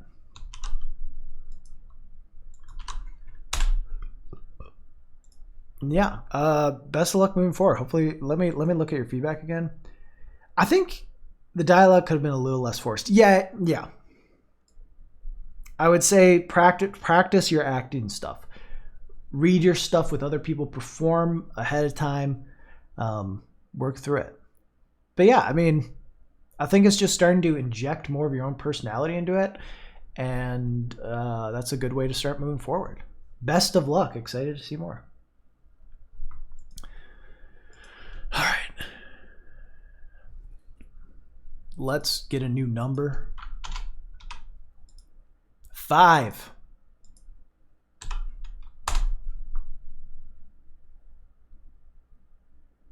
Red Tree. Red Tree, you here? I know your stuff's a lot different and whatnot. Am I the only one that feels like GMTK is part of the reason why there are so many video game essays now?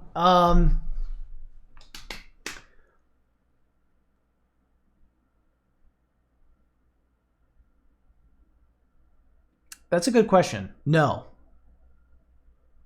I don't think so. I would be lying if I said that GMTK hasn't influenced me, but I started long before GMTK was doing stuff. I did video essays long before him. He definitely like, yeah, pushed forward a certain style. And I think he pushed, I think Nerdwriter is a much bigger reason why people do video essays and video game essays. And I haven't asked Mark about it. I'd be curious if Mark was inspired by someone like Nerdwriter. Because here's the thing. You go back to old stuff. You look at old PBG, you look at even sequelitis is a good example. Like, it's about games. It's game first. Angry Video Game Nerd. It's like all game first. And I think Mark Brown definitely has kind of pushed forward the topic first video. But I think that really comes from Nerdwriter and seeing it work in the film community, and then people in the game community being like, oh, yeah, talk about a topic and then talk about 10 games that fit into that topic. And it's way more interesting. And I think inspired by Every Frame of Painting. Yeah, I mean, that makes sense too. But Every Frame of Painting was inspired by Nerdwriter. And I think vice versa. I think the two of those challenges probably inspired each other a bunch. Extra Credits is another good example too of someone who was topic first. And Extra Credits has been doing it way longer than Mark. But it's a different style. They're more of like, they feel like lectures more than video essays, you know? So to get to your point, no, I don't think Mark is a reason why there's so many video essayists. I think a lot of video essayists are inspired by Mark. I think a lot of video essayists have like, I got to step up my game because of Game Maker's Toolkit. And I'm sure some people have started because of him too. But I think like if you look at a lot of smaller channels and a lot of people who are out here, they've been doing it since before Game Maker's Toolkit was a channel. They've been doing it for a while. Anyway, Retri, I don't know if you're here, but I'm going to get started. Comparing Hollow Knight to British cities. Okay.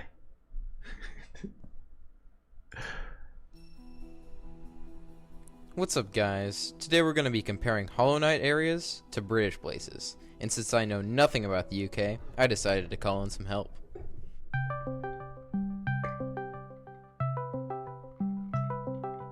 Hello? You're British, right? Yeah, I'm... Shut up, Brit. After my first attempt came up inconclusive, I took research into my own hands, and this is what I came up with.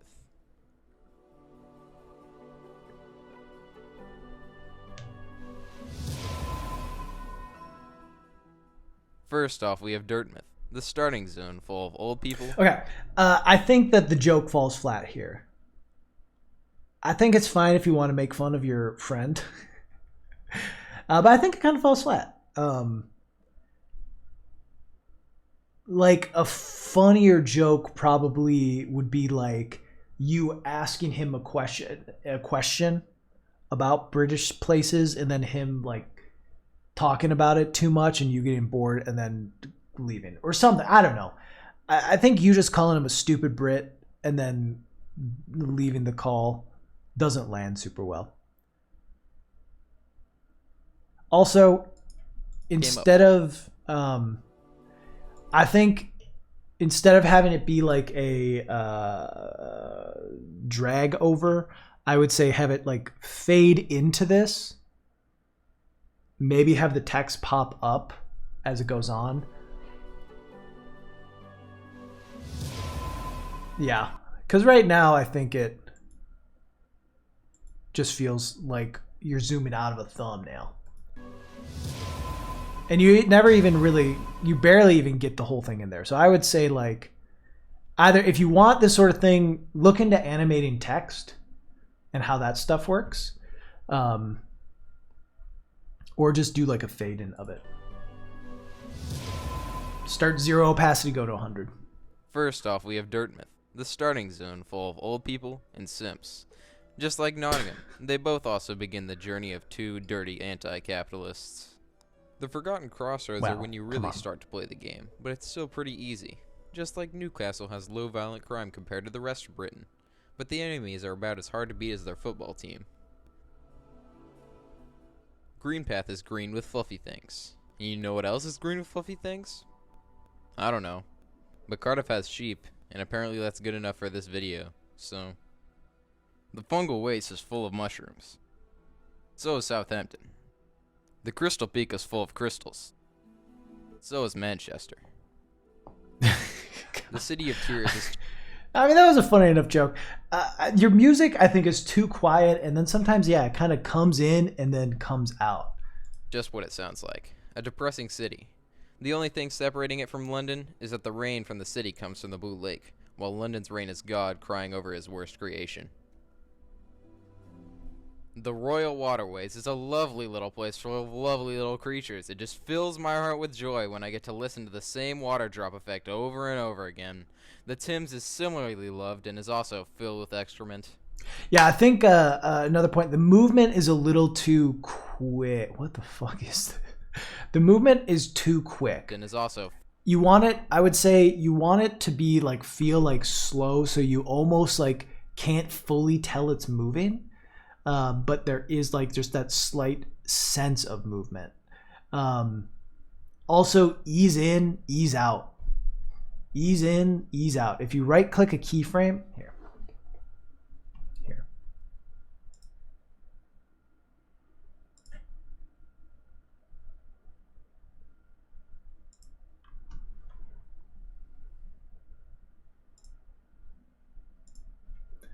What's an image I should look up? Britain.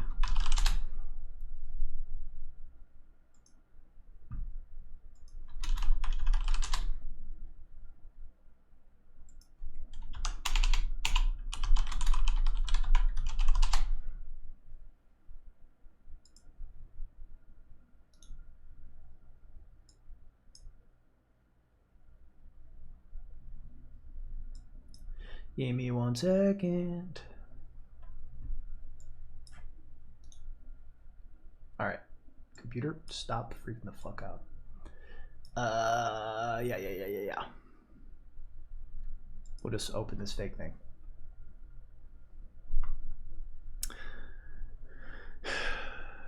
Okay.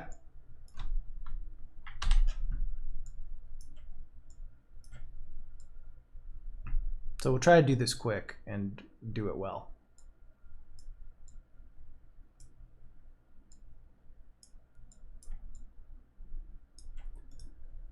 Hey, Darkfry.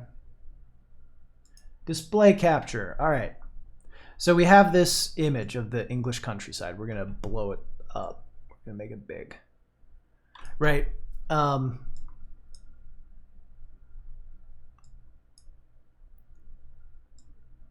Using this shit, I want it to start here. So make my keyframe there. Then we'll do another keyframe. Oh, fuck. Over here. Right, so right now, this is gonna feel really fast. It's just moving a little too fast to be comfortable. We'll do it here, we'll do it like this. It's just moving a little too fast to be comfortable. And I feel like that's about the speed that a lot of yours are going. And when it does that, it just like, it makes you feel a little uneasy as a viewer. You want it to be a lot more subtle. So here it's like a difference of like 400 or something. Yeah. So we'll move this so it's like you really just want the illusion of movement. That even this is too fast, I think. I think this is too much. Let's try this. Like, it's just the sense of movement. This might be a little slow. But you just want the sense of movement. Because it's not like you're trying to use it to reveal a different part of the picture at a certain time. You just want that feeling of it not being a static image. So always go for like slower than what you think you need. See, like this is like, you can tell there's some movement.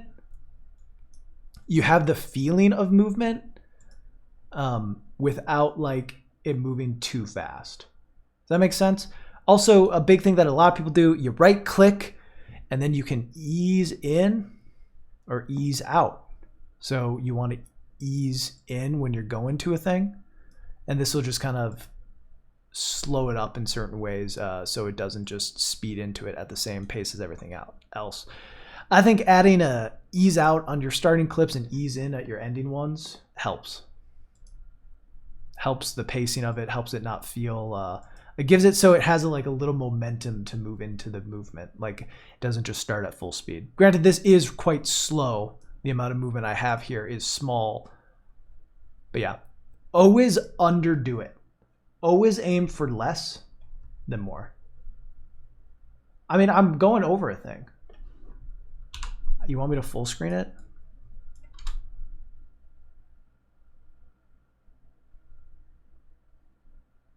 There you go. That's a small example. Always go for less.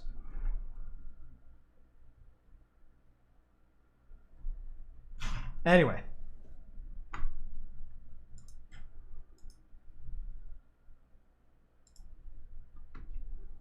Filled with excrement. Deepness is dark and ugly all around. They always rejected the rule of the Pale King. It's almost indistinguishable from Cornwall, which also has ferocious beasts that don't stop swiping till you're dead. The Queen's Gardens are known for their relaxing music and beautiful art style. And you know where this one's going. Psych! It's Cardiff. It's got sheep, baby! Fog Canyon is the residence of Howiness. A little donkey-ish. A little donkey-esque. Monoman majored in jellyfish. Residence of Howiness, one and only scholar, Monoman. Monoman majored in jellyfish in Hollow Knight College, but sadly... Okay, I'm going to give a take. I don't think this is a good idea. I think... I mean, maybe you're going for a meme thing. And that is what it is. That might be different. I generally think if you can't find a picture or title card that goes with it, like drawing attention to it like this is almost always a bad idea. Because it's not like really a joke. It's not going to make people be like, oh, haha, that's funny. It's going to make, at best, they might take it as a meme and be like, okay. Or at worst, they're going to think you're lazy for not finding it or making something that could be a suitable replacement. Of Howiness, one and only scholar, Monoman. Monoman majored in jellyfish in Hollow Knight College, but sadly, there are a lack of people of Edinburgh with jellyfish fetishes. But both places have schools with people that are impossible to understand. The Ancient Basin. Nah, the Kingdom's Edge is just as it sounds. The edge of the kingdom.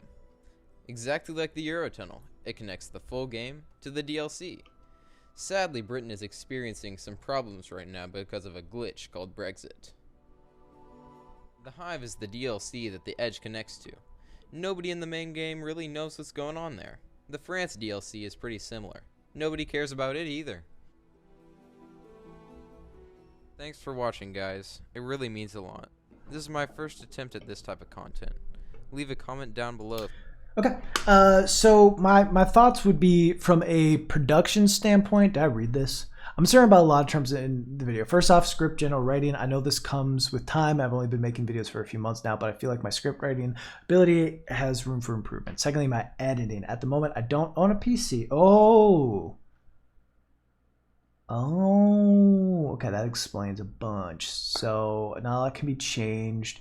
In the future, I'll definitely need to spend a lot of time learning how to edit well. Another area that I'm unsure about is my pacing. I'm really bad at telling what sounds good from something that doesn't. I know I have more to improve on, but the last thing is a bit more abstract. I'm not sure if I should stick to Hollow Knight content or not. Up to this point has been somewhat a crutch because the fan base is supportive and has helped me grow, but at the same point, the crunch turns into a block where I can't reach new audiences because I have restricted myself. Interesting. Okay, so editing wise, yeah, if you're using mobile to edit, then this turned out surprisingly well. But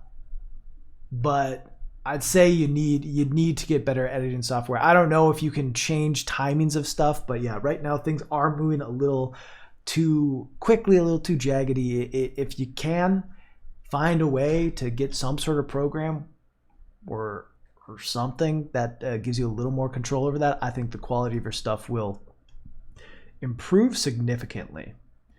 I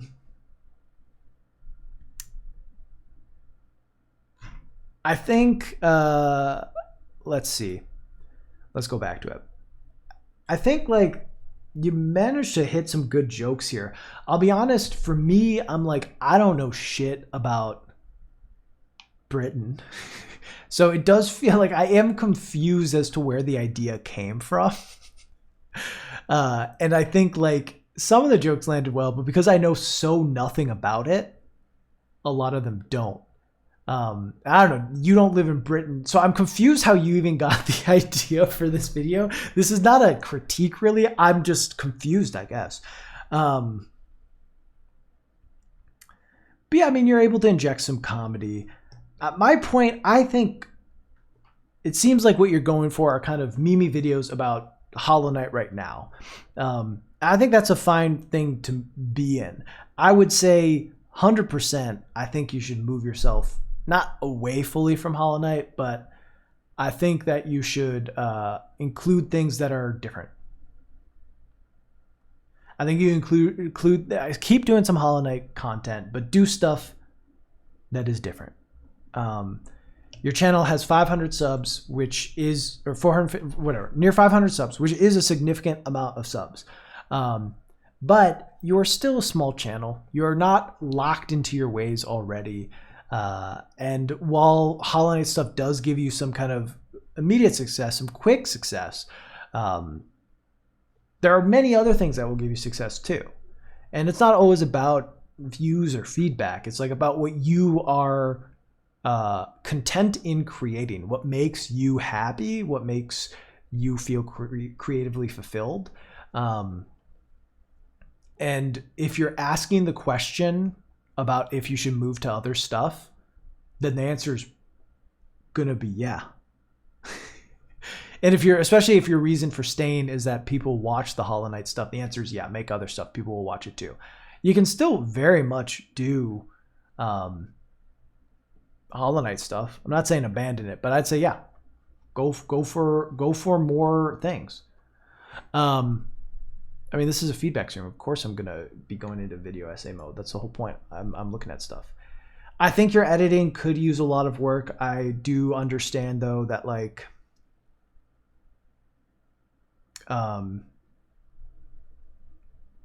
the limitations you have, and those are what they are.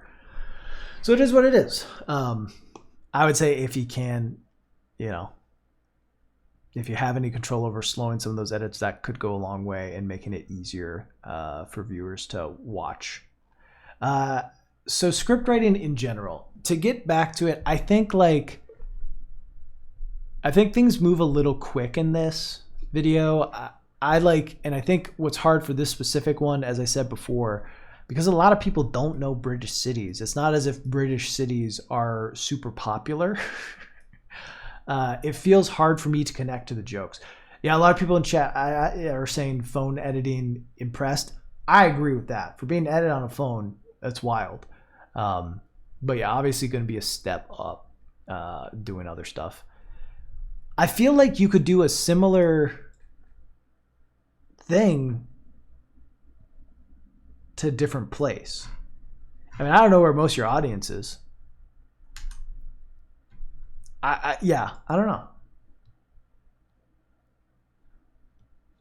Or a different place or different thing entirely. Like comparing Hollow Knight to X is a decent format or an interesting enough thing. I don't know. I'm not the target demographic, and that makes me uncomfortable, Red Tree. This video wasn't explicitly made for me, and that makes me uncomfortable.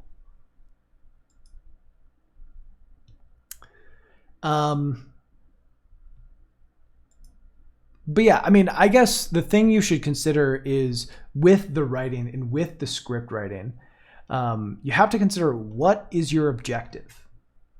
What kind of videos do you want to make? And if it's meme videos, nothing wrong with that. Meme the fuck around.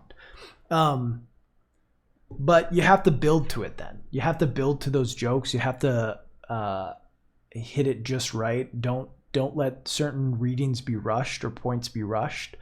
I feel like, I don't know. Lovely little creatures. It just fills my heart with joy when I get to listen to the same water drop effect over and over again. The Thames is similarly loved and is also filled with excrement. Deepness is dark and ugly all around. Yeah, I don't know. I mean, I think like this is like on this border of, is it a video essay that's supposed to be funny or is it a shit post? You know what I mean? So tonally, I think you gotta lean into one or the other more. Like, is it a funny video essay or is it a shit post with some meaningful critique? And I think when you have an objective for your content and think about it a little more thoroughly, that can help your writing goals. If that makes sense. But yeah, I think if you can get something to do editing on that's a little more thorough, but I also understand that might not be a potential possibility, and that is what it is. This is impressive as fuck for being edited on your phone. I hit full Midwestern there. Very impressive for being edited on your phone. Yeah. I think don't let this be a crutch. Continue to make Hollow Knight stuff, but make other stuff as well.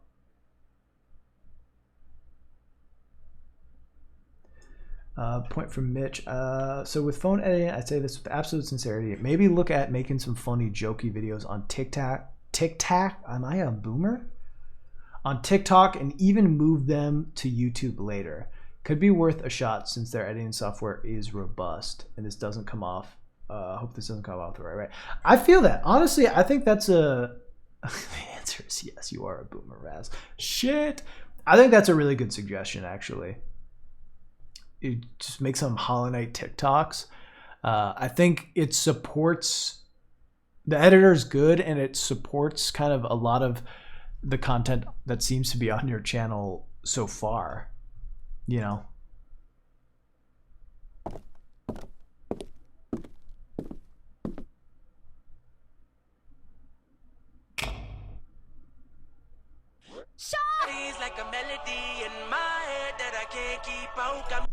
DMCA, DMCA, DMCA.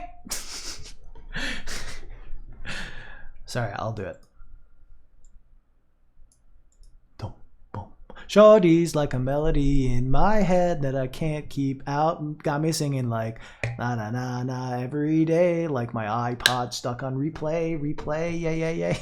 Is that what you're looking for? Do you think I'll get claimed for that?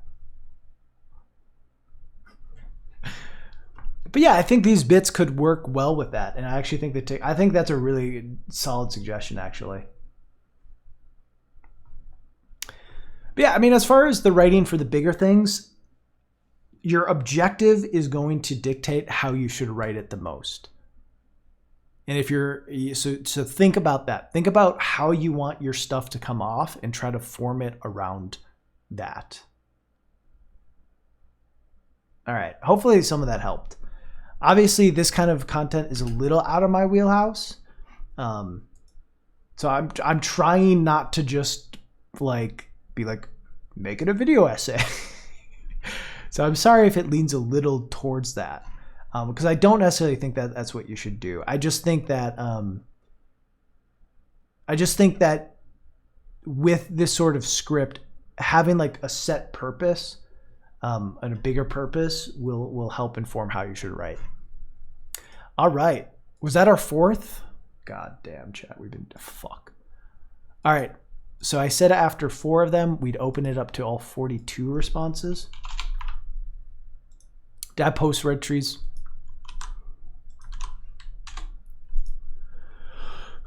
Rad. Give Red Tree a sub. Cool. Random number generator. We'll do all 42 now. It's 41 now. 41. All right, I gotta do this thing called urination.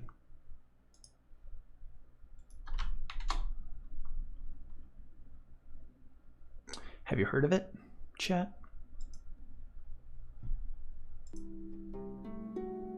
I'll be right back.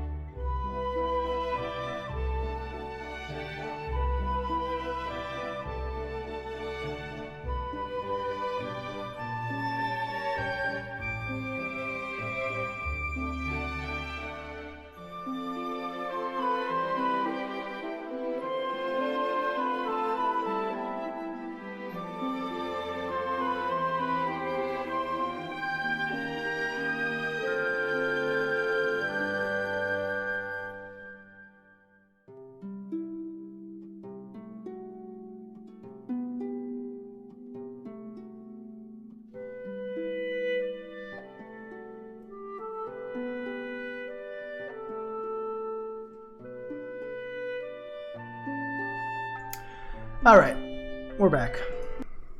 Let's keep going. Let's keep rolling. Keep rocking, keep rolling. All right. 41, let's go. 16. Budding basil. Budding, you hear?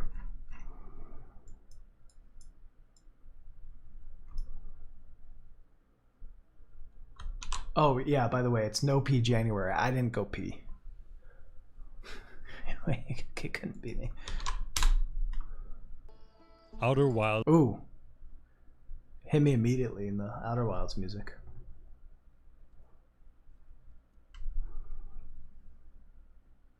Not funky. We're not just posting videos. You see how I have this nice form?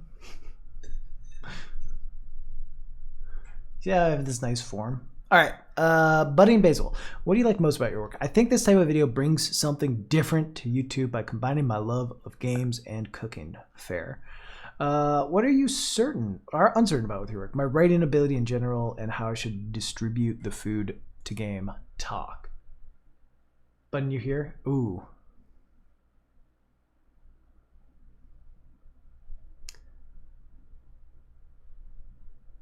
Good question.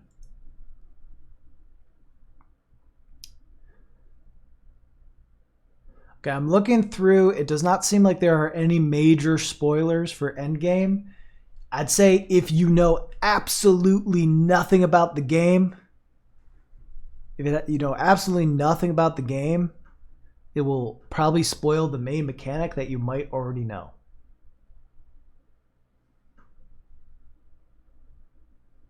Like the end of the game, like what happens at the end.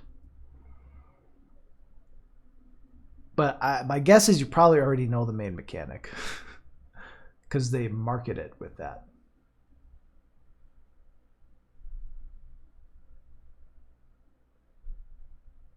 It's so precious. It's so good. All right, let's watch.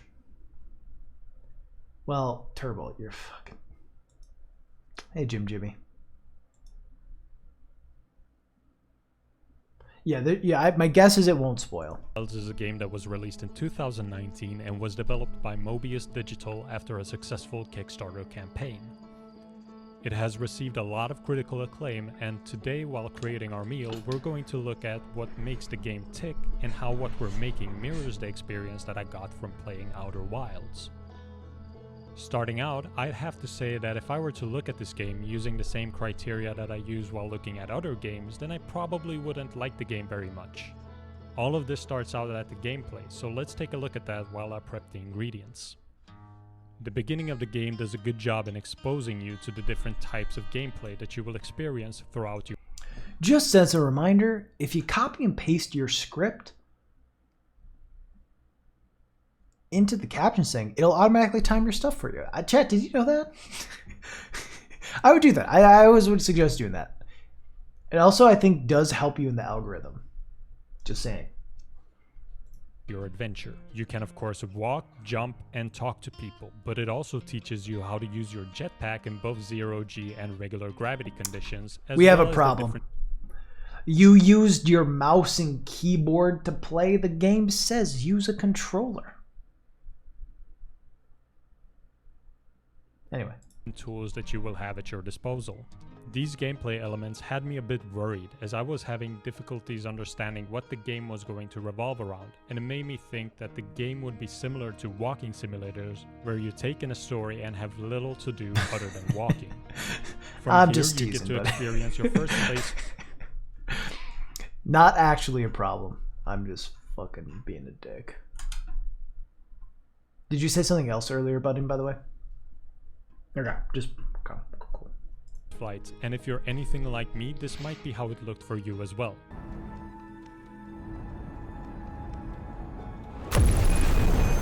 True facts. And funnily enough, it mirrors my progress with the meal, as it was the first dark roux that I've ever made, and in hindsight, I believe I may have burnt it a bit. In Outer Wilds, Do you say what meal you're making at the start?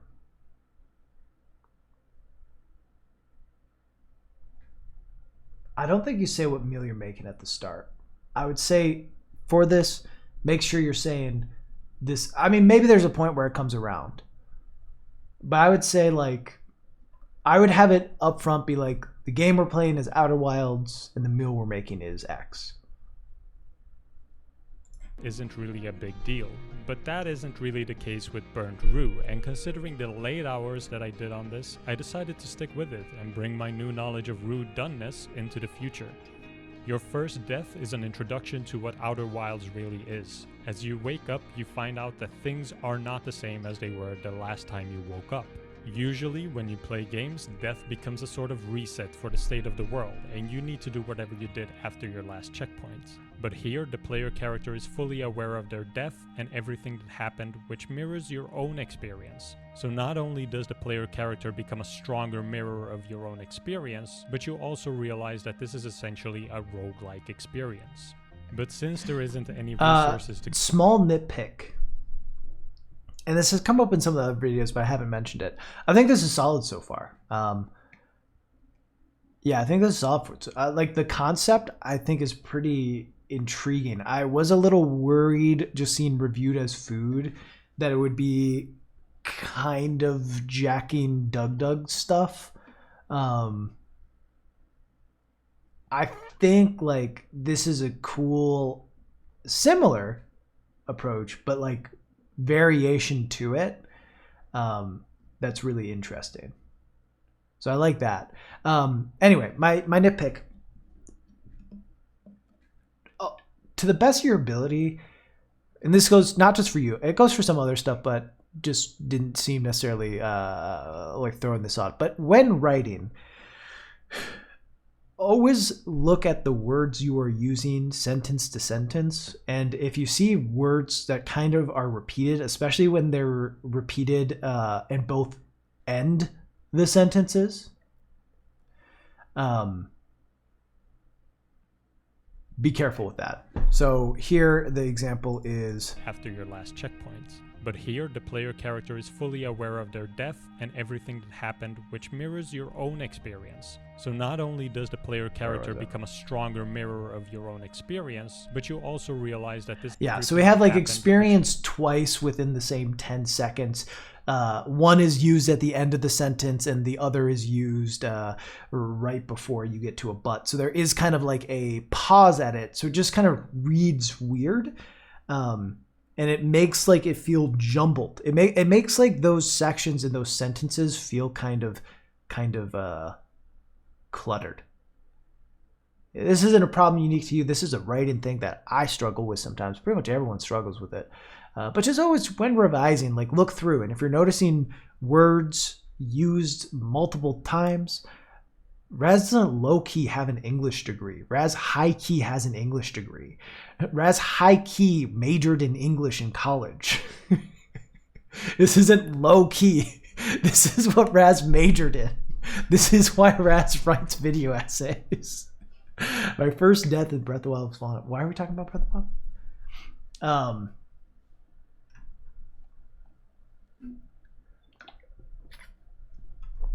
So here's what I would do. I mean, you got to just look through.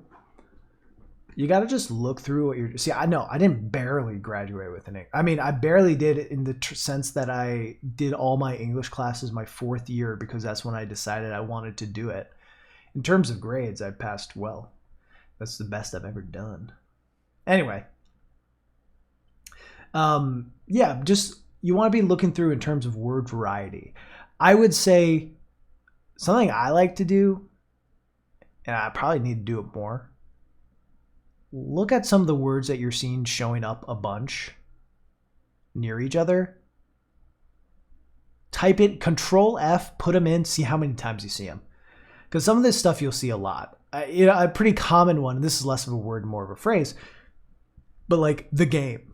If you type the game in your script and Control F, you will most likely find it used way too many times, sentence to sentence, multiple times in the same sentence. And a lot of the time you could honestly you could replace it with it or the name of the game, or just a lot of times you could just delete it and the sentence still works. So just in general, find words that you feel like you use a lot, Control F them, see how often you use them, try to replace, try to get rid of. And anytime you're using this, I mean, obviously there's some words that are going to show up multiple times in the same sentence. Your thes, ands, is, buts, stuff like that, you know, like that's just going to show up. But like for, you know, bigger words, you don't want the same thing showing up multiple times because it just starts to feel cluttered. Anyway.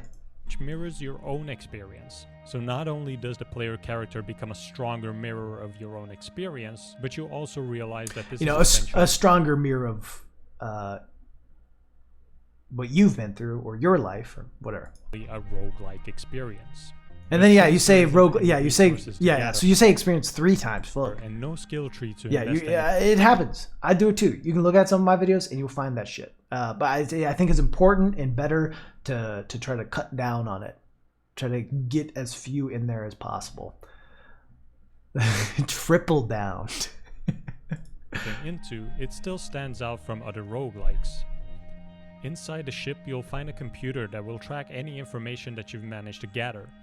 This essentially becomes your progress through the game, as each piece of information not only leads to realization of what you can do next, but also provides you further insight into what your end goal is. These pieces of information range from telling you very specific aspects of something within the galaxy to cryptic messages that can make you think differently about how you can interact with the world. The way the information worked reminded me of Metroidvanias, where exploring one area of the world gives you abilities you need in order to progress in another area. Except in this case, you're using your own knowledge and ingenuity to use information in order to solve puzzles in areas where you might not even have realized. Yeah, so you compare it to roguelikes and Metroidvanias. And I think that's interesting. I mean, because obviously Outer Wilds is not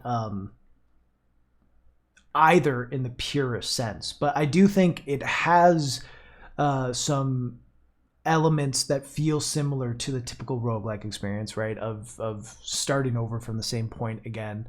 Granted, roguelikes, every run is different because of the abilities you gather along the way, where every run is different because of the direction you choose to go.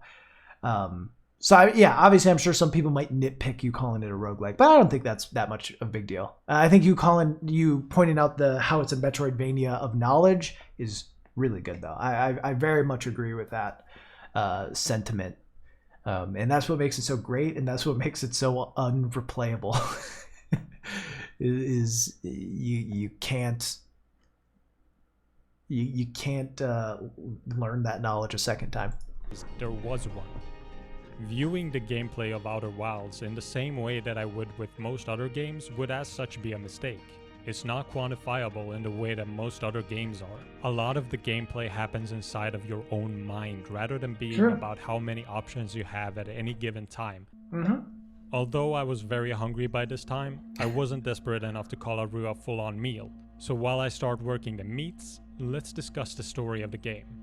I of course won't be spoiling the story of the game here, as it's an integral part of the experience as a whole. So that just gets back to what I was saying before about trimming the fat and trimming the repetition. You know, you say the story of the game twice in like 20 words. You just want to be careful with that stuff because it just starts to make it feel cluttered. Whole. Not necessarily in the traditional sense, as the bulk of what would be considered a traditional story is largely saved for a small portion of the experience, and most of it is contained to small character stories that you can read about through the messages that you translate using the translating tool. Personally, I have a difficult time with stories that are told in this way, as I usually have to read things multiple times before they actually stick in my mind. But even so, there were some parts that I enjoyed, as the small stories could be quite heartwarming at times. I do believe that this is mainly an incompatibility between me and the game, as someone who is more inclined to reading will probably get a good bit of enjoyment out of it. But where I found the true value of the story wasn't in any of the characters, but more in the aspect that made up the world building. If you don't agree with calling world building and lore a part of a story, then you are of course free to do so, but to me they are so closely connected that I put them in the same bracket. Throughout the entire experience, I very much could feel that the developers really enjoy sci-fi, and it almost felt like I was talking with a person who is really passionate about something, sweeping you along in their excitement and in turn you becoming very interested in the topic.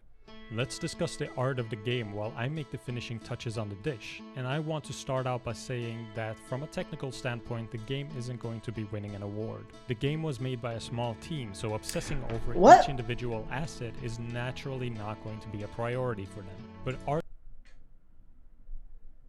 What?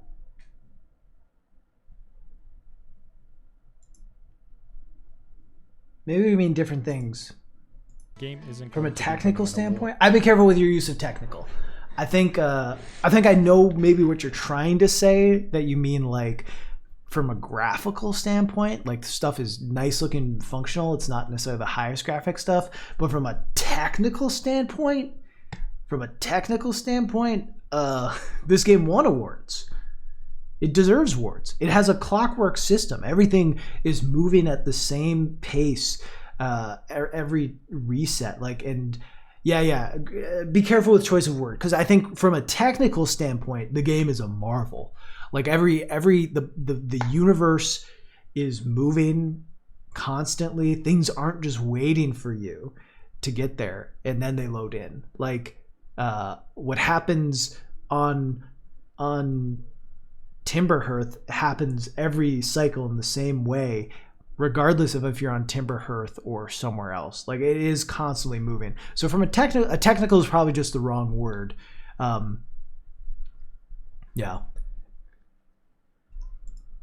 The game was made by a small team, so obsessing over each individual asset is naturally not going to be a priority for them. But art isn't limited to the amount of polygons or the number of pixels.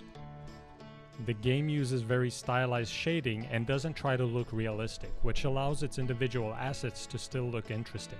But where the art really shines is the art direction and vision. Buddy Basil, do you speak multiple languages? I ask because I assume, but I don't know if I should.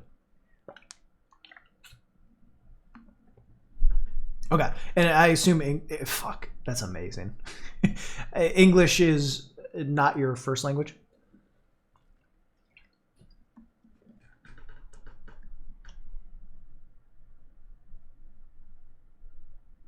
No.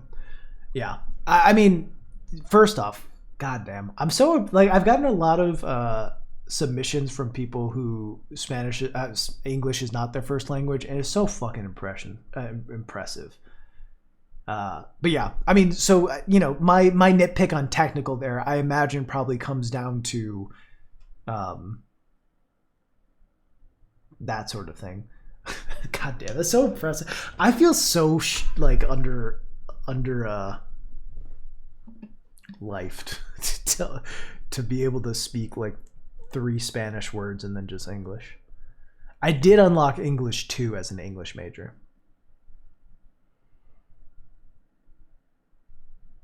But yeah, I mean, I would say something that might be worthwhile because I mean, first off, obviously your English is great, and I think your writing is good too. Swedish, Polish, English, damn. Yeah. And this isn't just, I'm not just saying this because English isn't your first language. I would say everyone who's making stuff, everyone who has submitted something should do this, regardless of if English is your first language. Try to find someone to send a script to for them to look over it and give some revisions. It might be hard. You might need to make an agreement of, hey, I'll read one of your scripts if you read one of mine. And I think that can be really helpful for not to just be jumping on from a technical standpoint of what you had said before, of saying, technically the game might not win awards. I think peer editing with someone in that way can really help kind of cut out some of those things that maybe you should have used a different word or a better word. to get that point across before putting it out. I would always say that's very, very useful. On a larger scale. There were moments while playing that I audibly gasped because of what I was seeing. Yep, I won't be I showing cried. you any of those instances, as I believe the experience would have a greater impact if you Fair, played it smart, yourself. But smart, it fair, shows the good. same level of care that the world building does, and these aspects are so well done that they feed off of each other and become more than each could have been by themselves. Now I'd like to present to you Gumbo and Jambalaya. These dishes themselves aren't representative of Outer Wilds, but it's more about what they represent. You see, where I live, Cajun cuisine is far from common, and in fact I've never seen it throughout my life. And Outer Wilds was very similar in that regard, as even though I've been playing games for the vast majority of my life, I've never really had an experience quite like it. If you haven't played Outer Wilds yet, then I'd highly recommend you to do so, as it's different enough that you might find yourself loving it, even though you initially were pretty apprehensive to it.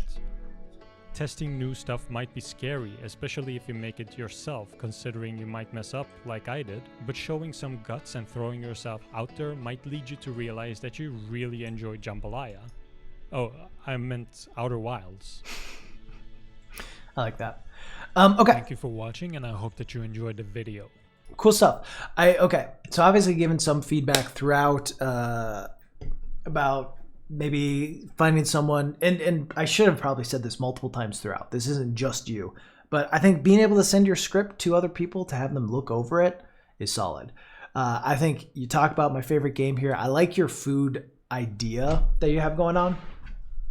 I think that you need to push it a little more, the food stuff a little more. And you do it with this, right? You connect what making this was like to the early parts of Outer Wilds. But then you have just now I'm gonna cook the meat, right? Like you kind of drop the metaphor, right? And this is reviewed as food, because right now it's like reviewed alongside food. But you don't have like the metaphor all the way through.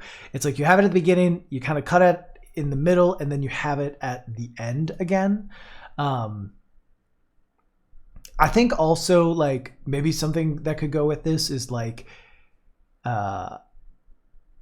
just an additional thing. Like it has familiar ingredients, like kind of how you talked about how Outer Wilds takes some stuff that feels roguelike-y and some stuff that feels Metroidvania-y, but presents it in an unfamiliar way.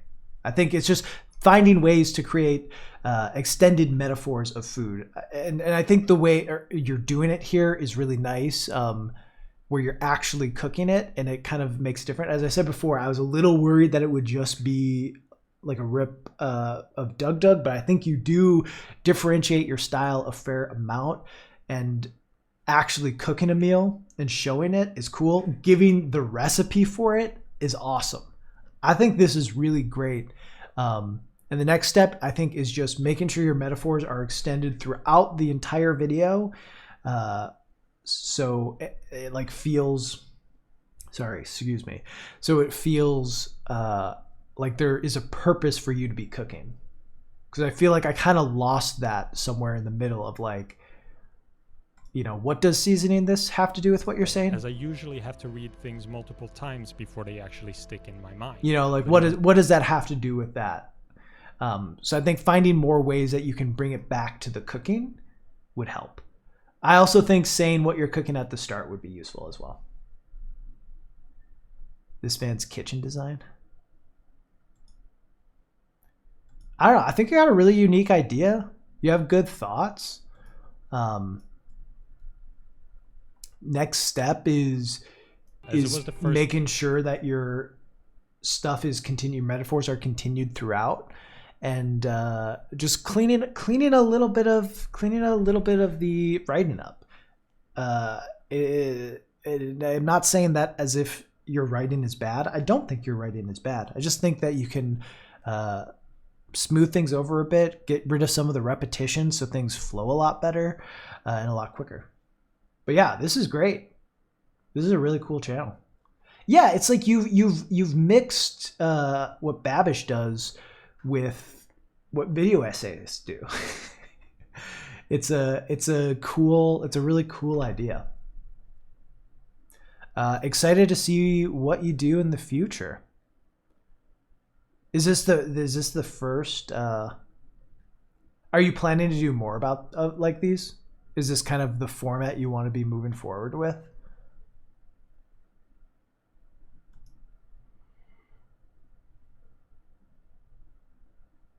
Any another? Yeah, I think that's a really cool idea. I like it. Excited to do more. Chat, drop some subs.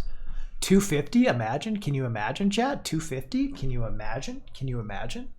Imagine 250?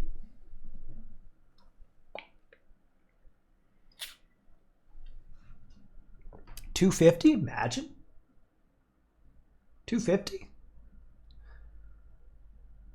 That's when you gotta make alts. 250? Imagine? All right.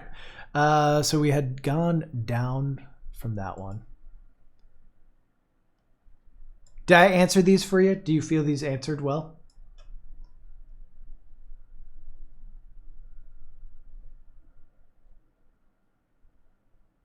Good channel name too. True.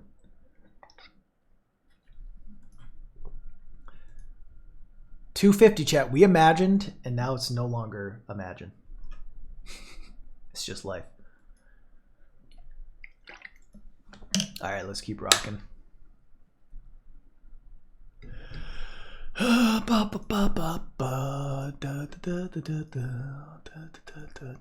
Generate. Do we go back to whatever? We'll just keep doing all of them. 25. Pat Nat. Pat, you here?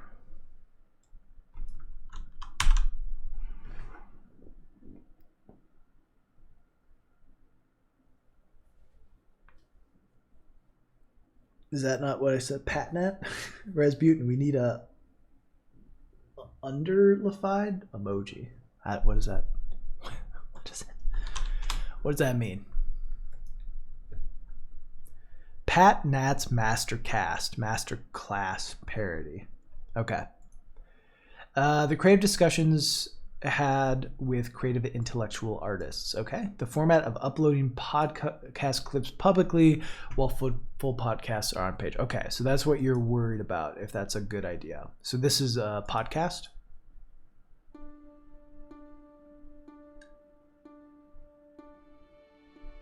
You know, some people think they're wise guys and will say things like, if you can't do, then teach. Hi, allow me to introduce myself. Yo, bro.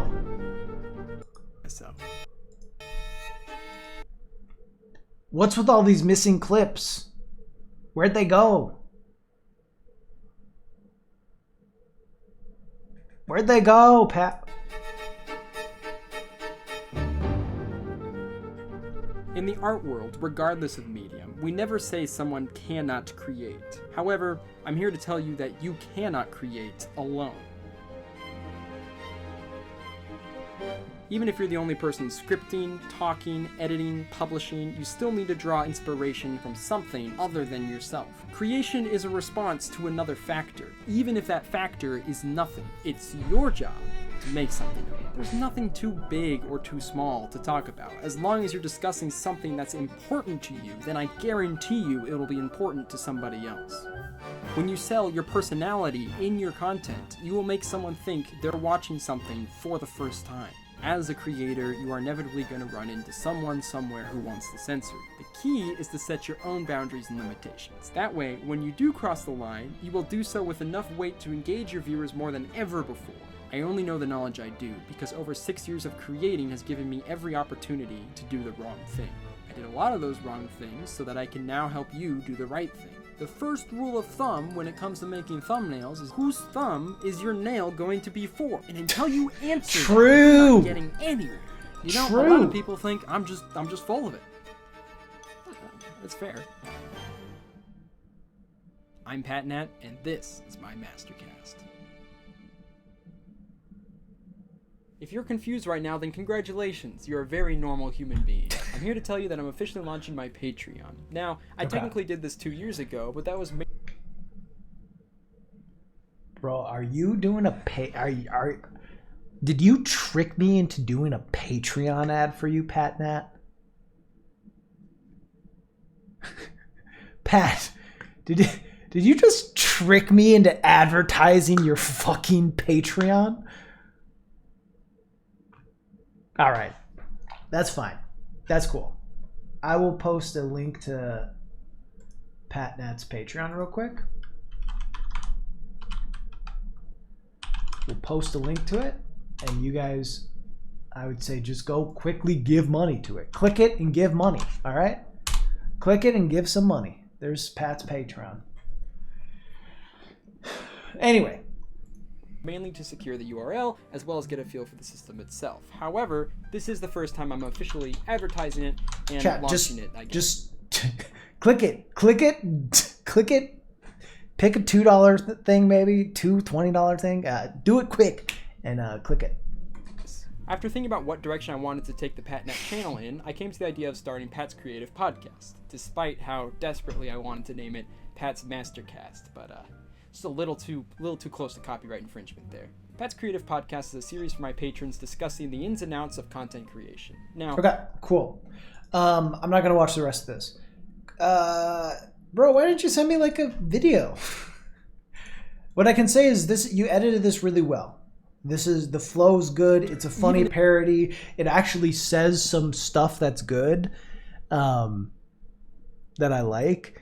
If your question is, should you have exclusive podcasts on Patreon, locked behind, people giving, 100%. It's a good way to, like, you have your content of, like, these are videos I make. Okay. I'm just confused on what your channel is.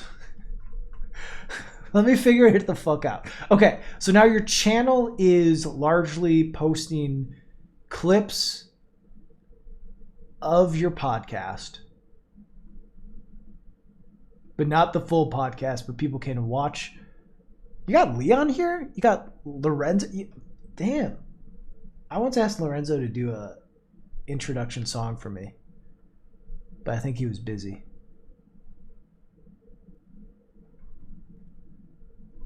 Okay, so you talked to various creators about how they did stuff, okay.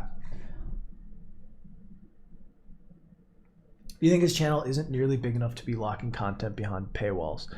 I don't know if I agree with you.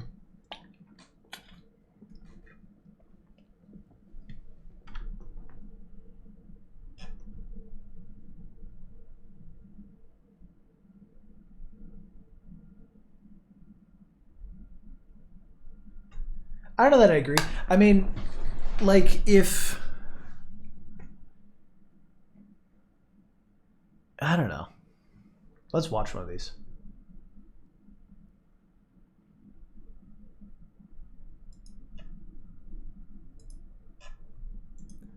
I think I'm confused about what the content is. Let's watch... which one should we watch? Let's watch one that will make me better at YouTube videos.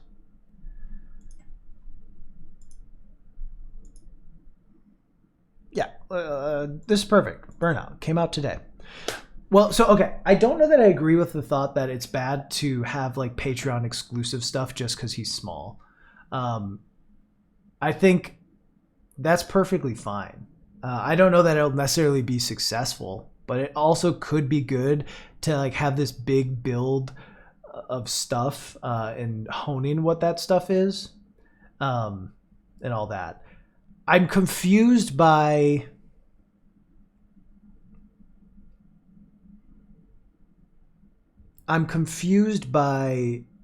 is this like, this is from, these quick clip videos are from your Patreon podcasts, is what it seems like. I guess I see potential growth as more valuable than whatever he'd be getting, and he's restricting that growth by not showing all the stuff he's making, unless maybe it's super. Yeah, I mean, I guess it's like, okay, because here's how I feel. Granted, I obviously have a pretty established channel. But I do like a podcast on my Patreon. That's just on there. I would never post it on my main channel because it would bomb if I post it on my main channel. It's also like no video. So what's the point? There's no point to it. It's just something you listen to. I could post it on podcast networks, but I don't think it would get a lot of listens. So I post it on Patreon. This is different though, because it seems like this is kind of your content. Your content is the Patreon stuff. All right, I'll look at your Patreon.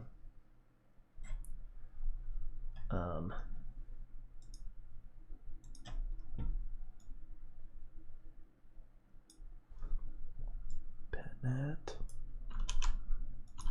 I'll look at your Patreon. Just so I have an idea of what you're doing. Okay.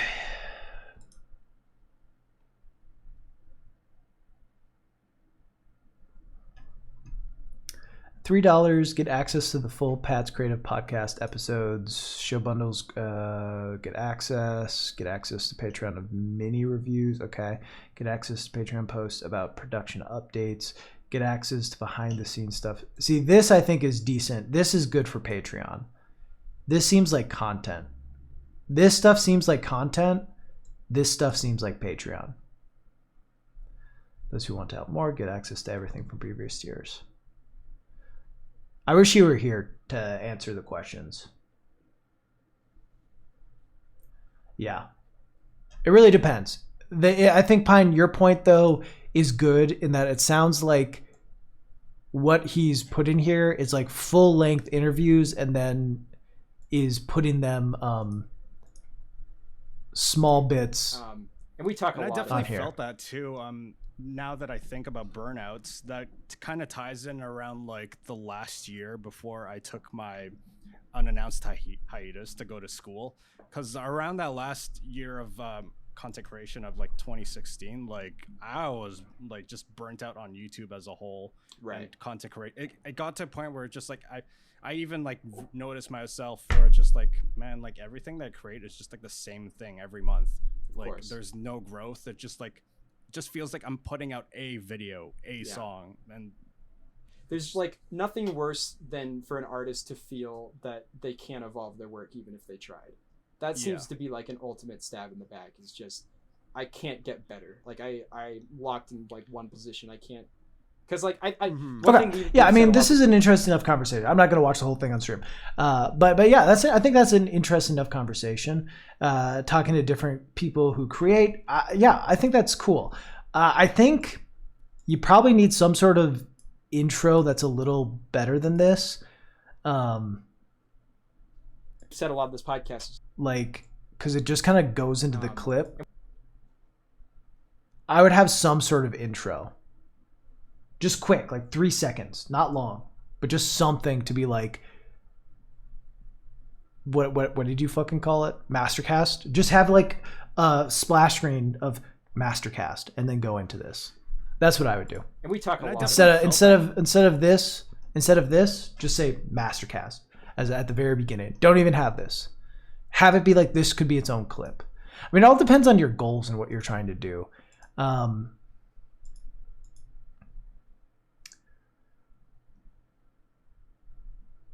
Yeah, I mean, I think your thumbnail work is pretty solid here. Like, I think this idea of like, hey, these are lessons you can learn from different creators and having stuff come out. I think it's like solid enough.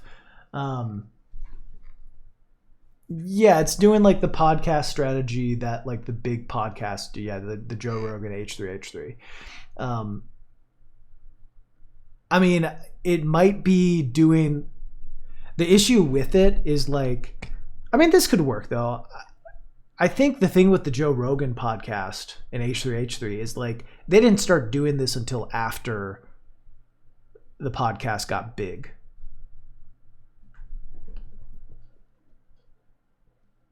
I don't know. I would say probably if this is what you want your direction to be, which, you know, here's what I gotta say. This is edited really well. Your use of music, your voiceover, we never say someone your cannot cuts, create. your edit, like it's However, good. I'm here to tell you. And I don't know what you have time for. I don't know your goals or your interests. Maybe you don't have fun editing this stuff, and that's fine. But I feel like you're kind of you're missing like something you're really good at. Your content's not using that skill anymore. You know? I mean, here. Is this not... Yeah, I mean, this is just... creating is creating even if it feels like no one's watching. Again, laughing... I think you got interesting ideas here, and if you're trying to get a wealth of content out, that's good. But yeah, I don't know. I feel like you're missing one of your big skills. And again, it might be that you don't have time for other stuff, and this is just what you want to focus on because it's what you have the energy or interest in, and that's fine. But yeah, I don't know. I think I'd like to see you keep making videos too. But, you know,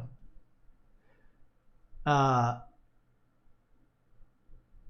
would say, and based on what people in chat are saying too, you are probably by having a paywall for what is the major content of your channel.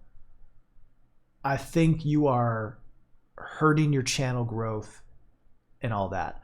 I think I don't think it's bad to put something behind a paywall, even at like your level, but it should be this stuff. It should be bloopers, cut videos, like this should be the stuff that is fine. Where the full-length podcast,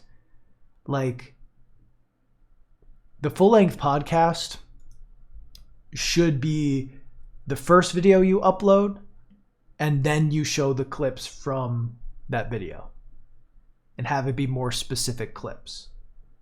Put up both. That doubles your chance of shit getting traction. Like it increases your chance of shit getting traction. And there are probably a lot of people that are interested in these discussions and don't want to pay $3 for it. I also think, like, you know, you're kind of making fun of Masterclass. And I think you could make a good point of like, this is Masterclass, but not behind a paywall. I also think, like, I don't know, I'm interested in it, but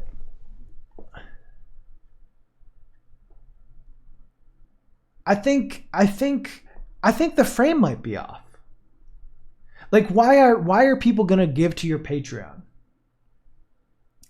to get the masterclass thing? Like, why are people gonna do that? I think like you have talent, and I imagine I can look back and look at like old. I mean, this might be, I don't know. That's chirping right there. That's this Let's Play.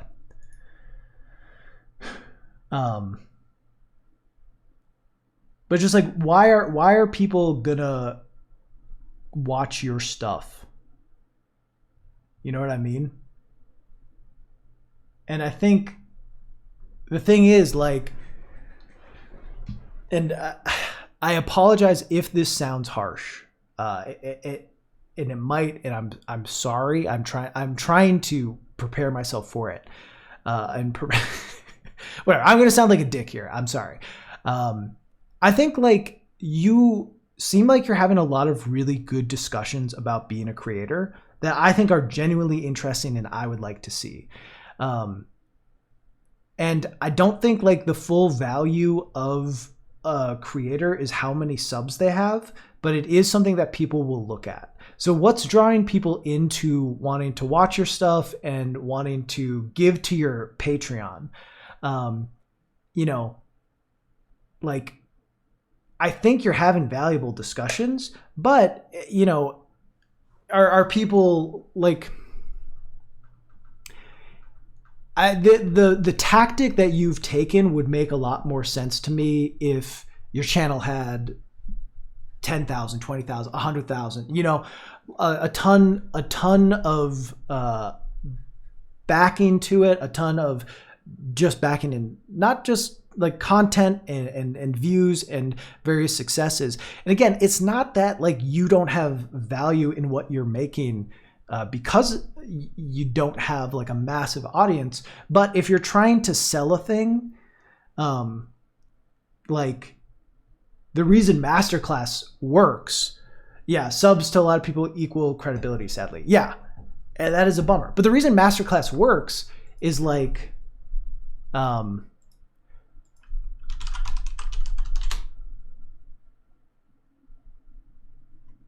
right, Gordon Ramsay does a masterclass. I don't know these people. I hear Neil's not great. But right, you got Steve Martin teaches comedy. Neil Gaiman teaches the art of storytelling. Like, I watch this because I know Neil Gaiman. He's a great writer. And I think if you're trying to kind of present it as like, I'm a teacher of content, I can teach you how to create content, you should go to my creative podcast, because I'm like a master of the craft. Like, it's going to be a hard sell for people because there's not like the name recognition. So I think it's kind of like, it's like the content you're making. I genuinely I'm going to watch these videos after the stream. I think the content you're making, again, while you're obviously a very skilled editor and I would like to see you do like highly edited videos, I get that might not be your interest, and that's perfectly fine. But anyway, the content is valuable and interesting and having good discussions. I just think the way you're kind of framing your channel might not be the exact approach that you're looking for. And I know the masterclass is just a funny bit, the mastercast, and it seems like you've kind of changed the name some to maybe reflect that. But it's like, if it's being presented to me in that way, I want to be like, oh, this guy knows how to make content and how to find massive success. So if I watch this, I'll have success. Like, that's what this presentation speaks to me. And I don't think that's really reflective of what the content is. I feel like the content and why it's valuable is like, being a creator, especially a small creator, is really hard. It's really hard. I spent like 3 years under 100 subs, or 2 years under 100 subs, another 2 or 3 years under 1,000 subs. It's tough. Like, some people get lucky and blow up right away, but a lot of people don't. And it can be really tough to be like, why am I making stuff? Why do I keep doing this? What's the point of it? And I think that's the perspective and way you should market yourself. Like, that's a huge value that you have, is someone who is like,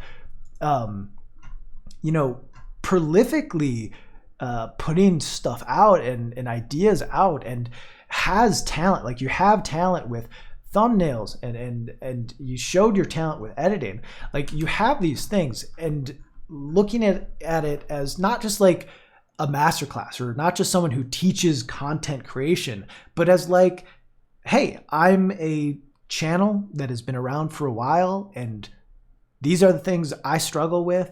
Like, these are the reasons why it's important for small creators to keep creating. Like, that, I think, is the angle. I think that is what you want to aim for, and how you want to present yourself. Pines out, especially when the context is content creation itself. This guy seems very talented. Yep. But not having a big base is going to reflect on his credibility / teaching in the eye of potential patrons. Yeah, for sure. I think it's all about how you present things. So my advice would be, post the full podcasts on YouTube. People might want to watch the whole discussion, and it might make those discussions feel more fluid. Continue with that to do these split. I think this split up thing is perfectly fine, and obviously has seen a lot of success with other channels that do this. So I would say do both, because I don't think it's going to hurt you to post the long one. I think it won't take away views, but it'll just give you more entries into that slot machine and give people different ways to watch what you're making. And then the other thing is, I think changing up how you're presenting yourself in the podcasts and through your branding and Patreon, as like, not like, hey, am this master of content creation who will teach you how to be a content creator, but more of like, this is what I've been through as a creator. Because that's way more like interesting. And that's like the value you have is like, this is what I've been through as a creator who has, what did you say? Like 4 years, 7 years, 7 years. I've been making videos for 7 years and seen YouTube change and been trying to be consistent throughout and all of that. Like, I think that is a huge value. And I think that's the perspective you should be presenting your work from, instead of let me teach you, you know? And I think that's more of what you're talking, like, because this, you know, yeah, that's what this is. I don't know.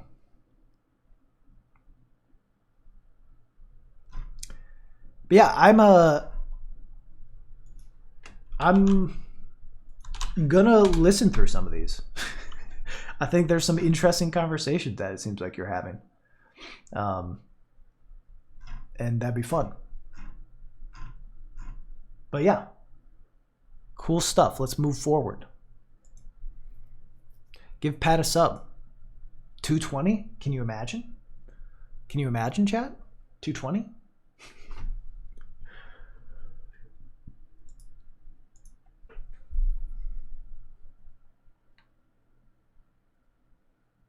So I was just rounding up to the nearest 10.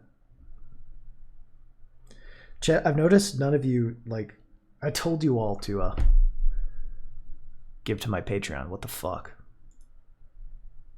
220? Imagine. Beautiful. All right. Thank you, Pat Nat, for submitting.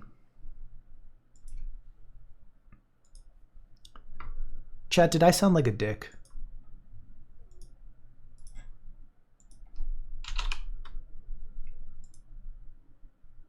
Yes, thank you. Good. 7.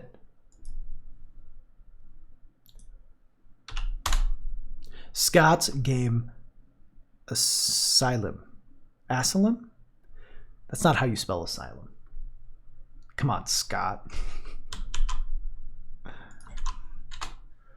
Scott, you here? Colin. Gloria 2. I think I talked about your video earlier.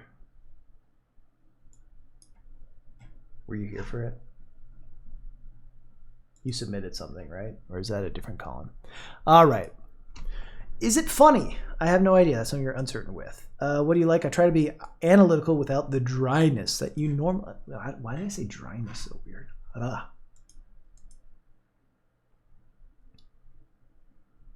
right. Let's go. Fahrenheit. Okay. So, is it funny? As a storyteller, I've always been fascinated with the idea of recreating this notion of choices in a fiction. My dream was to put the audience in the shoes of the main protagonists, let them make their own decisions, and by doing so, let them tell their own stories. Fahrenheit, the Indigo Prophecy is an interactive experience made by Quantic Dream. God damn, why do... What's up with this? Like, it's unfair how nice of voices some of you motherfuckers have. Just like beautiful, deep British voices. It's just bullshit. Just these English accent motherfuckers who just like effortlessly sound incredible. What the fuck? I'm out here with my Midwestern drawl, you know, and I gotta be very careful. Not to accidentally hit a long O every once in a while. Thanks for the sub, Limery.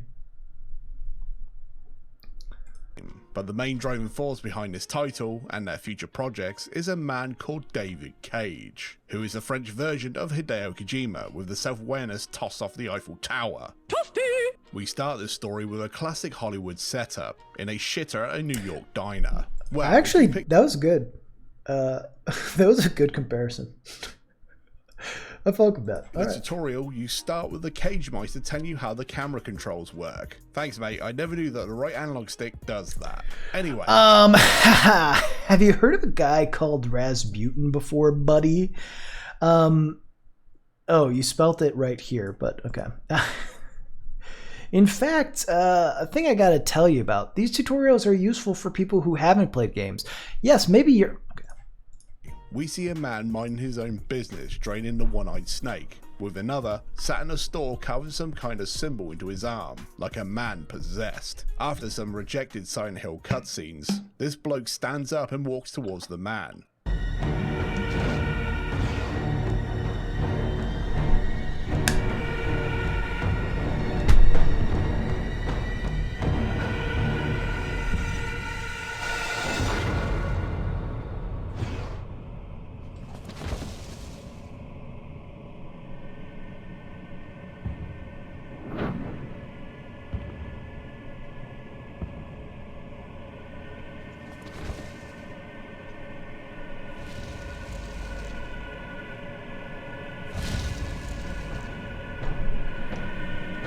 Iron Pineapple, I will bet you my stream key that Indigo Prophecy was somebody's first game. Will you take that bet? I mean, there's no way we can prove it, so it'd be an easy bet to take. But I don't think you realistically would take that bet if we could figure out the information for it.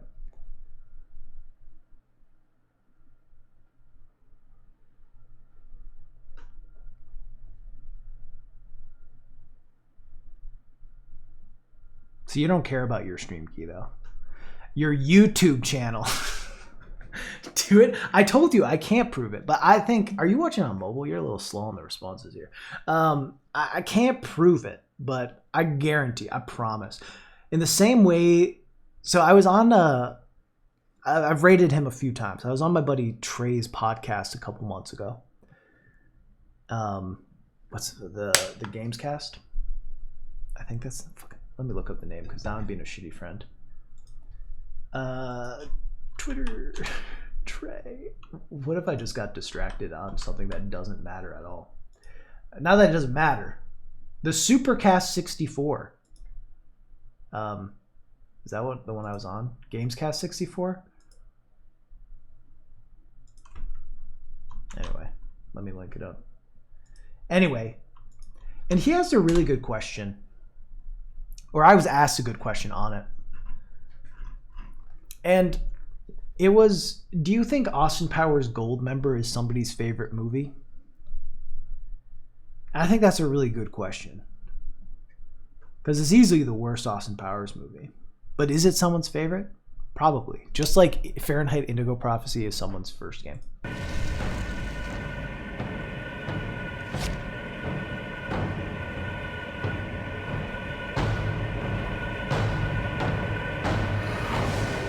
So that gives you an idea of what my work is about as an interactive writer, where a linear writer needs to deal with time and space.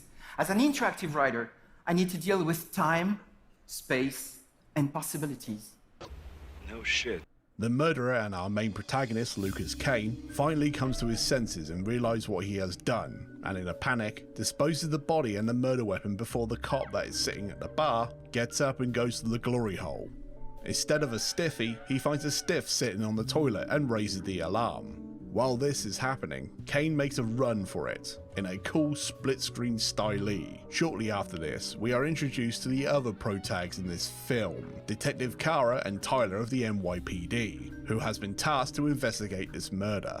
And this plays out like a typical adventure game, where you ask multiple questions and gather evidence, without the moon logic gameplay that plagues this genre. That shit is safe for the storytelling, and oh boy, we will get to that. Overall, I think this intro is great. It hits you over the head with a stick of mystery, and it got me hyped. It's like watching an episode of The X-Files if it was directed by a mad Frenchman. We flip back to Lucas, who wakes up in his bed covered in his own blood. After curing his hangover with a chili chutney sandwich, Lucas and his brother meet up and have a yap for a bit, and then Kane sees a glimpse of the future of a boy falling into a frozen lake. So the big red machine jumps in to rescue him.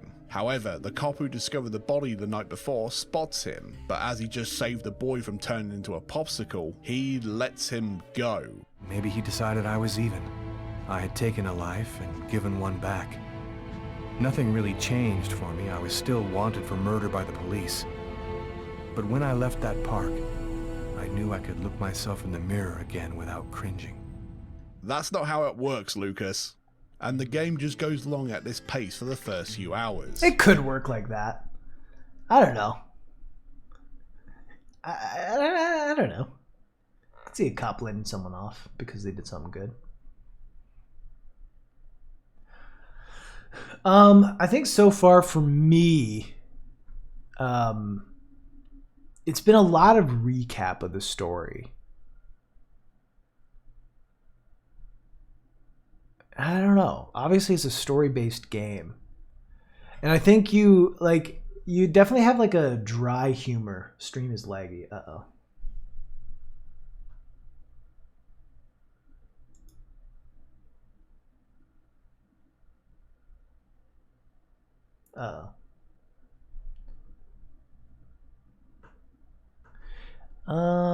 I don't know what to do about that.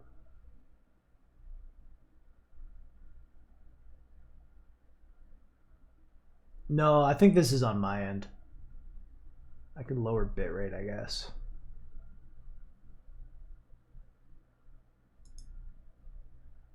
This is my end. I can see my internet's getting mad. Should be better. Should be better. It's in the green now.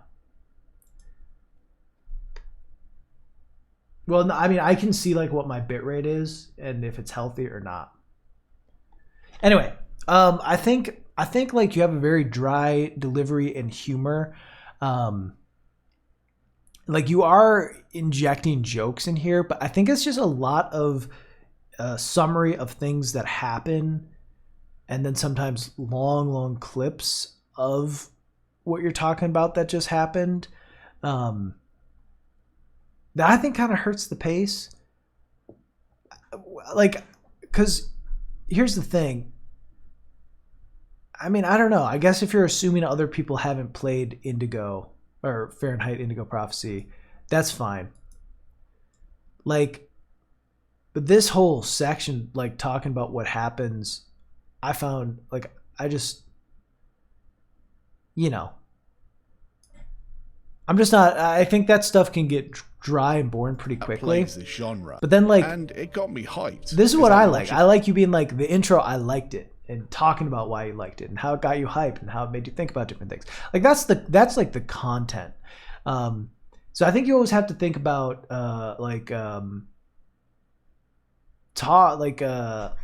summary to actual your own thoughts balance. How much of your video is weighed by you summarizing and, you know, giving a somewhat like cheeky summary of what happened versus how much is filled with you giving more information on your own take on what happened in a thing and why you thought it was valuable or not. And I think you always want to be leaning into more of like, this is how you felt about the game, opposed to this is what happened in the game. Do you like playing Simon? If you do, well, you get to play it in stereo. Yes, Fahrenheit is one long QuickTime event, where you input the Konami code to make shit happen. Actually, that is a lie, because the input you do on the controller rarely add up to what's going on. And while on the other hand, it has the most boring QT.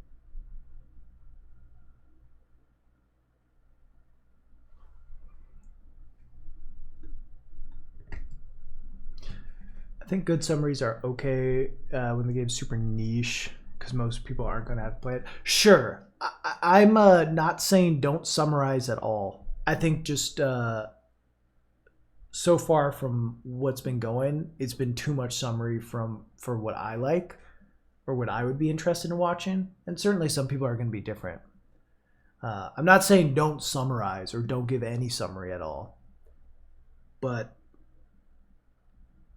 like, I think stuff could just be done quicker.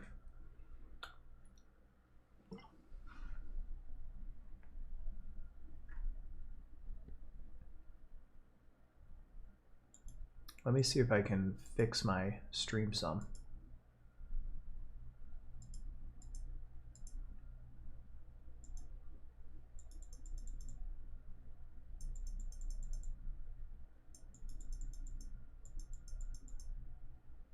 All right, the quality might dip some.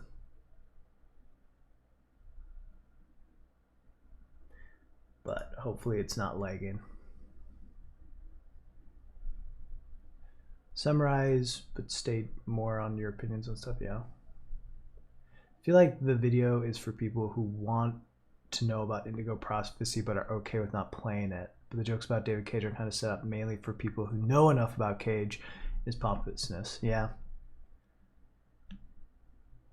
But he does a good job of setting up,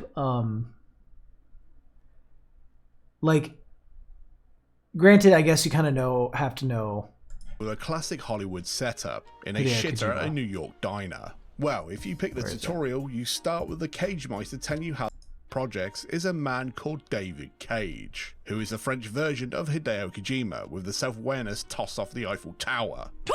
I mean, like that, like even if you don't know Kojima, you get a sense, you know, like a completely unself-aware guy. And, you know, the title is when a tourism, is that even goes unchecked. All right, I'm going to skip around a bit. PC. And to call it a remaster is none other than Angelo Badalamenti. Some of you might have... It's for the customers.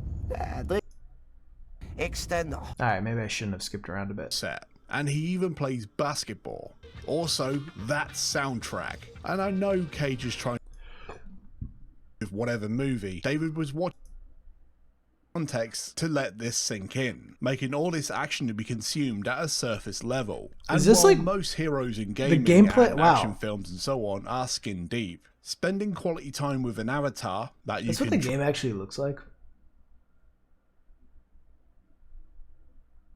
Okay, I think I take back my criticism. I do think the summary here is a little slow, and I was starting to make the assumption that the entire video would be summary of story. with a Nickelback album lodged between its arse cheeks and a orchestra. But it very much does not seem to be that way. It seems like you kind of just do the intro for the summary intro there to like establish what happens, and then you start talking more about, you know, the gameplay of like it being like the Simon Says game, and then going into the music and all that, and probably get back around to the story.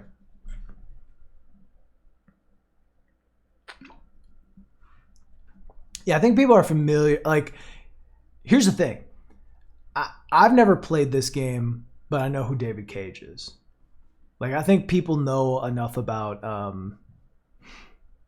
Detroit, Become Human, and Heavy Rain. But the average person interested in, or video essays in general. Okay. I don't know. I mean, like, you make solid videos. I don't know. I felt like I didn't love the early recap. Or rather, I thought it was like maybe a little long, but as it's just kind of contained to that, and then you get into more general criticism of the game, me saying that was off might have been a little quick to jump or judge. Let's look at, is it funny? I have no idea. I mean, I think you have a really dry humor. And I think some jokes land and some don't. Work. Thanks, mate. I never knew that the right analog stick does that. Like this anyway, one. we see a man minding his own business, draining the one-eyed snake, with another sat in a store carving some kind of symbol into his arm. You know, like making a one-eyed snake joke, that works well enough and changes it up so it's not just like one man taking a piss. Like, it makes it a little more unique. But some stuff I think maybe just feels more obscure. Investigate this murder, and this plays out like a typical adventure game. Machine jumps in to rescue him. Chutney sandwich, Lucas and his brother meet up and have a yap for a bit, and then Kane sees a glimpse of the future of a boy falling into a frozen lake. So the big red machine jumps in to rescue him. However, the cop who discovered the body the night before spots him, but as he just saved the boy from turning into a popsicle, he lets him go. Maybe he decided I was... Yeah, I don't know. I mean, I think like you kind of hit it with like kind of a constant flow of dry humor. And yeah, I think largely like it's gonna work for people who like dry humor and not gonna work for people who like kind of being smashed over the head. I think your pacing, like in that regard, is solid enough. Let me watch like a significant chunk that isn't the intro. Sorry, I'm really disjointed on this, Scott. I apologize. Happen. Actually, that is a lie, because the input you do on the controller rarely add up to what's going on, and while on the other hand it has the most boring QTEs ever. Now, mundane shit in a game can be used to ground the player in its world. The first example that comes to my mind is Shenmue, or the aforementioned classic adventure games, where you rifle through cupboards and drawers and find stuff, or get a part-time job that pays. As I said before, if you're gonna talk about like specific things, you're talking about adventure games. You give like a specific example of something that's happening. Show it on screen. You gotta show it on screen. Sometimes it can be hard to get footage, but like you can type in World of Long Play, Monkey Island or whatever the fuck, and you can get a clip of it easily enough and credit them. That's what I would do. If you're talking about something very specific that's not about this game, get a clip of it for sure. The bills, but you quickly find out the use of this inert content is because Indigo is padded like David Cage's cell. These sequences go on for so bloody long, and the scene that ties both of these problems together is the one where Lucas has to dodge items from his flat that are trying to kill him. Yes, this is a hallucination, and yes, it was funny at first, but 5 minutes of pressing buttons to dodge boxes is testing my fucking patience. After being tormented How did by that get into a termites, game? Lucas gets in contact with an old blind lady called Agatha, who is of course a psychic who dives into his mind to work out why shit is nutty. It turns out a mysterious man with a scary voice, a man that only Kane can see I might add, is the gentleman that possessed our hero to kill, while reciting Shakespeare, because we need more tropes thrown into this tire fire. True. To skip ahead, Carla and Taylor manage to work out that Kane is the murderer, so they move in on his house to arrest him, which is now filled with satanic imagery. Think the end of days was somehow less subtlety. And hey, do you remember The Matrix? You know, the one that revolutionized cinema?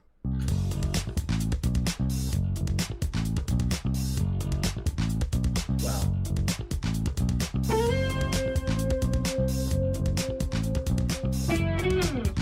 David Cage does.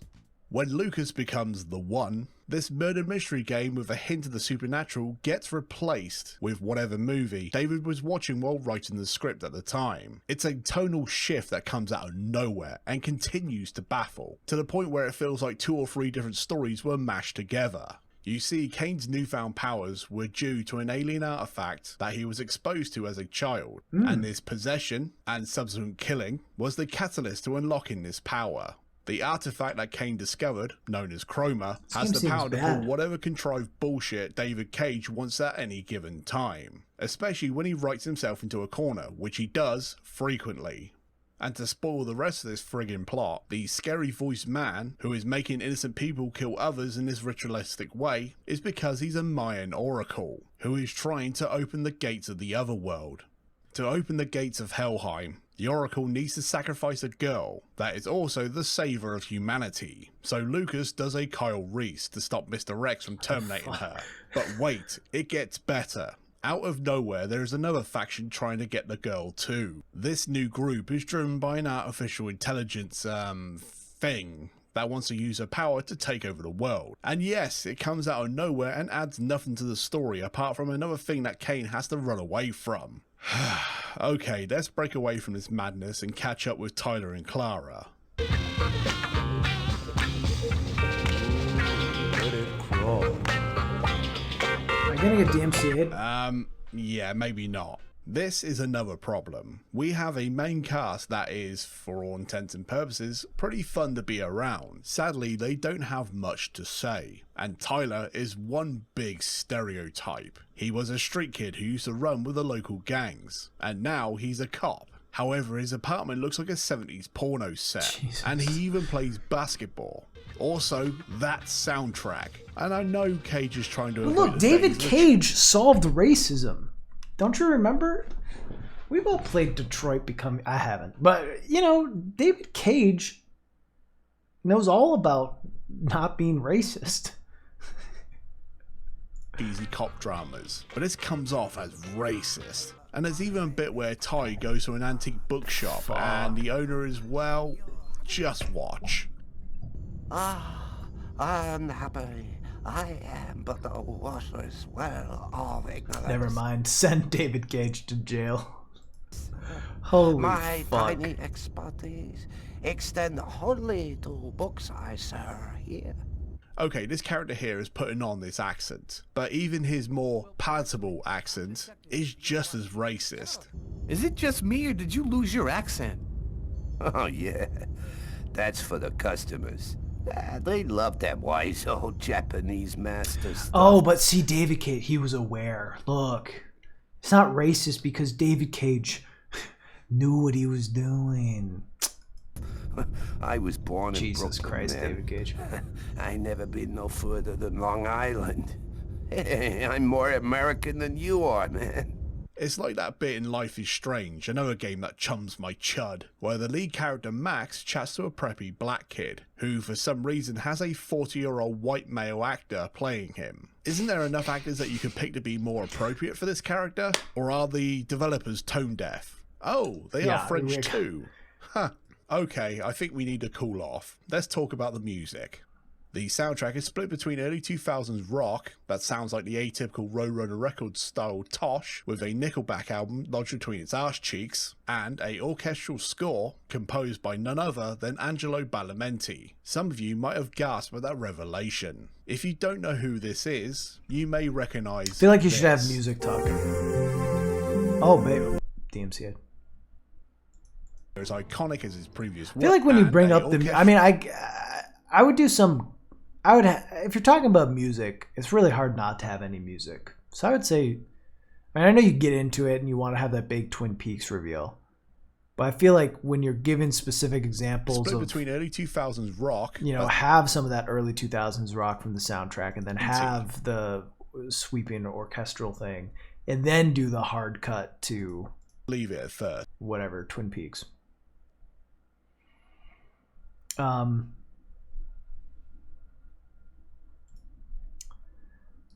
I don't know. This is good. I think the video is solid.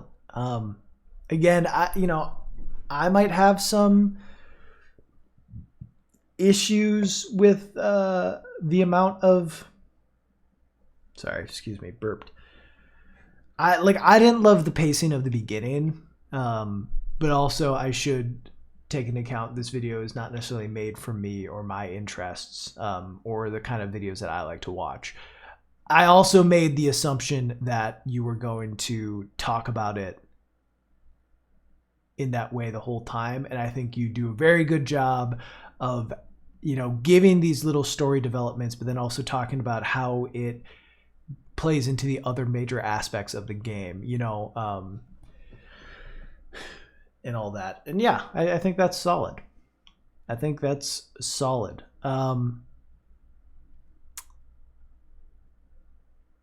I'd say, I don't know. It's just very different kind of content than what I make or what I'm used to. I think some easy critiques I can give is your thumbnail game could use a little work. It's solidus. I think your thumbnail game could use a little work. In a thumbnail, you don't want too many things going on. It's like 2 to 3 things should be going on. I think this is a solid thumbnail. This is a good thumbnail. I would even suggest maybe taking out your logo. It seems like some of them don't have it. I would suggest not having this because I think when maybe you have a very, very big channel, just to be able to put it in hey, this is a video made by X person, then that helps. But as you're still in the growing phase, assuming one of your goals is getting sub growth, this means this is going to be nothing to most people that see it on their homepage. And in fact, it might end up being a bit of a detractor as they assume it might be part of a series that they're not part of. If you can have everything feel like an individual video that they can just watch without needing to know anything about you, I think that's a good idea. I think that just makes it look better and flow better. Because this doesn't, like, seeing this doesn't make me be like, oh, I want to watch this video more. It just makes it feel a little more cluttered. Let me look at something.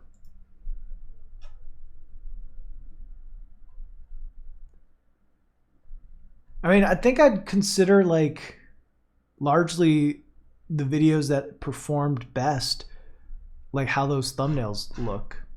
Because I think this is a really, I don't know anything about Blue Dragon, but this is a good thumbnail. You get a character like who looks like attractive, I guess. I don't, like, you know, just a handsome looking character. I don't know this character. I know nothing about them. And then the game, you know, it's simple and it works. It's not cluttered. It feels good. I think this is like, has a lot going on. You know, David Cage with the director thing, popcorn eating in the bottom, now showing Fahrenheit, like in the movie thing. There's too much to fully grasp or be pulled in by anything. I think because you have like Fahrenheit, Indigo Prophecy, when tourism goes unchecked, I would have like some dramatic looking pic of David Cage and then maybe like something from the game behind him. You have kind of like, it feels like you have 4 or 5 elements working here all at the same time, and it should be two things going on. Also, bigger text is always going to be good because stuff looks small. But yeah, I don't know. I think the content itself is pretty solid. Like, I think that you speak, you have a nice voice and you speak in a way that feels very self-assured. Maybe this sounds weird. Chat, you can tell me if this sounds weird. You speak in a way that makes you sound very self-assured. So I'm like, kind of like, oh yeah, this guy's right. Do you agree with that, chat? Do you get what I'm saying? It's like a sort of confidence, yeah. And I like that. And you have like a dry humor to you, which I think makes, you know, I obviously had some criticisms for the early part of feeling like a little too recappy, but you do like inject your like dry humor to it. And have like these little one-liner bits that, again, they're dry, so they're not going to land super hard for everyone, but it's enough to be like, and yeah. So I don't know. I mean, I think your pacing's pretty solid.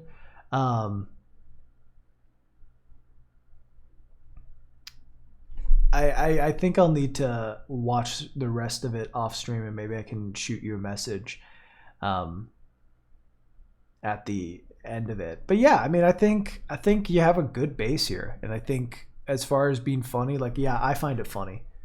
Yeah, I think, I mean, how many times can I say I think? Let's see what you covered recently. Fahrenheit.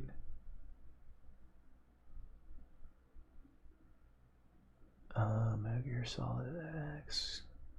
Final Fantasy 13 is a chaotic but awesome mess. The Evil Within. With every gaming franchise, there will be that one game that divides opinion. And with a series the size of Final Fantasy, you will have a higher than average chance to find more than one example. Oh, the too long don't give a shit version of this video is that I like Final Fantasy 13, even with the Dead Horse Metal. Tatum, you're not alone, bud. It ain't just you. Ain't just you. For when it comes to critiquing this game. And the main reason why I want to talk about it is because after replaying it with an open... Yeah, I don't know. I think you got a good channel. I think things I would work on if I were you is just keep evolving your style and keep evolving your content. Like, obviously, the more of stuff you do, the more comfortable you'll continue getting at writing and performing. And I think you're already good at those things. But the big thing to work on, I'd say, is branding. Say branding. Have something up here, maybe your name, you know, because right now this is just unused space. And then yeah, I'd say thumbnails. Look into thumbnails because I would not click this thumbnail. This thumbnail will not stand out to me among others because there's just too much. Nothing in it I would see and be like, oh, I gotta click this. But I think you definitely could find something. I mean, I don't know that he's done a video on it. I mean, let's look. Let's look. Indigo Prophecy.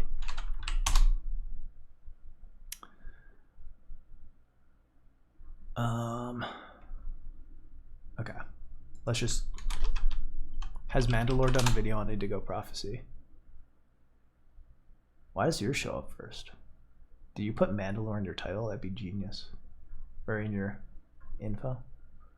Seems like something Mandalore would have done a video on. But whatever. I don't know. I'm surprised how few Indigo Prophecy videos there are. The fuck? Put Mandalore in all my titles. But yeah, I mean, go with something more simple. There's just a little too much going on. Like, this is a good thumbnail, right? I think with this one right here, yeah, obviously get rid of the Indigo Prophecy. If you had like this picture and then you could have when a tourism goes unchecked, or the failings of David Cage, you know, anything like that is just something simple with some nice looking text that's kind of big. That would be good. But I think this just has too much. But I don't know. I think you have a good channel, and Pine said it is like, I would not be surprised to see in a year or two one of your videos popping off. I think you just gotta help the chance of that happening by creating some sexy thumbnails. Hopefully something in there helped. I don't know. That without the dryness. Yeah, I mean, you have dryness, but it's the good dryness. It's not boring, but it's like this dry confidence. I don't know. It's the good dryness. I think his thumbnail does sell the idea that it's more comedy. I mean, I think there's other ways to sell that though. But yeah. All right, we'll do one more because I'm going longer than I thought. We'll do one more. I imagine that should be good. It's one more. But yeah. Work on that thumbnail game. 21. My favorite movie. Alex.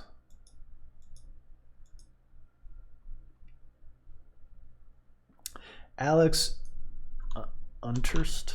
All right. Generally, being able to make whatever content I feel. Okay. You like that? You can do whatever.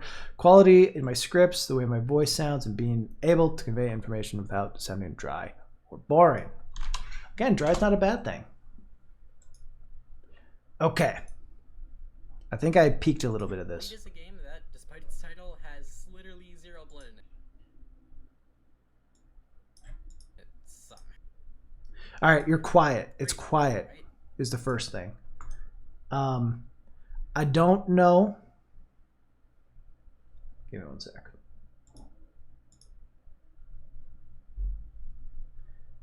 I don't know what your stuff is at. We talked about it before.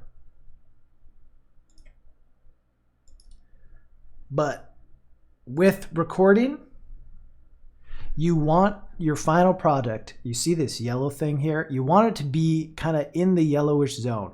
I think some people said like -12 to -8 is a good zone for your speaking voice. You definitely don't want to be below -18. Oh yeah, let me link the last one. Yeah, you definitely don't want to be below -18. Obviously, you don't want to be peaking like I am right now at 0 sometimes, but you don't want to be below 18. It's gonna be a little quiet. So aim to boost your voice up, maybe in post or just your recording volume a little higher too. But yeah, zone for your. Yeah, you're a little quiet. You're a little quiet. Let me link.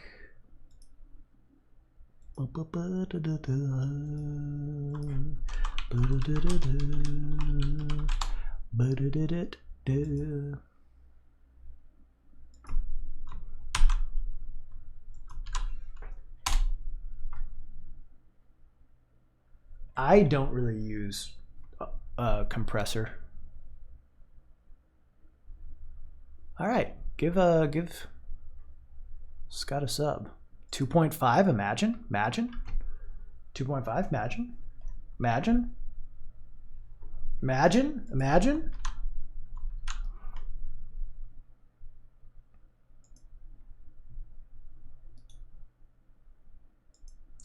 I'll be honest, and maybe this is an unpopular opinion, I don't like how my stuff sounds when I add like dynamic processing and things like that. All right, let's watch this. I'm trying to bump the audio. Bleed is a game that, despite its title, has literally 0 blood in it. Can you guys hear that well enough, or?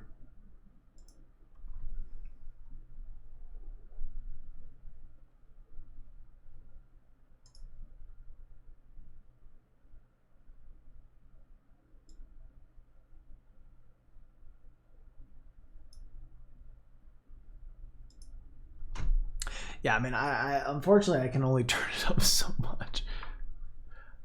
Yeah. Somehow. Crazy, right? Bleed is a series of...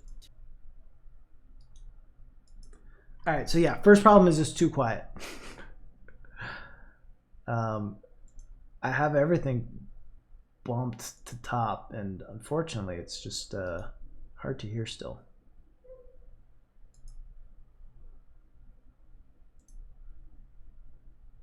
Let's see if this helps. 2D twin-stick shooter action platformer games by Ian Campbell, released for PC and all major consoles. That better? That better, chat?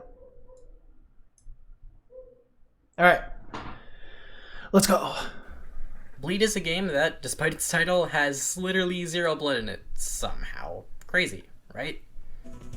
Bleed is a series of 2D twin-stick shooter action platformer games by Ian Campbell, released for PC and all major consoles, with a huge focus on high-octane combat and intense bosses. Okay, so we talked about this a bit before early in the stream, but watch repetition. Sentence repetition is a big thing to try to avoid, because it just starts to then kind of feel like a checklist, and it starts to feel like something that doesn't have as much thought put into the writing. So you start the first sentence with...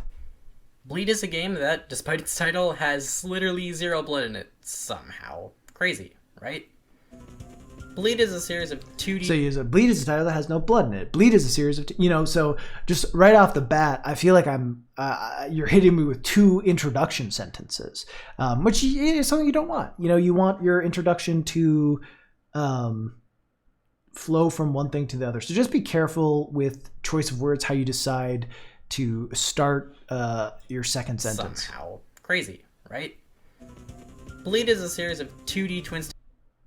You could say this series of 2D twin-stick shooters by Ian Campbell that were released for have a huge focus on high octane. So you just work on how you structure your sentences. Don't let 2 sentences start in the exact same way. Combat and intense bosses. No, I don't think your solution fixes that, Z-Man, because I'd still say having bleed be the first word in both sentences could be better. Break it down a little more. The first game was released in 2013, with its sequel releasing in 2017. Both are relatively similar.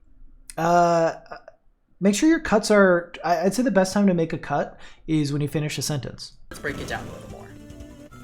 The first game was released in 2013, with its... So you say, yeah, when you say the first game and then you have like 3 shots of your old thing, sequel and then releasing in 2017. quick music Both are change. rel- I would have have this be right when you do the other thing, right when you start saying the first game, have it cut to this. relatively similar in most aspects, but I'll point out any specific differences when necessary. Gameplay across games is nearly identical. Run and gun your way through each stage, defeating enemies and using your ability to slow time in case you need more time to react to things, and use your 3-meter dashes to get through the interesting platforming challenges each level presents, as well as allowing you to dodge attacks more easily during boss fights. Both games also allow you to equip different weapons to deal with different situations, like a sword that could reflect some projectiles or a laser rifle to pierce through shields. Both games are pretty focused on making you feel extremely powerful without completely breaking the game, which is pretty nice. The music is pretty different between the two games. While the first game grows for I an feel like you have a energetic- little pause there, and then you talk about the music. I don't know. I mean, I don't know exactly what you're going for in terms of editing, but I'd say if you're doing a transition to a new point, transition everything, or at least transition the visuals. Because when you take a pause there and then start talking about the music, but you don't change the clip, my brain is like, whoa, wait, what's happening? Is that what's happening? It could just be feel a little jarring. chiptune style of music, the second game uses intense synth rock to hype you up for its more action-packed levels. Both work well for each respective game, though I do prefer the synth rock because guitars. Story is probably where the two games differ the most, but honestly, it's not even that important. Same thing. The first Same thing as before. When you're changing to a new topic or point, make a cut.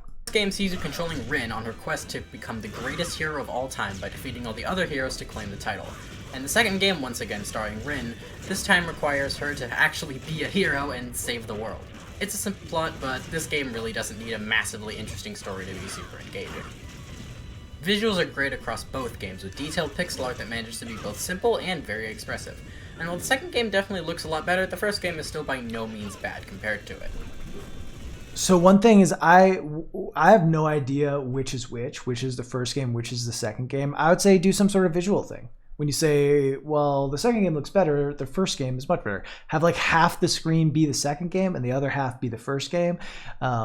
Maybe have some sort of line down the middle so I can see that they're different, and have like a label that says which game's which, and then I can like judge for myself instead of seeing this clip, which I'm not sure which one this is. And just taking your word for it. Like, show me. Like, you tell me, but also, show me. Show me proof. Show me evidence in your footage of it. Well, now that I've done my best to give objective descriptions of each game, which one do I personally think is the best? Well, the second game does almost everything better than the first. The improved music and visuals, as well as a few changes to gameplay, make everything much flashier and more spectacular. But that's the issue. The second game feels a whole lot more over-exaggerated, but at the same time also makes you way more powerful than you were in the first game, and therefore it's a lot less satisfying. Even on the hardest difficulty, nearly every standard enemy dies in one hit to any of your attacks, and the last two levels are literally just boss battles, whereas the first game had 7 full stages. And the levels in Bleed 2 flow into each other directly to the point that there's cutscenes to transition between them, but that just makes them feel all even less unique. Bleed 2's weapon system is also a lot more limited than the first game's. In the first game, you could buy new weapons and upgrades to your health and energy meter by using the score you got from playing stages as currency, with a few unlockable weapons for beating the game on certain difficulties. Bleed 2 totally removes the shop as well as the upgrades, meaning that there's way... You gotta, I think the big thing is you gotta work on showing visuals and like having your visuals be helping your points that you're making. And right now they're not. It feels like this is it's an essay being read out loud with visuals of a game and sounds of a game that aren't really supporting your points or aren't really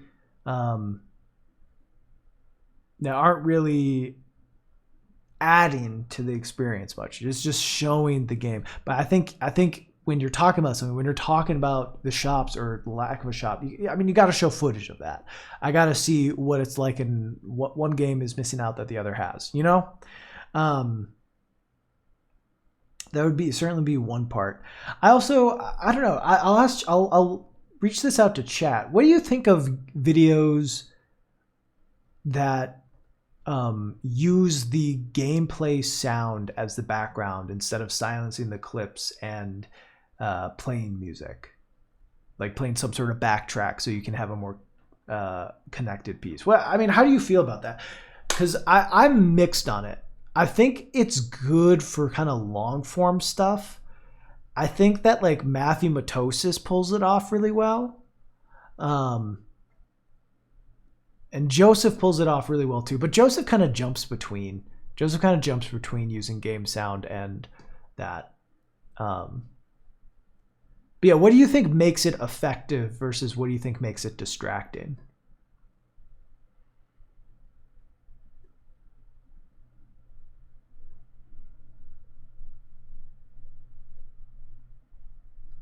There's certainly a balance. Yeah, for sure.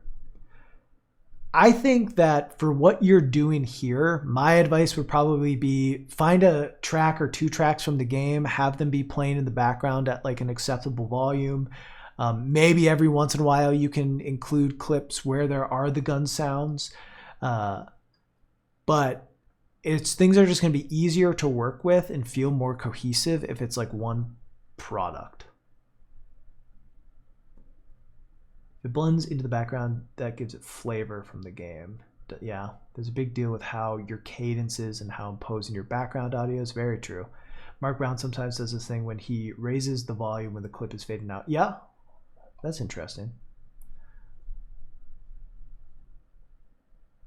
My voiceovers aren't super bombastic, so having a background track over my voice helps make it a lot more presentable. Yeah, it provides energy, right? It can provide energy behind your voice that you might not necessarily be bringing. I think that lowering and upping the levels for when you have a point. Yeah, if you have a point about sound, yeah, make things louder. I'm mixed if the clip audio is important. If the clip audio is important, definitely show it. Yeah, but if it's not, feels distracting. Yeah, I'm not saying never use just the background clip, but I do think for what you're doing here, largely you'd probably be better served having some sort of backing track, and then you can kind of use more footage to help support what you're saying. But right now, I think you have this great medium of a video essay, which essay is part of it, but obviously video is another part of it. And you are showing clips and you do have sounds, but I feel like while you have crafted what you are saying, you have not crafted all that much about what you're showing. And that kind of creates this disconnect where I'm hearing you say things and I'm seeing stuff on screen, but the two aren't like copacetic. Is that even the word that would work here? Satch, tell me. Copacetic.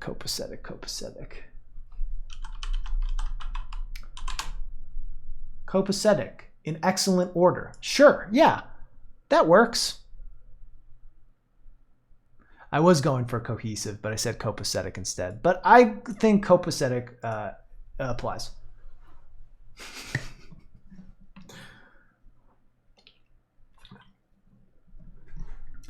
Playing a game, listen to audio talking. Yeah, so I think it's just about connecting the various parts you have.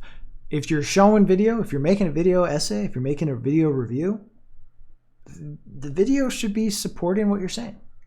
And I think copacetic is a top tier word for sure. I don't know the word copacetic because of my English degree. I know the word because of satchel, like a bag, Drake. But yeah. Anyway. Less weapons, and because of this, there are even more problems. Your first playthrough will restrict you to only being able to use the dual pistols and katana, and because the katana and pistols are now combined into one weapon instead of being separate, you can now fire at enemies and reflect projectiles. See, this is good. You're showing examples of it. This is great. In the first game, not only could you only have 2 weapons equipped at once, the katana was also only unlockable by purchasing it in the shop. Being able to reflect projectiles meant you not only had to spend points to unlock the weapon, but also to give up the ability to attack at a long range while you were using the katana. But the second game removes this aspect completely. Despite the fact you can reflect projectiles from the start, the game doesn't feel balanced around this, making it a lot easier because most projectiles Is this the second game? I don't even know. But the weapon system wasn't. These games look so similar that you might benefit from having like in the corner.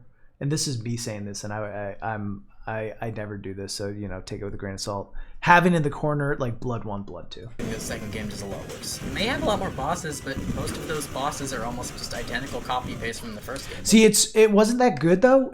Wasn't that really good having this clip of these kind of 2 clips of like, this is exactly what I'm talking about, and this is the video to support it. Like, it sticks in your head way better. It's Bleed. What I say, it's Blood.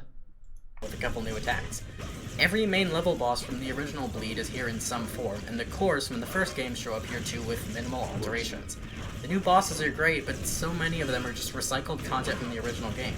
In comparison to show it being recycled. Show like a comparison. Have a fade between the boss in the second game versus the first game. The first game, Bleed 2 is style over substance while still managing to be a pretty decent game.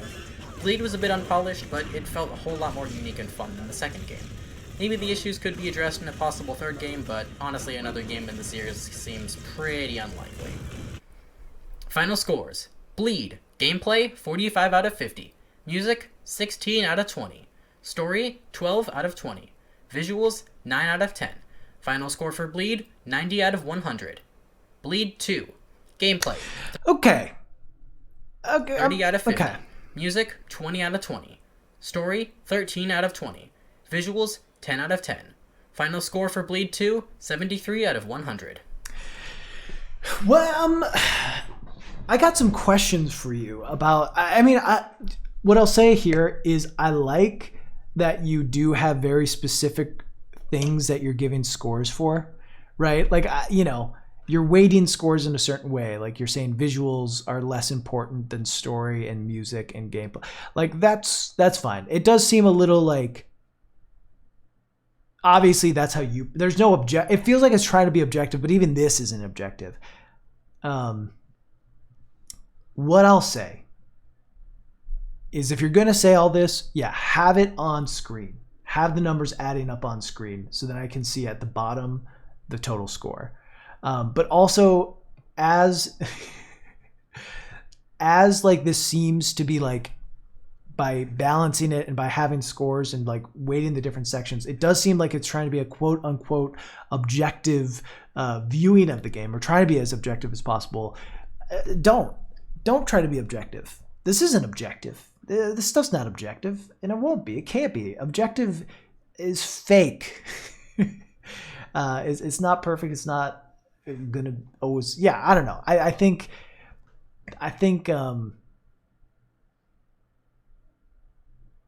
that while I'm not saying there's no value in you putting your score system, like, there could be an argument of like, why is story only 20? Why are visuals only 10? Why is gameplay 50? There's no perfect way to be objective. So again, that's not me saying that you can't do it, but just consider why you're doing it. Why putting out a score? I'd also be curious why you weigh the things you do, and maybe you talk about that in a different video. But seeing this, I'm just kind of like, well, why? Yeah, why is it weighed this way? But yeah, generally, I think like it's a fun little review of an indie game. Things to work on would be using all of your abilities. You have this great medium of visuals, and you do it a few times, and I think those are the strongest parts of the video.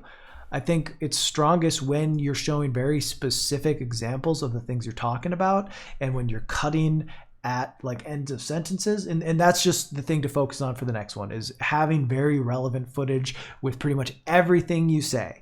Because when you start saying something and the footage on screen is not supporting that, my brain starts to wander. I start to be lost, and you don't want people to do that. You never want people to do that.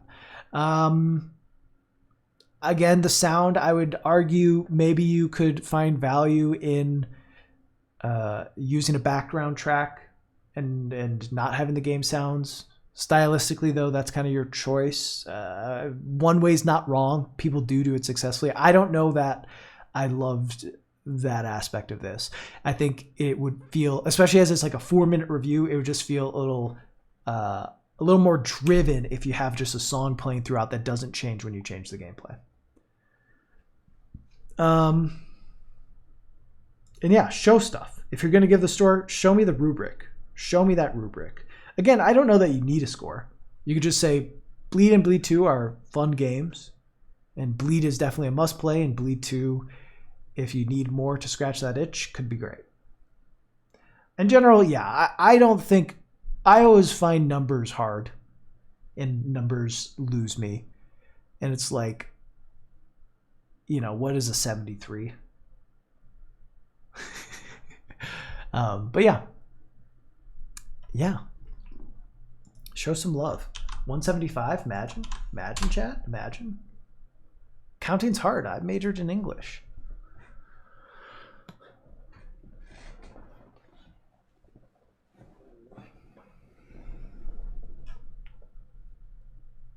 Yeah, always show what you're saying.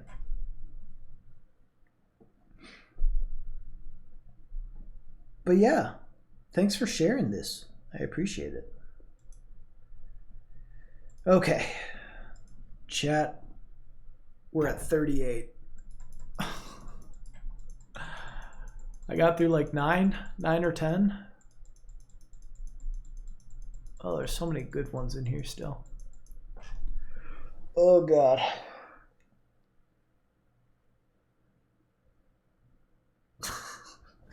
Okay, chat. Here's the plan. There are too many. There are too many for me to keep doing this on the pace I'm doing it at. I need to do other things. These streams go long, and I get kind of exhausted. So I think my plan. Oh God. So loud, fuck. Oh, that must have busted your ears. Chat. This madman forgot that he turned up the volume.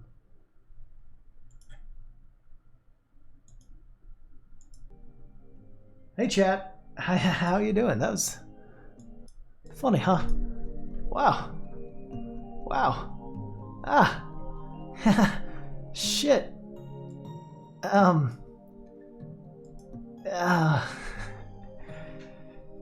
damn. Whoops. Sorry about that.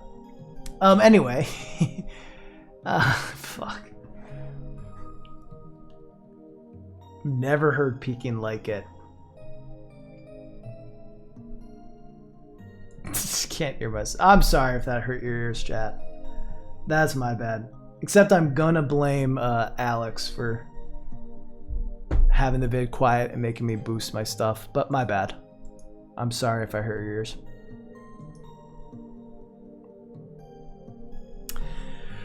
I think my plan is gonna take a break. Well, I don't know. Might take a little break and just turn this into a monthly thing. Keep working through these, and then at the beginning of every month do one of these review streams. I do want to get through more. I don't know. Maybe these next couple weeks I'll try to get through a few more. We'll see. We'll see how I'm feeling.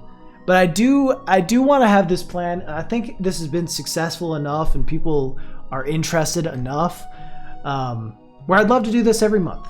Like the beginning of every month, I do a review stream. Whoever I get to, and then we try to get to some more the next month. And we try to weigh it in a way where it benefits the lower people.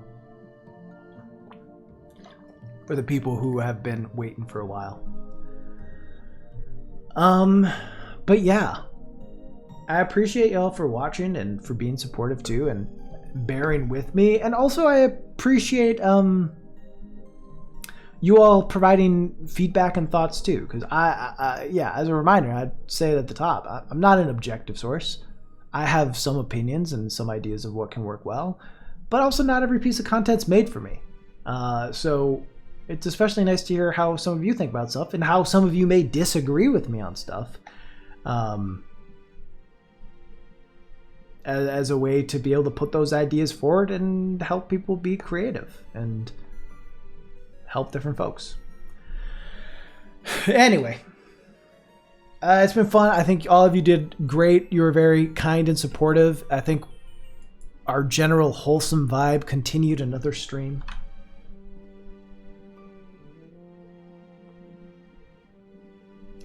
Give preference to submitters currently in chat. I've thought about that, Pine, but also as like I'm getting submissions from people worldwide. It's like at a point that becomes hard. Because like some people might never catch my stream live. I know a fair amount of people that just watch the VODs because they're never awake when I'm streaming. But I hear it, you know.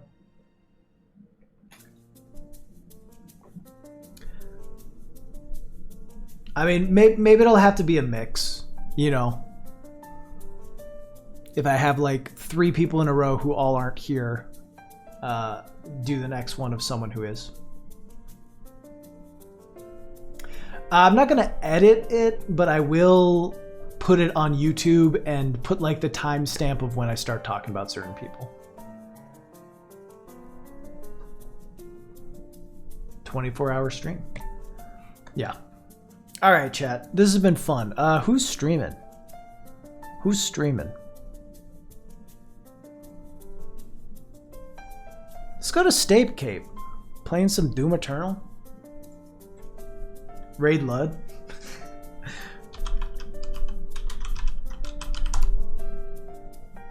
But yeah, for everyone who submitted, thank you.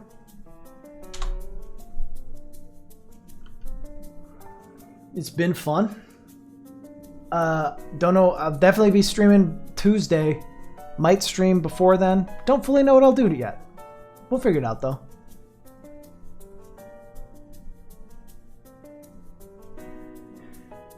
Anyway, have a good one. Peace, love, blessings. Live, laugh, love. Bye.